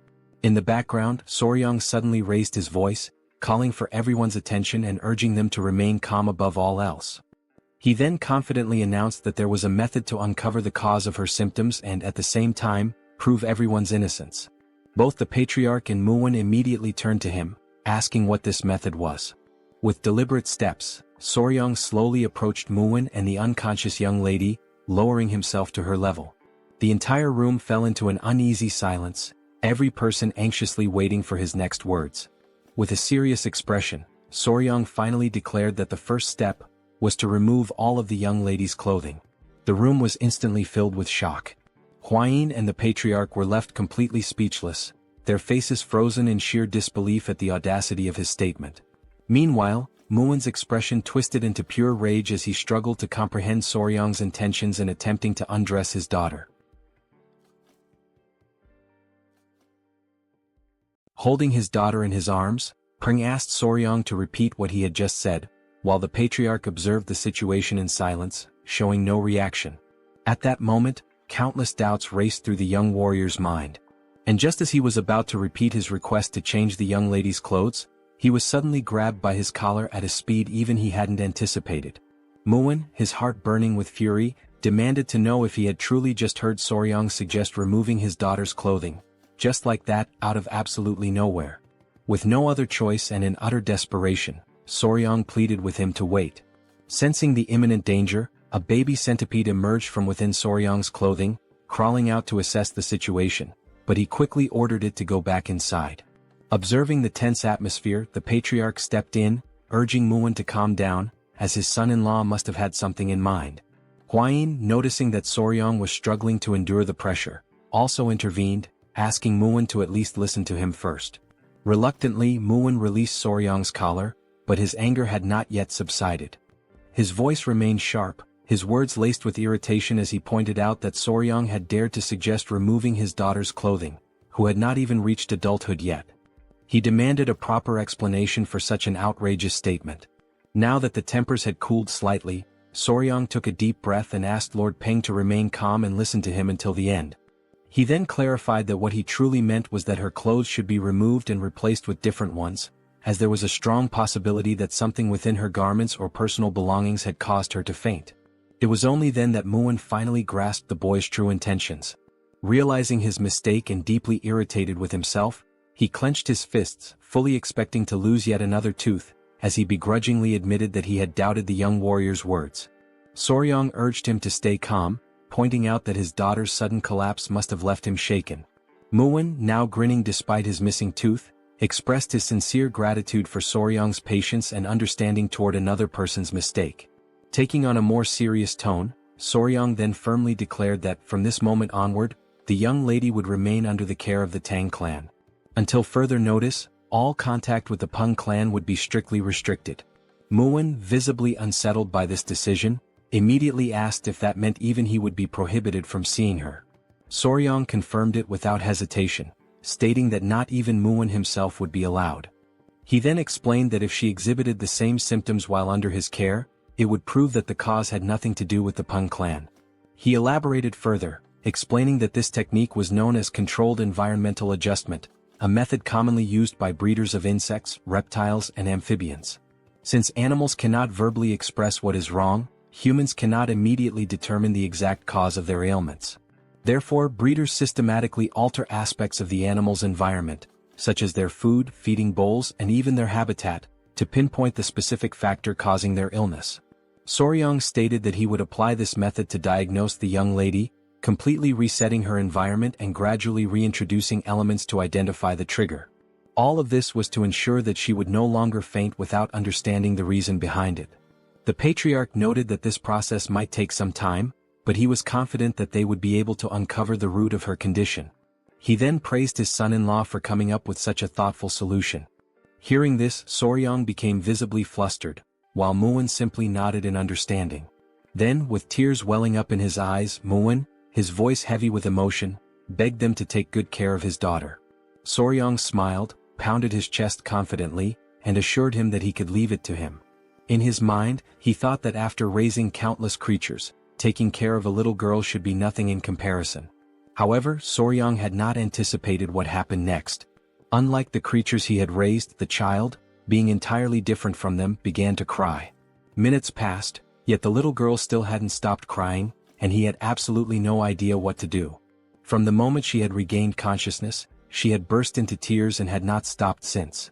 Meanwhile, Hwayin and her mother were busy gathering essential supplies to care for the child, leaving Soryong completely alone with her, just the two of them. At a loss, he hesitantly asked her if she was hungry or sleepy, unsure of what else to do. Seeing that her sobbing did not subside, he tried another approach and asked if she was crying because Lord Peng was not there. Hoping to soothe her, he assured her that Muin had gone to fetch medicine for her and would return soon. However, to his surprise, the little girl pouted and firmly stated that this wasn't the reason for her tears. She was crying because she wanted sweets. Soryong could only sigh internally, realizing that she preferred sweets over her own father. Now reflecting on this, he suddenly remembered that while they were changing her clothes, she had several sweets hidden away. Trying to calm her down, he gently asked her to relax, explaining that since she had just woken up, she couldn't eat sweets right away. Instead, he suggested that she eat some rice porridge first and later he would personally make some treats for her. He then moved closer, lowering his voice slightly as he told her that if she ate her porridge properly and behaved well, he would prepare candied fruit skewers for her. At that moment, her eyes lit up with excitement, the prospect of sweets instantly lifting her spirits. However, for this to happen she would have to promise to behave. Without hesitation, she quickly agreed, nodding eagerly as she vowed to eat well and be on her best behavior. And the little girl confidently states that everyone in the Tang clan always keeps their promises. She then adds, with complete seriousness, that if she ever breaks hers, he has permission to punch her in the face. Hearing this, Soryong is utterly taken aback, his mind reeling as he wonders what on earth the Tang clan teaches its children. Later that day, Muin finds himself hidden behind a cluster of bushes, burdened with worry. He has no choice but to watch his daughter from afar, restricted by the new rule that forbids him from approaching her. However, his covert surveillance does not go unnoticed. Soryong, catching him in the act, immediately questions what he is doing hiding there. Before responding, Muin swiftly grabs Soryong by the collar and yanks him into the bushes as well, determined to maintain his cover. Lowering his voice, Muin anxiously asks how his daughter is doing. Soryong reassures him, stating that she is fine, she has been eating well and behaving properly. Muin, still skeptical, presses him further, demanding to know if she is truly eating on her own. He is bewildered as he asks how in the world Soryong managed to make that happen. Soryong simply shrugs, explaining that she is eating by herself naturally. He then turns the question back to Muin, wondering why he finds that so surprising. But before their conversation can continue, someone suddenly arrives, interrupting their hidden exchange. It is Hwayin, who greets the lord of the Tang clan with a polite nod. In response, Muin acknowledges her presence and thanks her for taking care of his precious daughter. Hwayin then mentions as if casually, that Miss Ing had been asking about where her elder brother Soryong had gone. At those words, Muin's temper flares once more. He clenches his fists in frustration, feeling slighted that he has barely been able to hold a proper conversation with his own daughter, and yet in such a short time she and Soryong have already grown so close. Recognizing the dangerous shift in atmosphere, Soryong quickly realizes that now would be an excellent time to make his escape. As he turns to leave, Muin, still fuming, demands to know when exactly his daughter started calling Soryong by that title. Ignoring him, Hwain instead asks if Soryong is heading to the training grounds again today. Soryong nods, explaining that when Ing spends time playing with the bees, she behaves much better. As he hurries toward the training grounds, he muses to himself that, oddly enough, the bees seem to have taken a liking to the little girl as well. Upon his arrival, he sees Ying happily holding one of the golden royal bees in her small hands. The moment she spots him, her face lights up with a genuine radiant smile, and she excitedly urges him to come over quickly. After watching her interact with the bees for a while, Soryong gradually realizes something. Thanks to these bees, he was able to form a bond with Ying in record time. The adorable golden royal bees were absolutely enamored with her. Most likely because while eating sweets she had managed to spill syrup all over herself and the surrounding area. At that moment, Ying points ahead, calling out to Soryong with excitement, saying that the queen bee is over there. Still seated at a distance, Soryong reminds her that the queen bee is busy and asks her not to disturb it for now. As he observes her, he thinks to himself that if he had a younger sister she would probably be just like this. Maybe, just maybe, taking care of children isn't as bad as he originally thought. However, Ying refuses to give up. She continues to call out to him, insisting that there are other bees there as well. Just as Soryong is about to explain that bees can sting if they feel threatened, his words barely leaving his lips, the inevitable happens. Ying is stung. In an instant, Soryong rushes to her side, his concern evident in his expression. Reaching her, he carefully inspects the sting mark on her arm and gently tells her that she needs to be more careful. Although it doesn't seem too serious, he decides to take her to the medicine hall just to be safe. After all, bee venom can sometimes cause people to become very ill. But then Soryong notices something strange. The little girl's breathing is becoming unusually labored, far heavier than it should be. With panic rising in her voice, she weakly calls out to him, pleading for elder brother Soryong to help her. And then, right in front of his eyes, she collapses into his arms. His chest tightens with worry. He recalls Muin mentioning that sometimes Ying would develop red blotches on her body and lose consciousness. And in that instant, everything clicks into place. Soryong finally realizes exactly what this reaction is. The reason Ying has been fainting all this time is anaphylactic shock. Anaphylaxis. Anaphylaxis is a severe allergic reaction caused by an overactive immune response. Normally, when harmful substances or toxins enter the body, the immune system immediately launches an attack to eliminate the threat. This immune response is known as inflammation. During this process, the body releases histamine, which dilates blood vessels, allowing white blood cells and antibodies to enter and neutralize the invader. However, problems arise when the body overreacts to certain harmless substances. When histamine is released in excessive amounts, the immune response malfunctions due to its hyperactivity. Blood vessels dilate too rapidly, leading to a dangerous drop in blood pressure. As the vessels expand, symptoms such as difficulty breathing and severe itching begin to appear. In extreme cases, anaphylaxis can be fatal. Realizing the severity of the situation, Soryong quickly lifts the little girl onto his back and starts running at full speed, aware that time is slipping away. As he sprints forward, he pleads with Miss Ying to hold on just a little longer. Reaching the palace entrance, he stops abruptly, his voice ringing out as he yells for help, urgently announcing that Miss Peng has lost consciousness. Hearing this, both the patriarch and Muin rush outside in a panic, their expressions filled with worry as they demand to know what has happened this time. Muin wastes no time. He takes his daughter into his arms, immediately sensing her struggle to breathe. Without hesitation, he pours his internal energy into her body, trying to help stabilize her condition. At that moment, a faint murmur escapes her lips. Soryong feels a wave of relief wash over him and silently thanks the heavens, realizing once again how truly remarkable internal energy is. Meanwhile, his mind quickly shifts to what he knows about anaphylaxis treatment. The primary goal is to stabilize blood pressure and keep the airway open. In modern medicine, various methods are used to achieve this, but in this world, qi-based techniques serve the same purpose. The patriarch, assessing the situation, notes that her symptoms appear to be the same as before and asks if Soryong saw what triggered it this time. Muin, equally curious, turns to him for an answer. Soryong states that young Ying collapsed after being stung by a bee. Both the patriarch and Muin react with immediate disbelief, asking if that is truly the case. The patriarch acknowledges that some people do faint from bee stings but argues that this does not explain the previous instances where she lost consciousness. Muin nods in agreement, pointing out that she had never been stung before. Already certain of his conclusion, Soryang takes a step forward, drawing their attention as he confidently states that he has already identified the true cause. His words leave his father-in-law visibly stunned, to the point where he asks if Soryang is being serious. Soryang affirms that the bee sting played a crucial role in helping him discover the real underlying issue. Muin, growing more anxious, urges him to explain further. Taking a deep breath, Soryang prepares to share his findings, though he already anticipates the reaction his next words will cause. Before continuing, he states that the first thing they need to do is remove the young lady's clothing. A short time later, Hwain appears and confirms that everything is exactly as Soryang had described. At first, the rashes covering her body had made it difficult to notice, but beneath them there were older marks, along with new ones that had recently appeared. Hwain raises her hand, signaling for everyone to remain silent since Inying has yet to regain consciousness. Without hesitation, everyone obeys her command. Lowering his voice, Muin speaks again, acknowledging that, just as mentioned, there were indeed other marks besides the skin rash.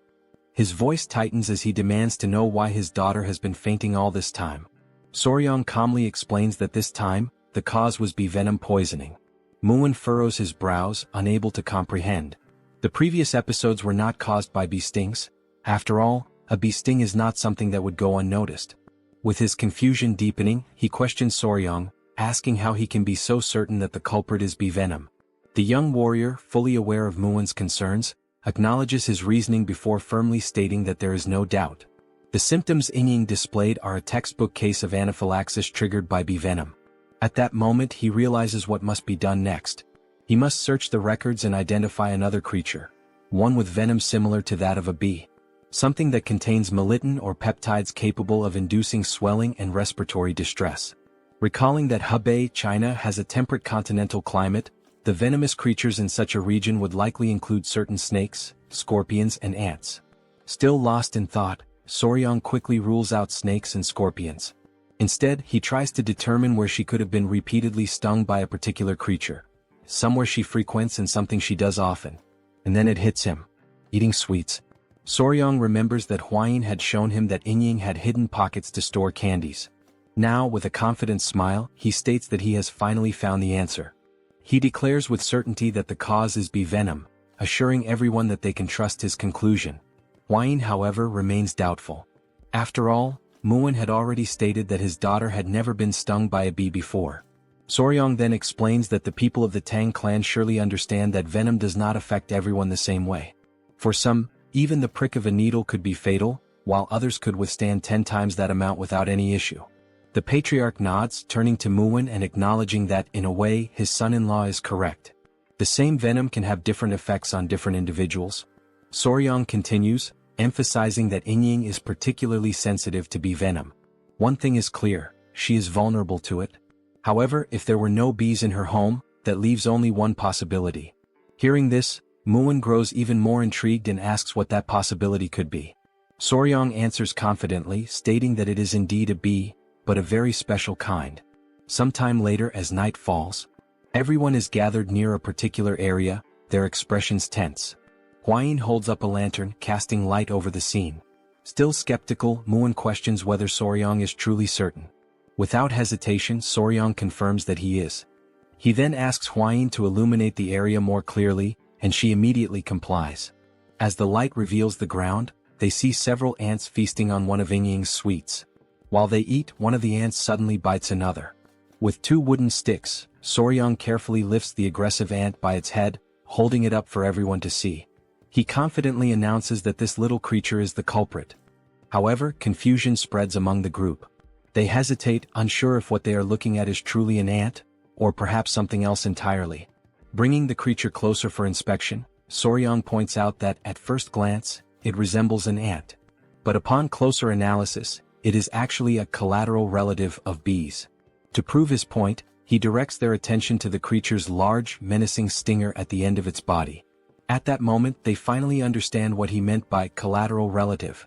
It is an ant, but one with a prominent, formidable stinger. Soryang then reveals the true identity of the creature. "This little thing is a king stinger ant," he declares. And with that, the real culprit behind Yingying's condition is finally exposed. Demonstrating his deep knowledge on the subject, Soryong elaborates further, stating that this species belongs to the order Hymenoptera, within the Formicidae family. It is commonly referred to by its nickname, the Asian needle ant.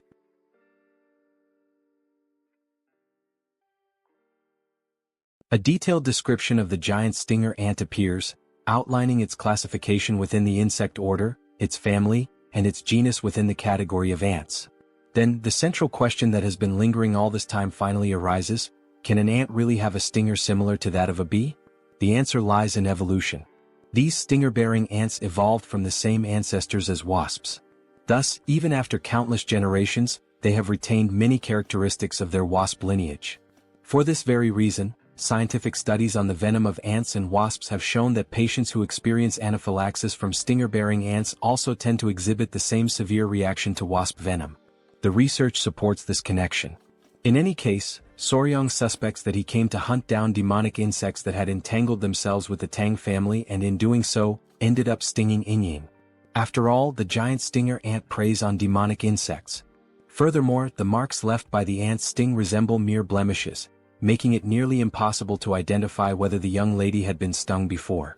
It is now clear that, whenever Yingying woke up and noticed the marks, she and her family likely assumed they were nothing more than common skin spots. Upon hearing this explanation, Murim is stunned. He can hardly believe that his precious daughter had been fainting all this time because of such a tiny creature. Now convinced, Murim turns toward the patriarch and asks if he can develop an antidote. The patriarch nods and confirms that he can. He then adds that an antidote for bee venom already exists, but for someone as sensitive as Lady Yingying, it may not be entirely effective. Murim, momentarily uneasy, questions what might happen to his daughter. The patriarch reassures him, telling him to stay calm. Now that the cause has been identified, they can exercise greater caution to prevent future episodes before she faints again. Though still apprehensive, Murim takes a deep breath and agrees.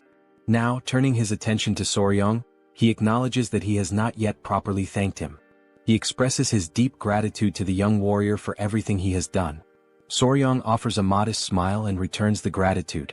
Then, in an attempt to reassure Murim, he tells him not to worry.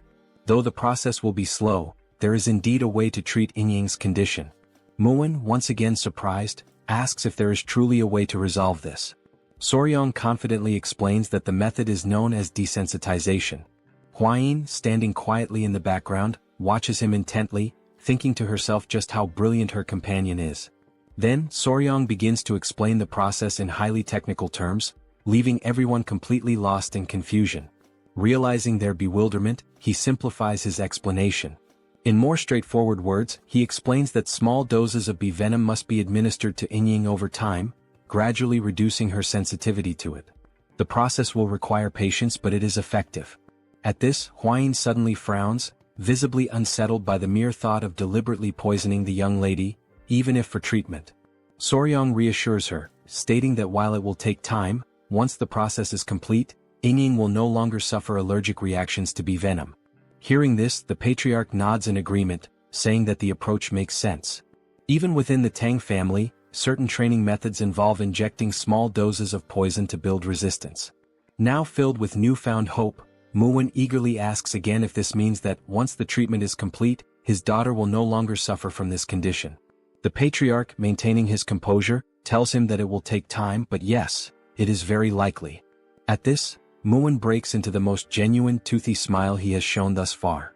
Still grinning, he slaps Soryong on the back in a gesture of deep appreciation for saving his daughter's life. With gratitude shining in his eyes, Murim declares that he cannot possibly let such a massive favor go unrewarded. He then asks Soryong if there is anything he desires, saying that he can grant him whatever he wishes. As Murim continues shaking him enthusiastically, Soryong can only wonder why the people of this world always throw around blank checks after receiving help. After composing himself, he clasps his hands together in a polite gesture of refusal. He tells Murim that Lady Yingying is like a younger sister to him now, and he cannot ask for any reward. Murim, however, laughs heartily and increases the force of his backslaps, declaring that within the Ping family, there is no need for modesty. Soryong can ask for anything. Realizing that if he doesn't request something soon, he might end up being crushed to death, Soryang thinks quickly and comes up with an idea. Excitedly, with eyes practically sparkling, he asks if the Peng clan, having traveled from afar, would be willing to accompany him on a journey to visit some famous mountains. A few days later, they now stand before the Gunga Mountains of Sichuan, the very place that Jaegal had mentioned before. Gazing at the majestic peaks, Muin, smiling in admiration, comments that it is indeed a famous mountain range.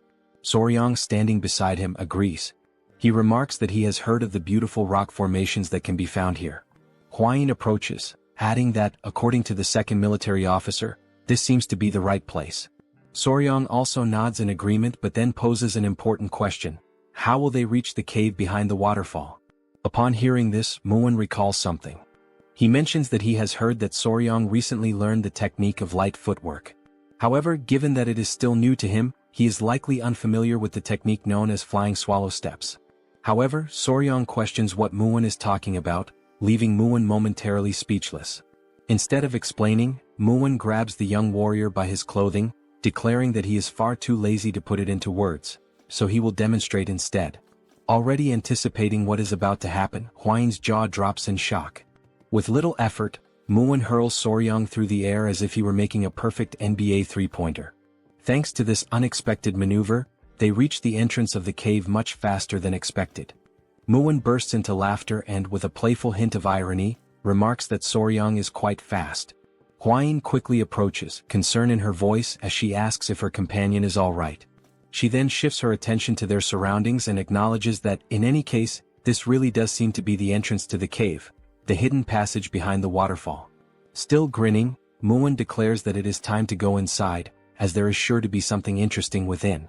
As they cautiously step deeper into the cave, a strange sensation washes over them, prompting them to halt momentarily. Before them, numerous ice crystals glisten, their presence reinforcing the idea that Jaegal could not have been lying about this place. The interior of the cave is nothing like what they had expected. Drawing closer to examine the area, they recall Jaegal's description. He had spoken of a light descending upon the center of the cave, illuminating a floor blooming with unfamiliar flowers. The way he had described it, it had seemed like something from another world, breathtaking and surreal. Yet, as they venture even deeper, they come to realize that the cave does not feel as otherworldly as Jaegal had made it sound. Though there is indeed a light in the center, there are far fewer flowers than anticipated. Taking in the sight, Muin wonders aloud whether the divine creature they are seeking is altering the surrounding environment. As he continues observing, he senses cold air flowing from a specific rock. Soryang immediately agrees, certain that this must be the case. He tightens his grip on his sword and warns the others to stay behind him and remain on guard. Muin, now holding the hilt of his own sword, realizes that whatever they are about to face is likely a powerful foe. At that very moment, a piercing cry echoes through the cave, sending a jolt of fear through Hwayin and Muin. Realizing the source of the sound is up ahead, Muin stiffens and once again commands them to stay close to him. Then, from behind the large rock, a pair of glowing eyes emerges, slowly making their way into view. Once more, the creature lets out the same eerie cry, leaving Soryang visibly startled. And then, when the mysterious being finally reveals its full form, Soryang's eyes widen in recognition. That's a fat-tailed gecko. The creature stands at around 30 centimeters in length, with large, round, golden-yellow eyes and a slightly plump tail. The young warrior's eyes sparkle, and he practically drools with excitement. This creature is both unbelievably fierce and ridiculously adorable at the same time. Hwayin, observing it closely, comments on how beautiful its shimmering blue scales are. Soryang, impressed, praises her for recognizing it instantly. Meanwhile, Muin is left in utter disbelief. How can the two of them be so calm when there is such a powerful enemy right in front of them? Still gripping his sword tightly, Muin urges them to stay on high alert, stating that there is another gecko deeper inside the cave. Given the circumstances, it is likely that this pair is a mated couple. Soryang, now more intrigued than ever, tries to get a better look further inside. Amazed, he remarks that this is incredible. If there are two of them here, they might be able to breed offspring. He then turns to Muin and pleads with him to capture them both alive, without harming them. As they remain fixated on the agitated blue gecko before them, a thought crosses their minds. Where is the other one? Peering deeper into the cave, they finally spot it. At that moment, Lady Hwayin voices her concern, asking if something is wrong. Soryong, his expression growing serious, responds that the gecko inside looks weak, possibly sick. This does not bode well. In fact, the more he looks at it, the more he realizes that the creature inside does not even seem to be breathing. But before they can fully assess the situation, the blue gecko outside suddenly lunges at them. Driven purely by instinct, it attacks the group, determined to protect its home and its ailing mate. Upon observing the dangerous instinct displayed by the creature, Soryong quickly turns around and says that he'll leave this matter in the hands of Commander Gu Pei, asking him to notify him immediately if anything happens. As he watches the furious lizard in the background, Gu nods and replies that Soryong can count on him. If that little creature shows any unusual behavior, he will be informed right away. With that decision made, the group agrees to withdraw for the time being. Once outside, it finally dawns on them that, first and foremost, they don't actually know much about the creature's habits, and trying anything now would be reckless and could potentially harm the already injured creature. While Soryong stands atop a rock, lost in thought and clearly worried, Hwayin sweetly calls out to him, inviting him to come eat as she tends to a few tiny centipedes in her hands. Watching her carefully handling the small insects, Soryong finds the scene incredibly gentle. It almost looks like she's caring for little children in her own home. They all gather as they wait for a stew to finish cooking. Muin then asks if there was any progress today, and Soryong replies that once again the injured creature didn't move at all.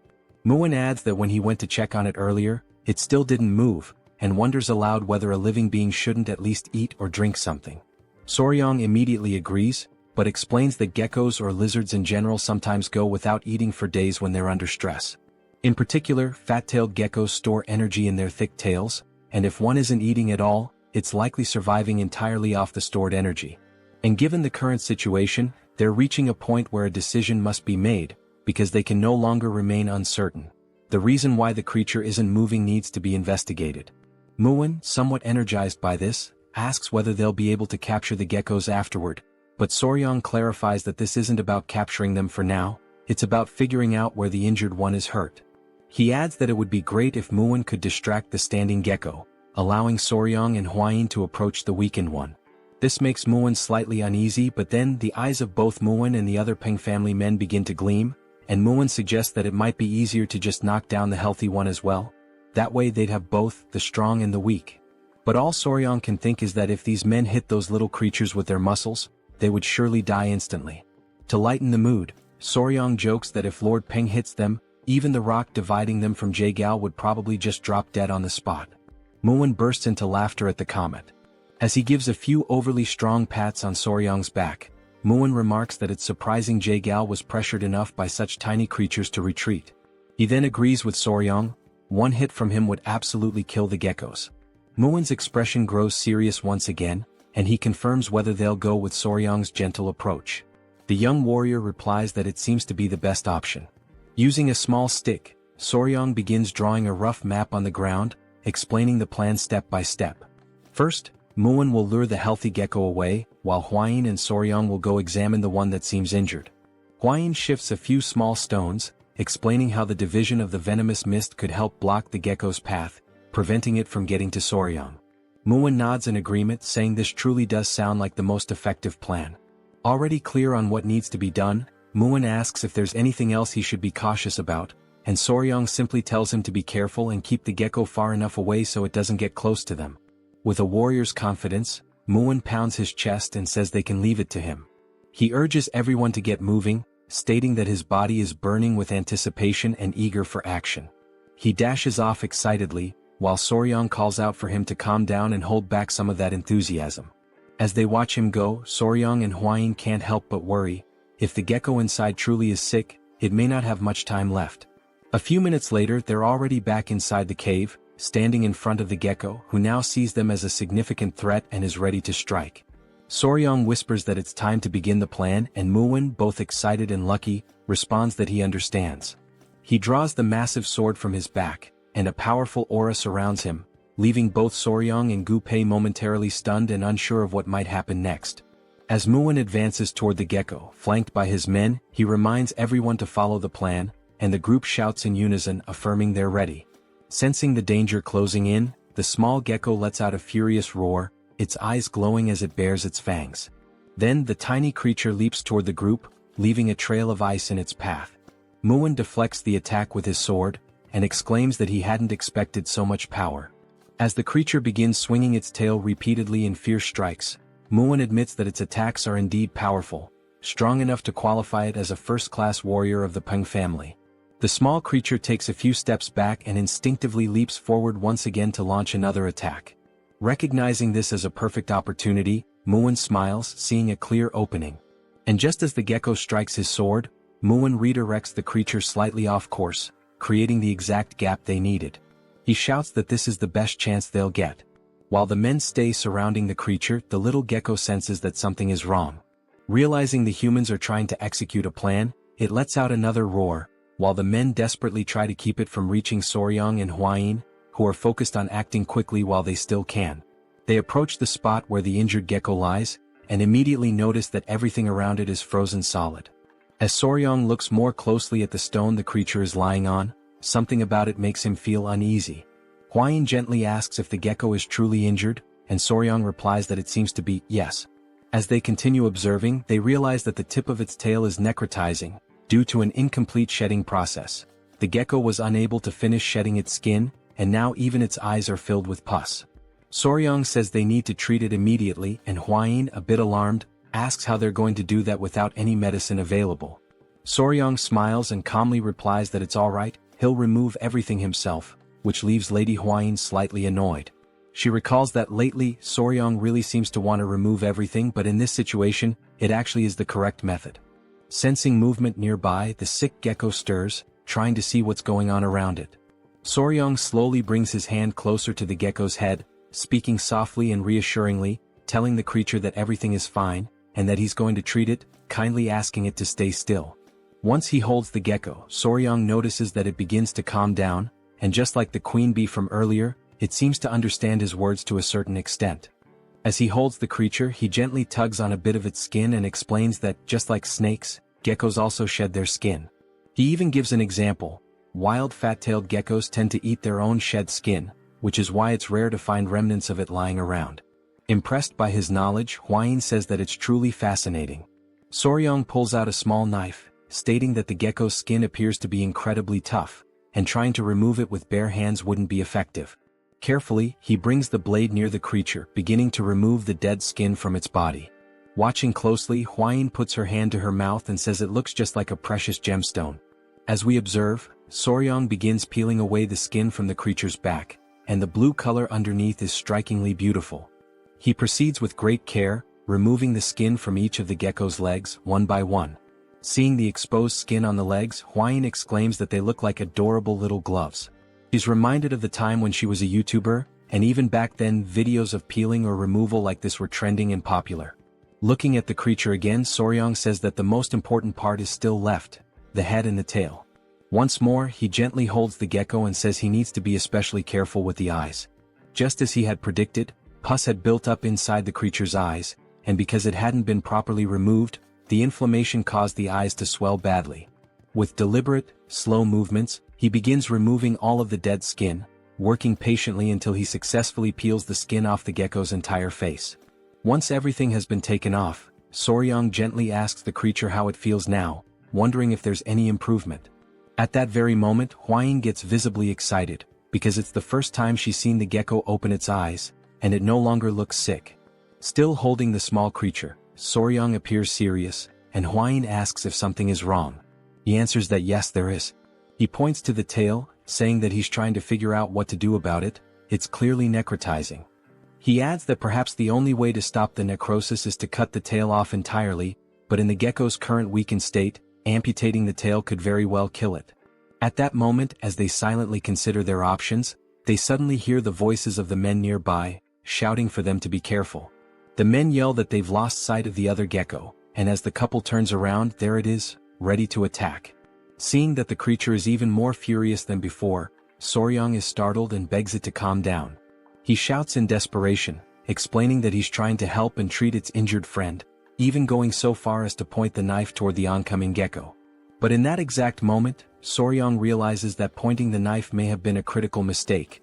The gecko is bound to interpret it as a threat. And that's exactly what happens. With a chilling roar, the blue fury of the lizard echoes through the cave. The small gecko let out such a powerful roar that bolts of lightning surged all around it, fueled by its overwhelming fury. The pressure in the air was so intense that it even caused Soryang to be pushed slightly backward. Only then did our young warrior realize that he was in serious trouble, because he was still holding the other gecko in his arms. The enraged gecko lunged in the couple's direction, and Hwayin quickly stepped forward, trying to shield her companion, urging him to be careful. At the very last second, to prevent them from being struck, she shoved him slightly to the side in an attempt to save him. The furious gecko then slammed into the ground with immense force, shattering a nearby rock on impact. Soryang was thrown to one side, while Hwayin was tossed in the opposite direction. After hitting the ground from the push, Soryang did his best to shield the weakened gecko in his arms from the impact, but the other gecko, still enraged, refocused its attention on them. Soryang tried to gather himself and asked the furious gecko to wait just a moment, but it began to roar once more, sending more lightning crackling through the air.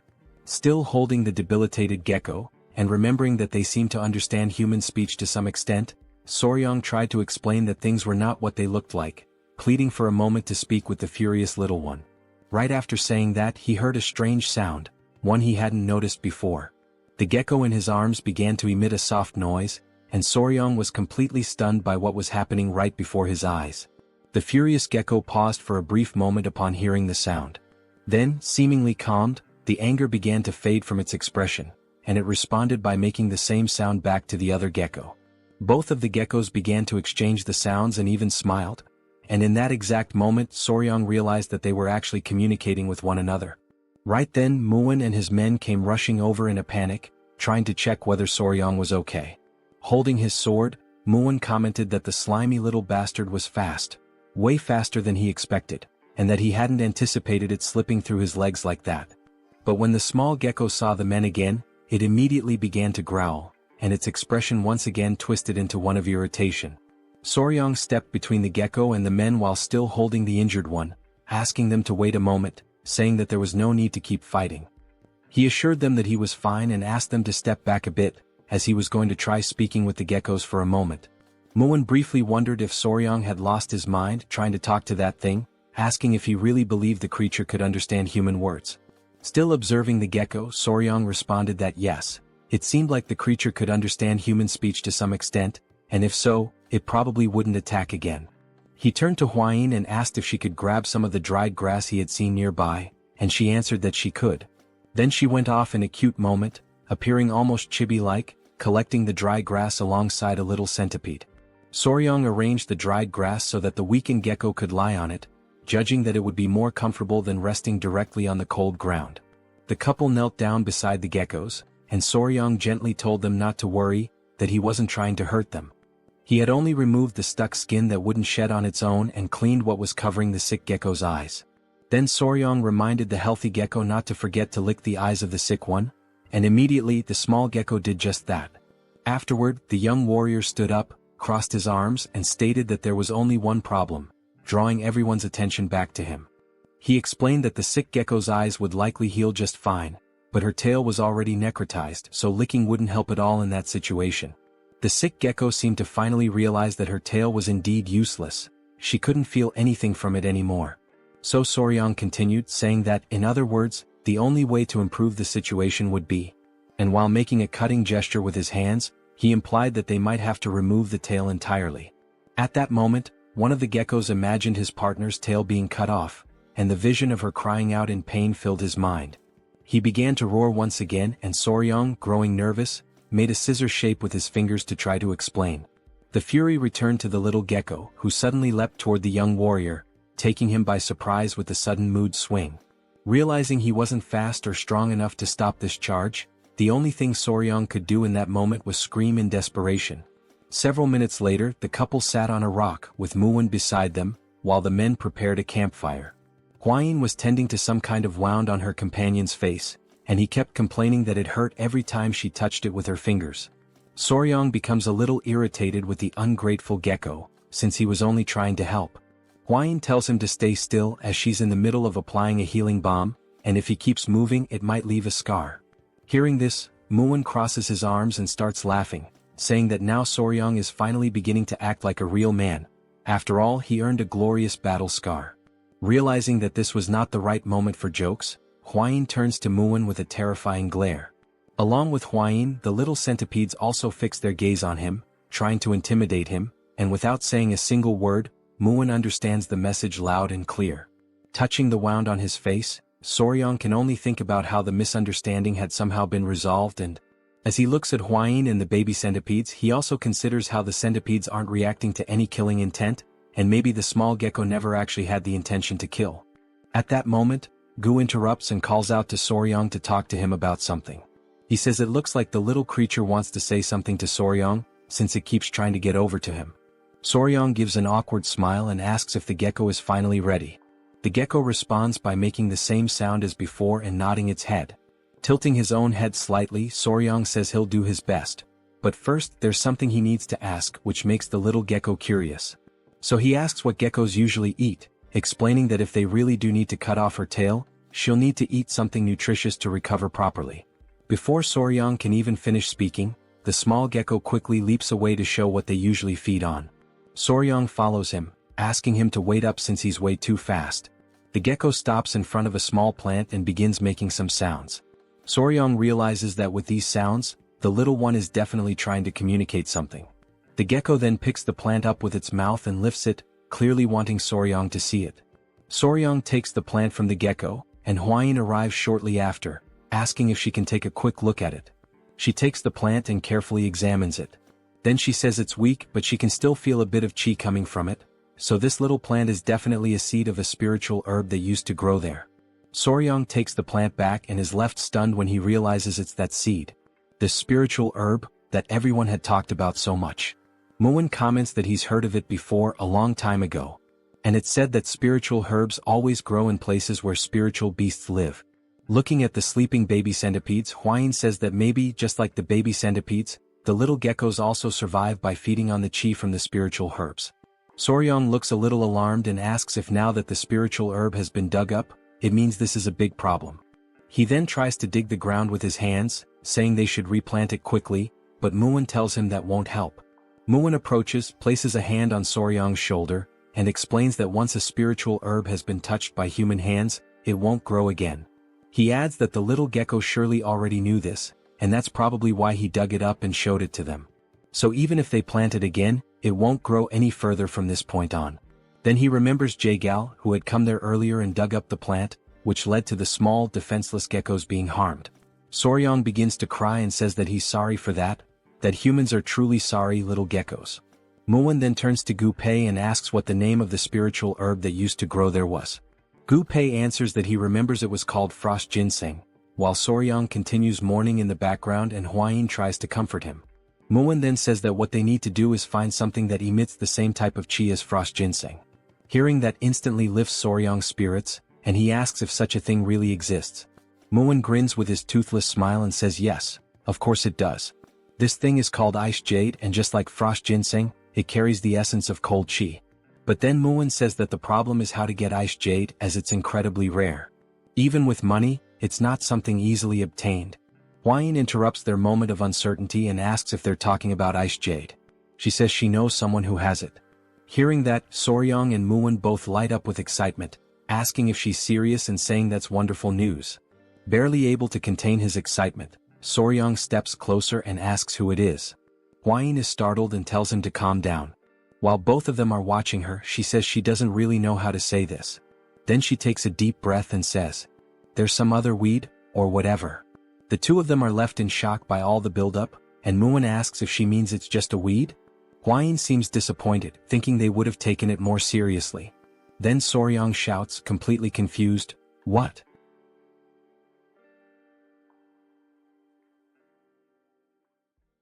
Both Soryang and Muin continue staring at her, completely shocked by this recent revelation, unable to process what they just heard.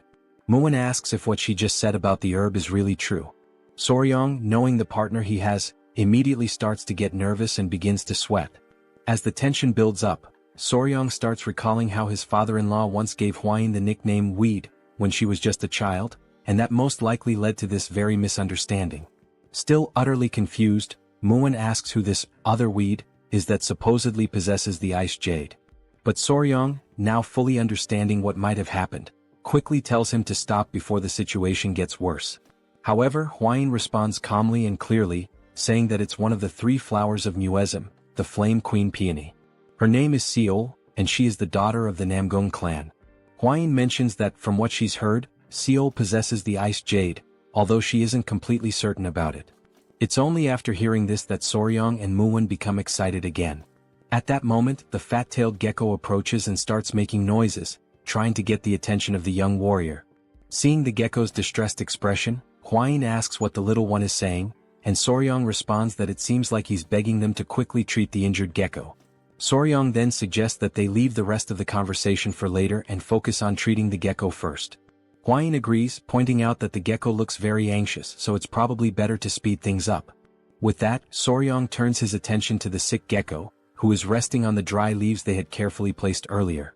He picks the little one up to examine it more closely and assess its condition, while the gecko's companion watches intently.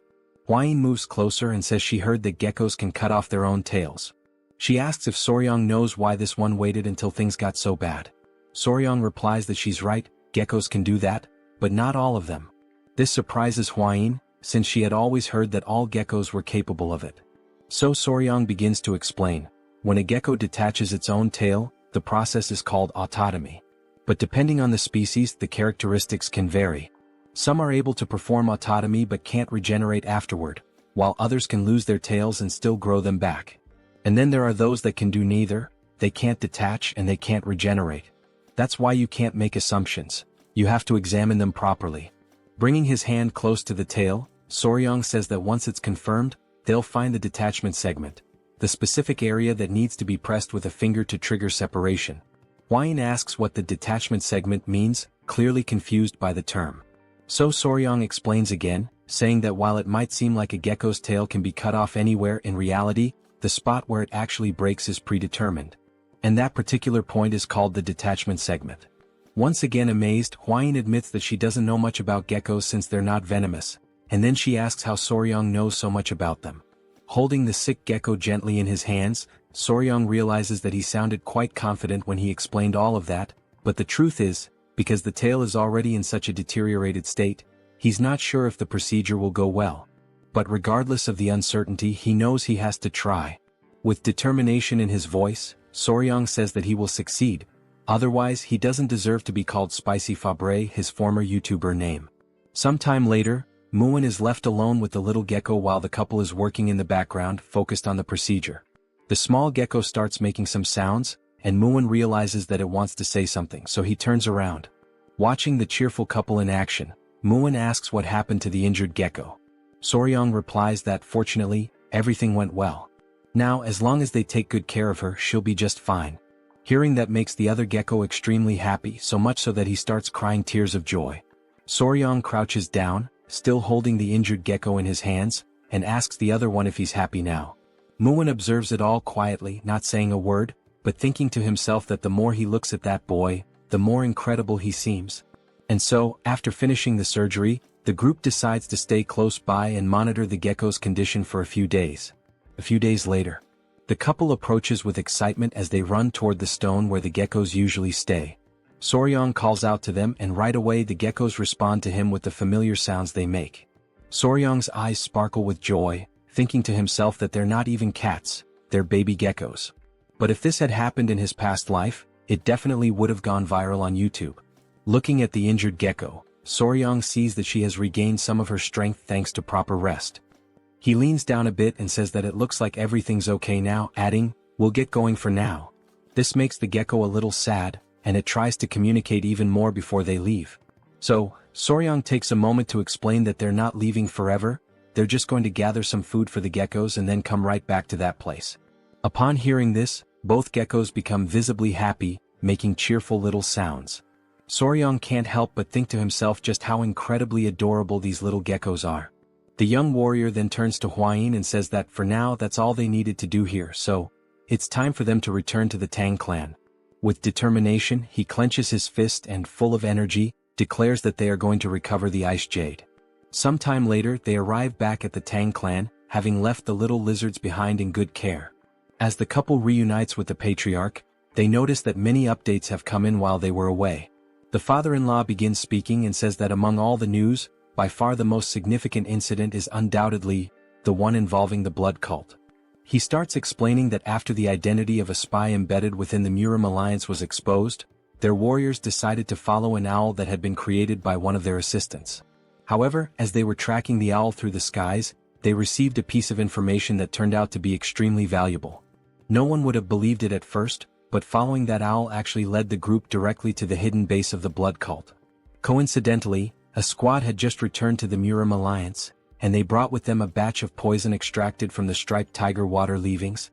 The patriarch adds that he heard the poison played a crucial role during the raid on the cult's hideout. Then he presents something to Soryong, a handwritten letter of gratitude from the leader of the alliance. Holding it up, he expresses how proud he is of his son-in-law. Returning to the subject of the geckos, the patriarch then asks Soryong if he managed to capture the mysterious geckos, saying that at any moment now he plans to walk through the garden of creatures to take a look at them himself. Looking a bit embarrassed, Soryong scratches his face and says that he could say they half captured the geckos.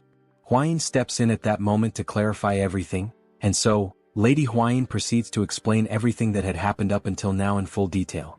After listening to the whole story, the patriarch falls into thought the moment he hears about the ice jade. Hwain continues, saying that in order to retrieve the ice jade, they are planning to travel together to Anhui province to visit the Namgung clan.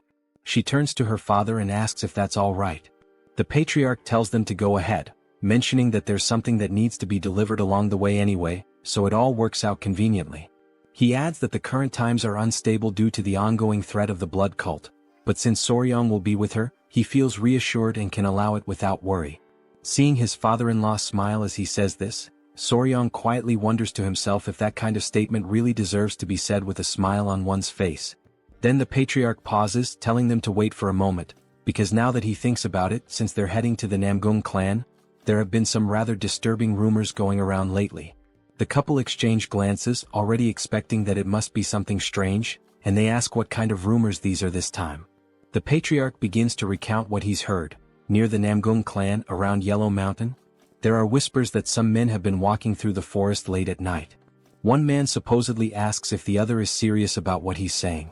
The second man insists that he's telling the truth and goes on to say that the young woman from the Namgung clan, she really... But then the first man cuts him off, saying that it's nonsense, that it's nothing more than a filthy and scandalous rumor. Even if it were true, one of them says, still. But before he can finish, something suddenly grabs their attention. Both men ask aloud what in the world they're seeing as they spot a man lying unconscious on the forest floor. They rush toward him, realizing someone has collapsed right in the middle of the woods. As they get closer to the fallen man, they call out to ask if he's okay. When he doesn't respond, they even wonder if he might be dead. Suddenly, the unconscious man starts smiling, leaving the other two completely bewildered and unsure of what to think. The man on the ground has a creepy, perverted look on his face. He seems to be under some kind of spell or trance. Blood trickles from his nose, and he's drooling as if he's not fully conscious. The two who tried to help him look at each other, still unable to grasp what is actually going on. From a distance, a feminine figure watches the whole scene unfold. The men carry the unconscious man on their backs, asking aloud whether he was drunk or something. Meanwhile, the woman observing them emits a soft, mysterious pink aura.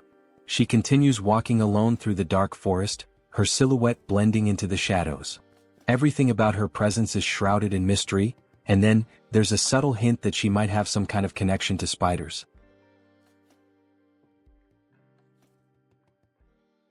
Still during that same night, a woman dressed entirely in flowing white garments remains intensely focused, emanating a concentrated chi as she firmly grips her sword, holding it poised and ready to strike at any moment. She senses deep within that this is the perfect moment she had been waiting for. Without hesitation, she unleashes a series of swift and precise strikes with her sword, so quick and forceful that they seem to slice through the very air itself, producing sharp, cutting sounds. After executing the flurry of attacks, her hand begins to tremble uncontrollably, as though she has already reached the limits of her physical endurance. Moreover, her face has grown pale, and sweat is pouring down from her forehead, clear signs that she has completely exhausted herself. At that moment, she quietly mutters that once again she failed to cut through all the falling leaves, admitting to herself that perhaps she still requires even more training. Just then, another young woman approaches, calling out urgently to her as she prepares to make another round of attacks. The younger girl tells her that they must return now without delay, warning that if they linger any longer they will be caught.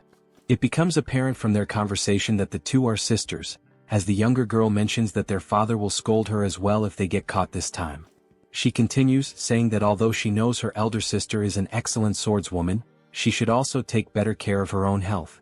The older sister removes the traditional Hanfu hat from her head and in a gentle voice, responds that she understands, calling the younger girl Un.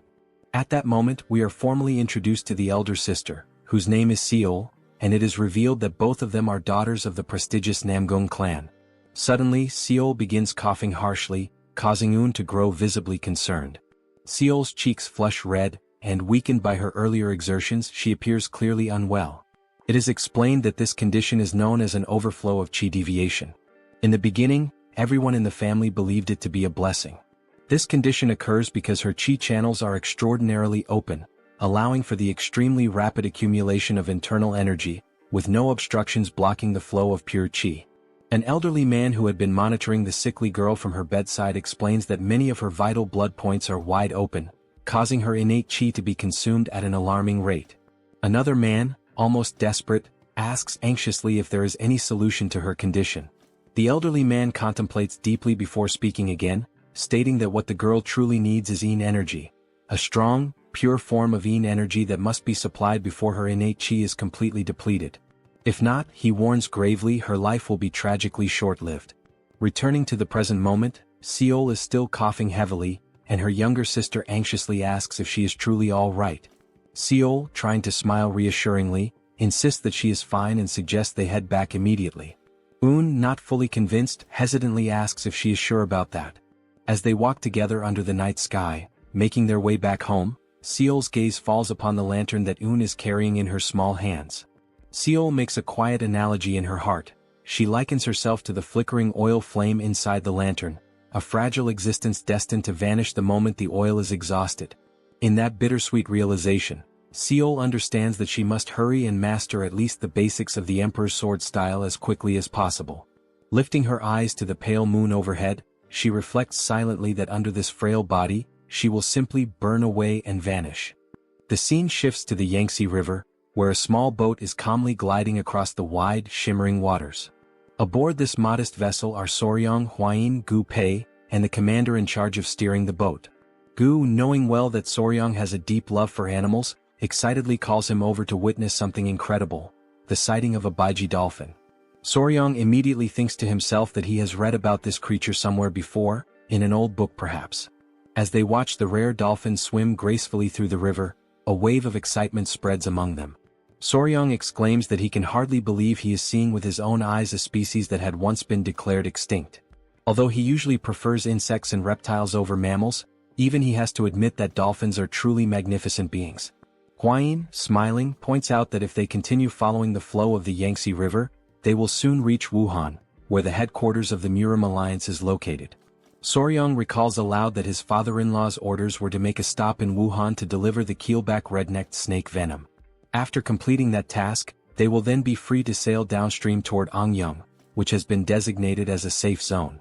As they navigate the waters, they realize with growing excitement that at this speed, they might arrive much earlier than they had originally anticipated. The couple then sits down together, seeking a moment of calm, and Soryong calls Huayin over, telling her that there is something weighing heavily on his mind. Curious, she immediately asks what it is. He then poses a question that has been bothering him. If the ice jade is truly so valuable, would the Namgung clan really be willing to hand it over as easily as she had claimed earlier? He admits that he has thought long and hard about this issue, and no matter how he reasons through it, it continues to trouble him. In response, Huayin simply smiles warmly and urges him to trust her.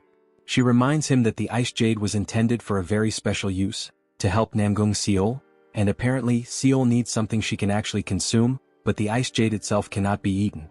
Pointing directly at Soryong, she explains that since they possess this, implying whatever they are carrying, then they will be able to negotiate. Surely in exchange the Namgung clan will be willing to give up the ice jade. After all, this can be consumed unlike the ice jade. Adjusting his clothes or whatever precious item he is guarding beneath them, Soryong agrees that she is not wrong. However, he confesses that he still cannot shake the feeling of uncertainty about whether the ice jade is truly safe. He explains that since the geckos already have cold blood, they naturally hate anything that is too cold. He tells her plainly that he feels uneasy about feeding them something when he is not entirely sure of its effects. Then he adds that he actually has another question forming in his mind. Soryong then says that she had mentioned before that the jade possesses a cold yin energy, and he asks her what exactly she meant by that. He admits that although he has heard about yin and yang energies before, he still finds it very difficult to fully understand them. She becomes visibly excited at the opportunity to explain, knowing how important this knowledge is for martial arts cultivation, and she asks him to listen carefully and to remember everything she is about to say. She begins her explanation by saying that yin qi is the qi that generates yin fire. Among the qis of heaven and earth, yin qi refers specifically to the qi that sinks and gathers. Normally, she continues, yin energy suppresses the activities of living beings. Things that are dark, cold, and frightening, all of these are manifestations of different types of yin energy. She goes on to clarify that the expression cold yin energy simply refers to a specific variety of yin energy, emphasizing that it is still a part of the broader concept. Soryong is completely captivated by her explanation, but more questions start to arise in his mind. The first question he asks is whether yin energy, then, should be considered a bad or negative energy. She quickly responds that it is not exactly the case. In contrast to yin energy, yang energy creates yang fire, but too much of it can accelerate the activities of living beings, leading to faster aging and rapid depletion of energy. She explains that the reason why the two geckos need cold energy is because their bodies are inherently composed of cold energy themselves. Therefore, they grow stronger by absorbing yin energy, almost as if they were recharging their inner reserves. Scratching his head in confusion due to the increasing number of questions piling up in his mind, Soryong asks whether yin and yang are not supposed to be in balance. He then wonders out loud how they can achieve that balance when they are dealing with pure yin energy. Knowing that he is intelligent and endlessly curious, she begins to blush, her cheeks turning a soft pink. Then, awkwardly and still blushing, she starts to stammer and admits that she actually does not know how to explain it properly. A little flustered but gathering her courage, she raises her voice slightly and says that they will figure it out together later, how to find that balance between yin and yang. Soryong also blushes slightly upon seeing her so shy, but deep down he knows that he himself has absolutely no idea how they are supposed to discover that balance either. He tries to comfort her, but just at that moment, Gu suddenly shouts loudly that they have arrived and that everyone should prepare to disembark. They have just reached Wuhan. The boat is anchored there at the bustling port. As the couple steps off the boat, Huayin immediately introduces herself as Huayin of the Tang Clan from Sichuan, and she announces that she has brought what was requested. The man who came to greet them informs them that the general is already waiting for them. As they follow the man through the streets, Soryong carefully observes everything around him, taking in the atmosphere. This is the famous Murim alliance, and it is even larger and more imposing than he had imagined. Glancing backward, he notices three figures, a group composed of 2 men and 1 woman. The woman is tugging sharply at one of the men's ears while he protests, asking her to let go. The man pleads for her to release him, calling her Sword Phoenix, and insisting that he had been just about to teach someone an important lesson. The woman sternly responds that he cannot duel against allies. The other man watching the scene, comments that indeed, their companion acted too rashly without verifying the facts first. The man whose ear is being pulled argues that he was simply trying to defend the honor of the young lady. At that moment he suddenly notices something, or someone, that captures his full attention. He immediately calls out to Huayin, using her well-known nickname, the Poisonous Flower. Huayin instantly recognizes the 3 individuals. The first is the Slaying Dragon, the woman is the Sword Phoenix, and the third is the Spear Dragon. Huayin remarks that it has been a long time since they last met, not since the Dragon Phoenix gathering, and she asks how they have been doing. The man, visibly excited, responds enthusiastically that it is a great occasion to see her again, the Poisonous Flower herself.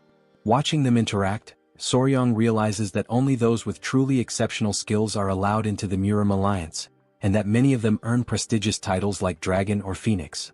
All those gathered here are elite martial artists. The woman then says that there is something she would like to ask Huayin and mentions that a strange rumor has been circulating about her lately. Huayin asks if the rumor is truly about her, and the woman confirms it with a nod. The rumor, she says, is absurd, a ridiculous claim that Huayin has a lover.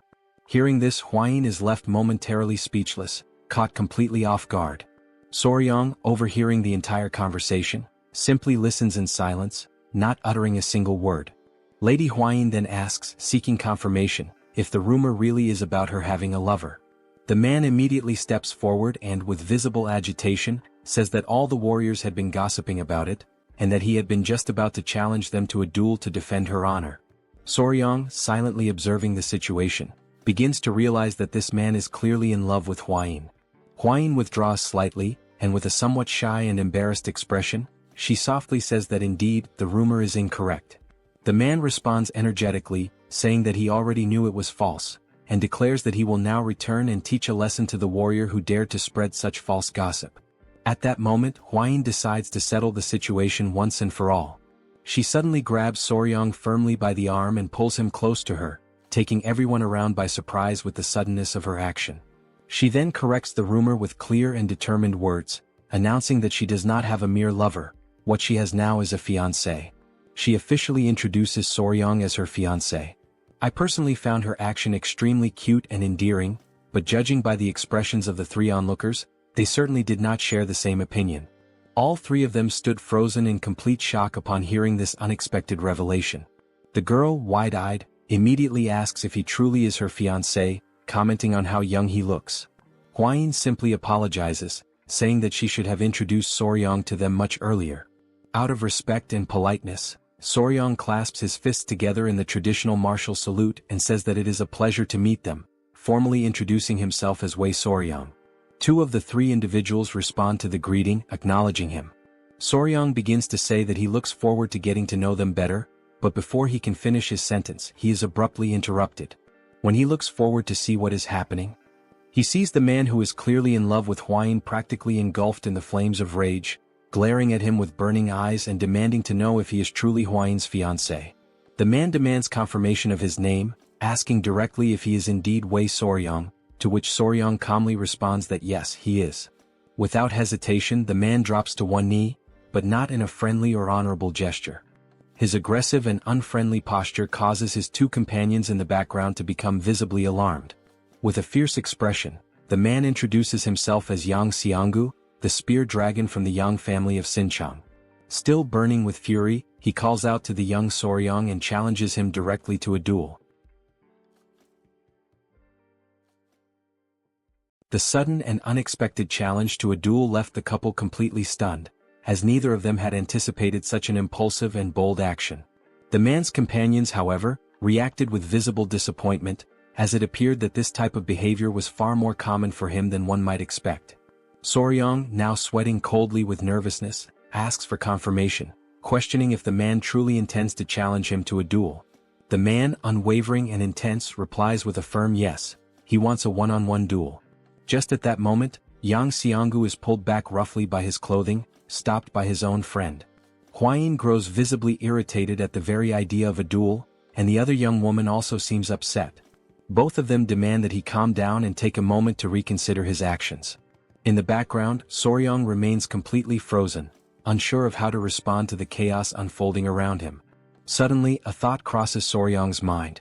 He remembers Murim and the men of the Peng family. He recalls how someone had challenged him to a duel the very moment they met, and now, once again, he finds himself wondering why he keeps encountering such strange and unpredictable people. At that very moment, another figure arrives on the scene, interrupting the growing commotion and asking what all the fuss is about between those gathered there. The newcomer is none other than General Jaegao, always holding his elegant fan, though this time his expression is more serious and commanding than usual. Soryang, maintaining etiquette, clasps his fists respectfully and introduces himself to General Jaegao. The man with the spear also greets the general, though his greeting is noticeably more casual and lacking in proper decorum. Perhaps in response to this lack of formality, General Jaegao uses his fan in an unusual way. He strikes the man's face with it in a sharp and pointed gesture. Jaegao then demands to know what on earth the spear-wielding man thinks he is doing, especially with the honored guests. The man offers nothing but a quick apology in response. Opening his fan once again with a calm but knowing smile, Jaegao remarks that he had been growing old while waiting for Soryang's arrival. He then formally invites Soryang to accompany him to the Celestial Martial Pavilion, where the leader of the Murim alliance is currently waiting for them. With that, the group begins to move, the couple following General Jaegal and leaving Yang Xianggu behind, his conflict unresolved. This unfinished business only serves to stoke the fire of Xianggu's rage even further. Meanwhile, his friends watching quietly seem unsurprised, as if they knew something like this would happen all along. Sometime later at the Celestial Martial Pavilion, Huayin informs Soryang that she will be waiting for him for a short while in the guest hall, and Soryang acknowledges her with a simple nod and a few words. A young girl who had been standing there ready to receive them, begins giving them instructions, including the directive that the first person they must greet is the leader of the alliance. Soryang, silently and inwardly, thinks that she must be some clueless novice. Jaegal seems to share a similar impression. He immediately comments that this is the girl who was brought in to replace the previous servant, who had turned out to be a spy. The girl appears visibly nervous, likely because of this high-stakes situation. Raising her voice, the young girl shouts toward the inner chamber, announcing that the general and the young warrior from the Tang clan have arrived. They soon hear a voice from within instructing them to come inside. They proceed forward slowly and carefully, and upon entering the chamber, they see the silhouette of the Murim alliance leader standing with his back to them. Once again demonstrating respect, Soryang clasps his hands and introduces himself, offering a formal greeting to the leader of the Murim alliance. The leader turns slightly, visibly impressed upon learning that this is the same Soryang he had heard so much about. He tells him to come in and says that he must be tired after such a long journey. However, as the leader looks at him more closely, something catches his attention almost instantly. The leader immediately asks about the tiny creatures on Soryang's wrist and waist, questioning whether those little beings have bitten anyone yet. Soryang, a bit startled by how quickly the leader noticed them, replies honestly that no, they have not bitten anyone. At that moment, all Soryang can think about is how they had said the alliance leader was one of the top 3 martial masters in all of Murim, and now he has no doubt. The man immediately recognized the venomous creatures hidden beneath his clothing. The leader gestures for them to sit, and once they are settled, he proposes they move straight to the most important matter. He then asks Soryang whether he brought the venom from the tiger-striped water snakes. Soryang replies that yes, he did bring it. He adds that he prepared as much as he could before leaving, managing to fill 3 full bottles. Jaegal, clearly impressed by the quantity, comments that he once witnessed the venom extraction process while in Sichuan, and he knows just how difficult and dangerous that task truly is. He expresses his gratitude for receiving so much. The leader then mentions that he heard Soryang became the son-in-law of the Tang clan in Sichuan, to which Soryang confirms that this information is correct. The leader asks about Soryang's family, and Soryang responds quietly that he has no family, that he is alone in this world and has no one he can truly trust. Jaegal comments that he had heard the young warrior lost all of his memories in an accident. Before being taken in by the patriarch of the Tang clan, he had lived by himself on an isolated island, catching snakes and selling them to survive. The leader expresses sympathy, saying that Soryang must have lived a difficult and lonely life. Soryang scratches the back of his head and offers a slight smile, saying that perhaps he wasn't as alone as everyone thinks. The leader, seeing no reason to dwell further on the topic, shifts the conversation back to business. He says that the main reason he summoned Soryang was because the young warrior played an important role in the recent incident involving the blood cult. For that reason, the leader says he would like to grant him a reward. Soryang, caught off guard by the idea of a reward, answers honestly. He says that he already told General Jaegal what he needed the last time they spoke. Jaegal says that what Soryang discovered is significant. So significant, in fact, that it might ensure that those damned members of the blood cult never set foot on the Central Plains again. And because of that, what he did deserves far more than just a simple or ordinary reward. Trying to modestly decline, Soryang insists that it was something that happened entirely by chance. He explains that he simply fell into a pit while trying to save everyone, and he mentions that the gift they already offered him is more than enough. Hearing this, both the leader and General Jaegal are left stunned, their eyes widening in disbelief. Rising from his chair, the leader asks if Soryang really just said that he tripped while trying to save the Tang clan. As the leader pieces everything together, he crosses his arms thoughtfully and says that he's beginning to understand why he has felt such a strange sense of familiarity with Soryang. It has just now dawned on him how alike they truly are. Hearing that they are alike leaves Soryang in utter shock, frozen in place. The leader clarifies that he's not talking about physical appearance. With a more serious tone, the leader continues, revealing that he himself lost his clan and those he loved to those bastards of the blood cult. He then speaks about how he became stronger, doing everything in his power, pushing himself to the limits, all to try and save at least one surviving member of his family. And somewhere along that path, he experienced a moment of enlightenment and achieved martial mastery. He then asks if the rumors are true. Did Soryong really throw himself at an elder of the blood cult while he was poisoned, all in an attempt to save the Tang clan? Soryong affirms that it is true. With pride in his voice, the leader says once more that they are indeed alike, just as he himself had done 30 years ago. Approaching Soryong with a steady gaze, the leader comments that given Soryong's current strength, it should have been impossible. And yet he still gave it everything he had. He acted with nothing but desperation in his heart. He places a hand on Soryong's shoulder, an intimate and symbolic gesture, as if the two now share a bond that goes beyond words. He then announces that as a reward he will grant Soryong his unique martial technique, one that he alone possesses, called the Iron Coffer technique. Both Soryong and Jaegal are left dumbfounded by what they just heard, unable to immediately process the gravity of such a gift. The leader explains that he has never accepted a disciple before.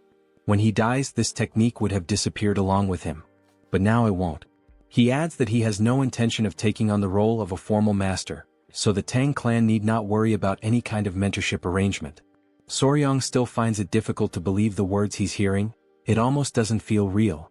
A bit overwhelmed but also clearly excited, Soryong expresses his gratitude and promises that he will make sure never to bring shame to the leader's great name. Smiling with his arms now crossed, the leader replies that it's good to hear and that he'll count on the young warrior. Later, as night falls, Soryong is seen walking while carrying a very heavy book in his arms. He can only think about how unbelievable it is that the leader of the alliance actually granted him his personal martial technique. He remembers how Jaegal instructed him to keep this a secret from everyone, except for the elders of the Tang clan, because if this information spreads, it could easily make Soryong a target of the blood cult. While walking and thinking about returning to the guest hall, because if he tells Hwayin what he received, she'll likely be overjoyed, someone suddenly calls out to him from behind. As Soryong turns around, he sees the spear-wielding man from earlier, still burning with the fury left over from the events of that afternoon. The man declares that they have met again due to fate, which only makes Soryong feel even more unsettled and anxious. He explains that he heard Soryong had left the Celestial Martial Pavilion, so he came looking for him. He says he still hasn't received an answer to his earlier challenge for a duel. Soryong can only think about how incredibly persistent this man is. Clutching his spear, the man says that he needs to know whether Soryong is truly a man worthy of Lady Tang Hwayin, the poison flower. He insists that Soryong must prove himself. Soryong replies that it's too dangerous and that they really shouldn't. But before he can finish, the man interrupts and gestures to his spear, saying there's no need to worry because he'll remove the tip and only use his hands gently. Soryong responds that this isn't what he meant. He explains that the danger isn't to himself, but rather he's afraid that the spear warrior Yang might actually die. For a moment, the area falls into complete silence. The two men simply stare at one another. This only serves to infuriate the spear-wielding man even further. Grabbing Soryong by the collar, he demands that Soryong repeat what he just said.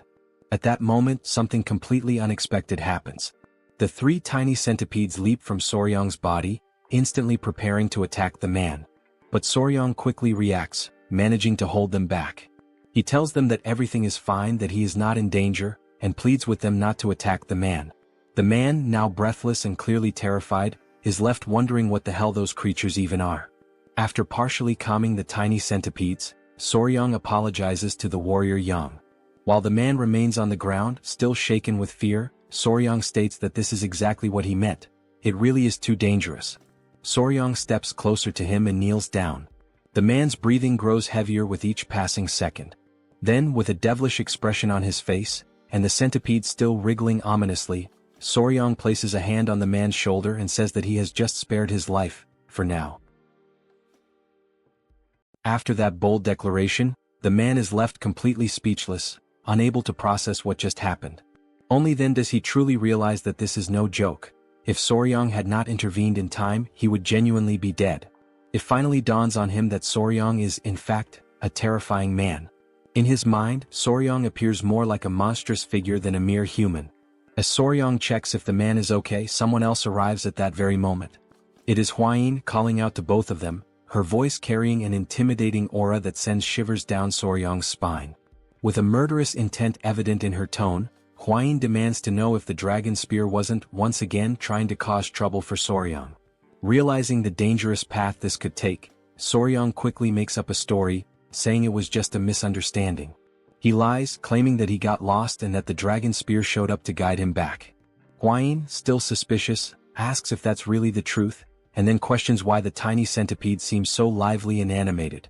Trying to reinforce his story, Soryang places one of the centipedes on the dragon spear's head and explains that they were simply talking about the centipedes. He goes on to say that he jokingly asked the dragon spear to release a bit of killing intent as part of their playful conversation, and things ended up like this. Continuing his improvisation, Soryang insists that it was just a harmless prank, but it seems like the dragon spear genuinely got scared. The man, still visibly shaken, gets up and awkwardly agrees with Soryang's fabricated version of events.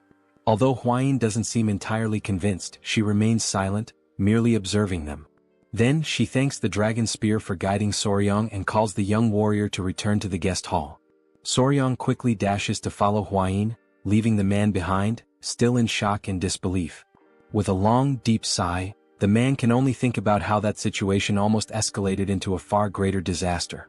While running, Soryang calls out to the dragon spear and reminds him that he has saved his life twice now.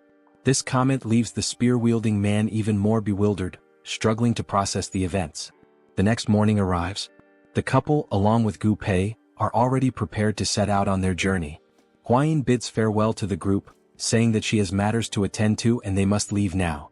She adds that it was a pleasure to see them again. The young woman also expresses her gratitude and tells them to be careful on their travels. As the couple turns to leave, the girl calls out to Soryang, asking him to wait for a moment. She then pushes the dragon spear forward, clearly forcing him to say a proper goodbye, as if trying to make him apologize sincerely. The girl explains that she heard everything from that idiot the night before and thanks Soryang for his generosity as a young warrior. The dragon spear, feeling awkward and slightly embarrassed, mutters an apology and also expresses his gratitude for what Soryang did the previous day.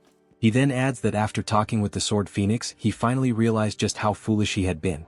Clenching his fists and almost on the verge of tears, he admits that, judging by Soryang's actions, he truly seems to be a suitable match to be the fiancé of the poison flower.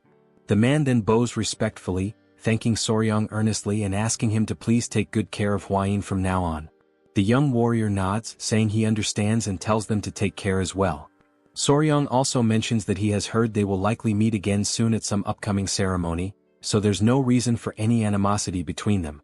They board the boat, bid farewell to their new friends, and set off toward their next destination. Late at night, they find themselves staying at an inn located in a small lower village on the slopes of Huangshan Mountain. Soryang recalls Gu mentioning that they would rest there for the night since the mountain is treacherous, and it would take at least half a day to reach the Namgung clan's estate. That was the reason they decided to spend the night at this inn. After Soryang shares the details of his encounter with the leader, Huayin is left utterly shocked. She has just learned that Soryang received the secret manual of the Iron Coffer technique, the unique martial art of the first emperor himself. Soryang casually remarks that the emperor said they seemed alike. However, he also mentions that he heard the training required to master this technique is painful. Yet, once fully mastered, it can even block blades and withstand chi-based attacks. Huayin explains that the emperor's exclusive technique rivals the legendary indestructible diamond technique of the Shaolin. Since it is an external martial art, it does not require internal cultivation, which means Soryang shouldn't have much difficulty learning it. Realizing this, Soryang understands that, essentially, mastering it would be like gaining bulletproof protection. He truly inherited an incredible technique. Then Huayin offers to help him train in the new technique. She mentions having heard that the emperor used to whip his own body every morning as part of his rigorous practice, and she enthusiastically volunteers to assist him with that. Soryang is left utterly speechless, his jaw dropping as he processes what Huayin just said. He then asks in disbelief if it's really true that the emperor used whips as part of his training. Huayin, still excited, firmly confirms it, explaining that hardening one's skin through repeated whipping is an essential part of mastering the technique. Soryang, who has a vivid imagination, suddenly envisions Huayin wielding a whip while wearing a more daring outfit. This mental image makes him hesitate for a moment, but then he rationalizes that if it's for the sake of cultivation and becoming stronger, he would be willing to accept it. Just then, an elderly man who works at the inn interrupts their conversation. Apologizing for the intrusion, he asks if they are planning to climb Mount Huangshan. Huayin responds affirmatively and inquires why he's asking such a question. The old man explains that he is the owner of the inn, and judging by their appearance and equipment, it seems that they are heading towards the Namgung clan. Rising from his seat, Soryong cautiously asks if there is any problem they should know about. Before the old man can respond, Huayin recalls that her father had mentioned some unsettling rumors circulating lately. Curious, she asks if those rumors are related to what he's about to say. The elderly man then reveals that, in truth, over the past few months, people who have ventured up the mountain have mysteriously disappeared. Fortunately, those who went missing were later found safe, but something disturbing had happened to them. They had their yang energy completely drained. Both Soryong and Huayin feel a slight chill at this revelation. Huayin, clearly puzzled, remarks that it sounds rather strange and questions what this has to do with the Namgung clan. Blushing slightly and appearing somewhat embarrassed, the old man hesitates before confessing that all those who regained consciousness after the incident said the same thing. The person they spent the night with was none other than Lady Namgung Seol. This shocking statement leaves both Soryong and Huayin completely stunned. Huayin immediately questions whether this could possibly be true. Outraged, she continues, asserting that this is clearly a malicious trap, a vile and baseless accusation. Seeing that she is becoming increasingly agitated, Soryong gently urges her to calm down. The old man, equally taken aback, reassures them that, naturally, everyone reacted the same way at first. However, before he can finish his sentence, the scene transitions to the Namgung clan. Inside the clan's estate, Lady Seol is meticulously practicing her manual skills when she hears approaching footsteps. A young girl pushes the door open and calls for Lady Seol's attention. The girl informs her that the patriarch has summoned her to the hall immediately. Curious and slightly apprehensive, Lady Seol asks what her father wants. As she hurries toward the hall, she wonders what could be so urgent and also worries whether her father has discovered that she has been secretly practicing sword techniques at night. Arriving at the hall, Lady Seol is met with an unpleasant surprise. Her father is there, surrounded by several men kneeling on the ground, while another man holds a spiked mace. The patriarch gestures for her to come closer, and Lady Seol hesitantly steps forward, questioning the meaning of this gathering. The patriarch commands the kneeling men to lift their heads and look at her, instructing them to say whether the woman they saw was indeed his daughter. The trembling men, filled with fear, profusely apologize to the elder, some even breaking into tears. Annoyed by their hesitation, the patriarch firmly demands that they speak the truth at once. Turning his attention to Lady Seol, the patriarch pointedly asks if she has been sneaking out to the mountain at night. Stunned, she remains silent, unsure of how to respond. He presses on, stating that these men claim she drained their yang energy. Lady Seol, completely taken aback, repeats the accusation, trying to comprehend how such a rumor even started. Frustrated by her silence, the elder insists that she speak up and give a clear answer immediately. Finally gathering her thoughts, Lady Seol admits that it is true she has been training with the sword on the mountain recently, but she swears that aside from her training sessions, she has done nothing else. The patriarch shifts his gaze back to the men, stating that his daughter has declared her innocence, and therefore they must present concrete evidence to support their accusations. One of the men, clearly fearful for his life, insists that they only reported what they saw with their own eyes and had no intention of disrespecting the young lady. Another man, his voice quivering, suggests that maybe they all went mad or were possessed by spirits, as nothing else could explain their experience. Realizing the dangerous implications of their statements, one of the men nervously backtracks, admitting that it might indeed have been some sort of hallucination. Then, one of the men hesitantly mentions something peculiar, a distinguishing mark. The patriarch, curious, demands more details, asking what kind of mark he is referring to. With great reluctance, the man explains that the woman they saw had a mole on her chest, pointing to the approximate location. The patriarch, increasingly skeptical, calls the claim absurd and immediately questions Lady Seol to see if there's any truth to it. This unexpected accusation leaves Lady Seol in utter shock, her mind racing with confusion and disbelief. For a few moments she is completely paralyzed by the implication. Her father, growing increasingly irritated, raises his voice, demanding to know whether she truly dared to do something so reckless and dishonorable. In her mind, Lady Seol desperately searches for an explanation, bewildered by how such a situation could have come to pass.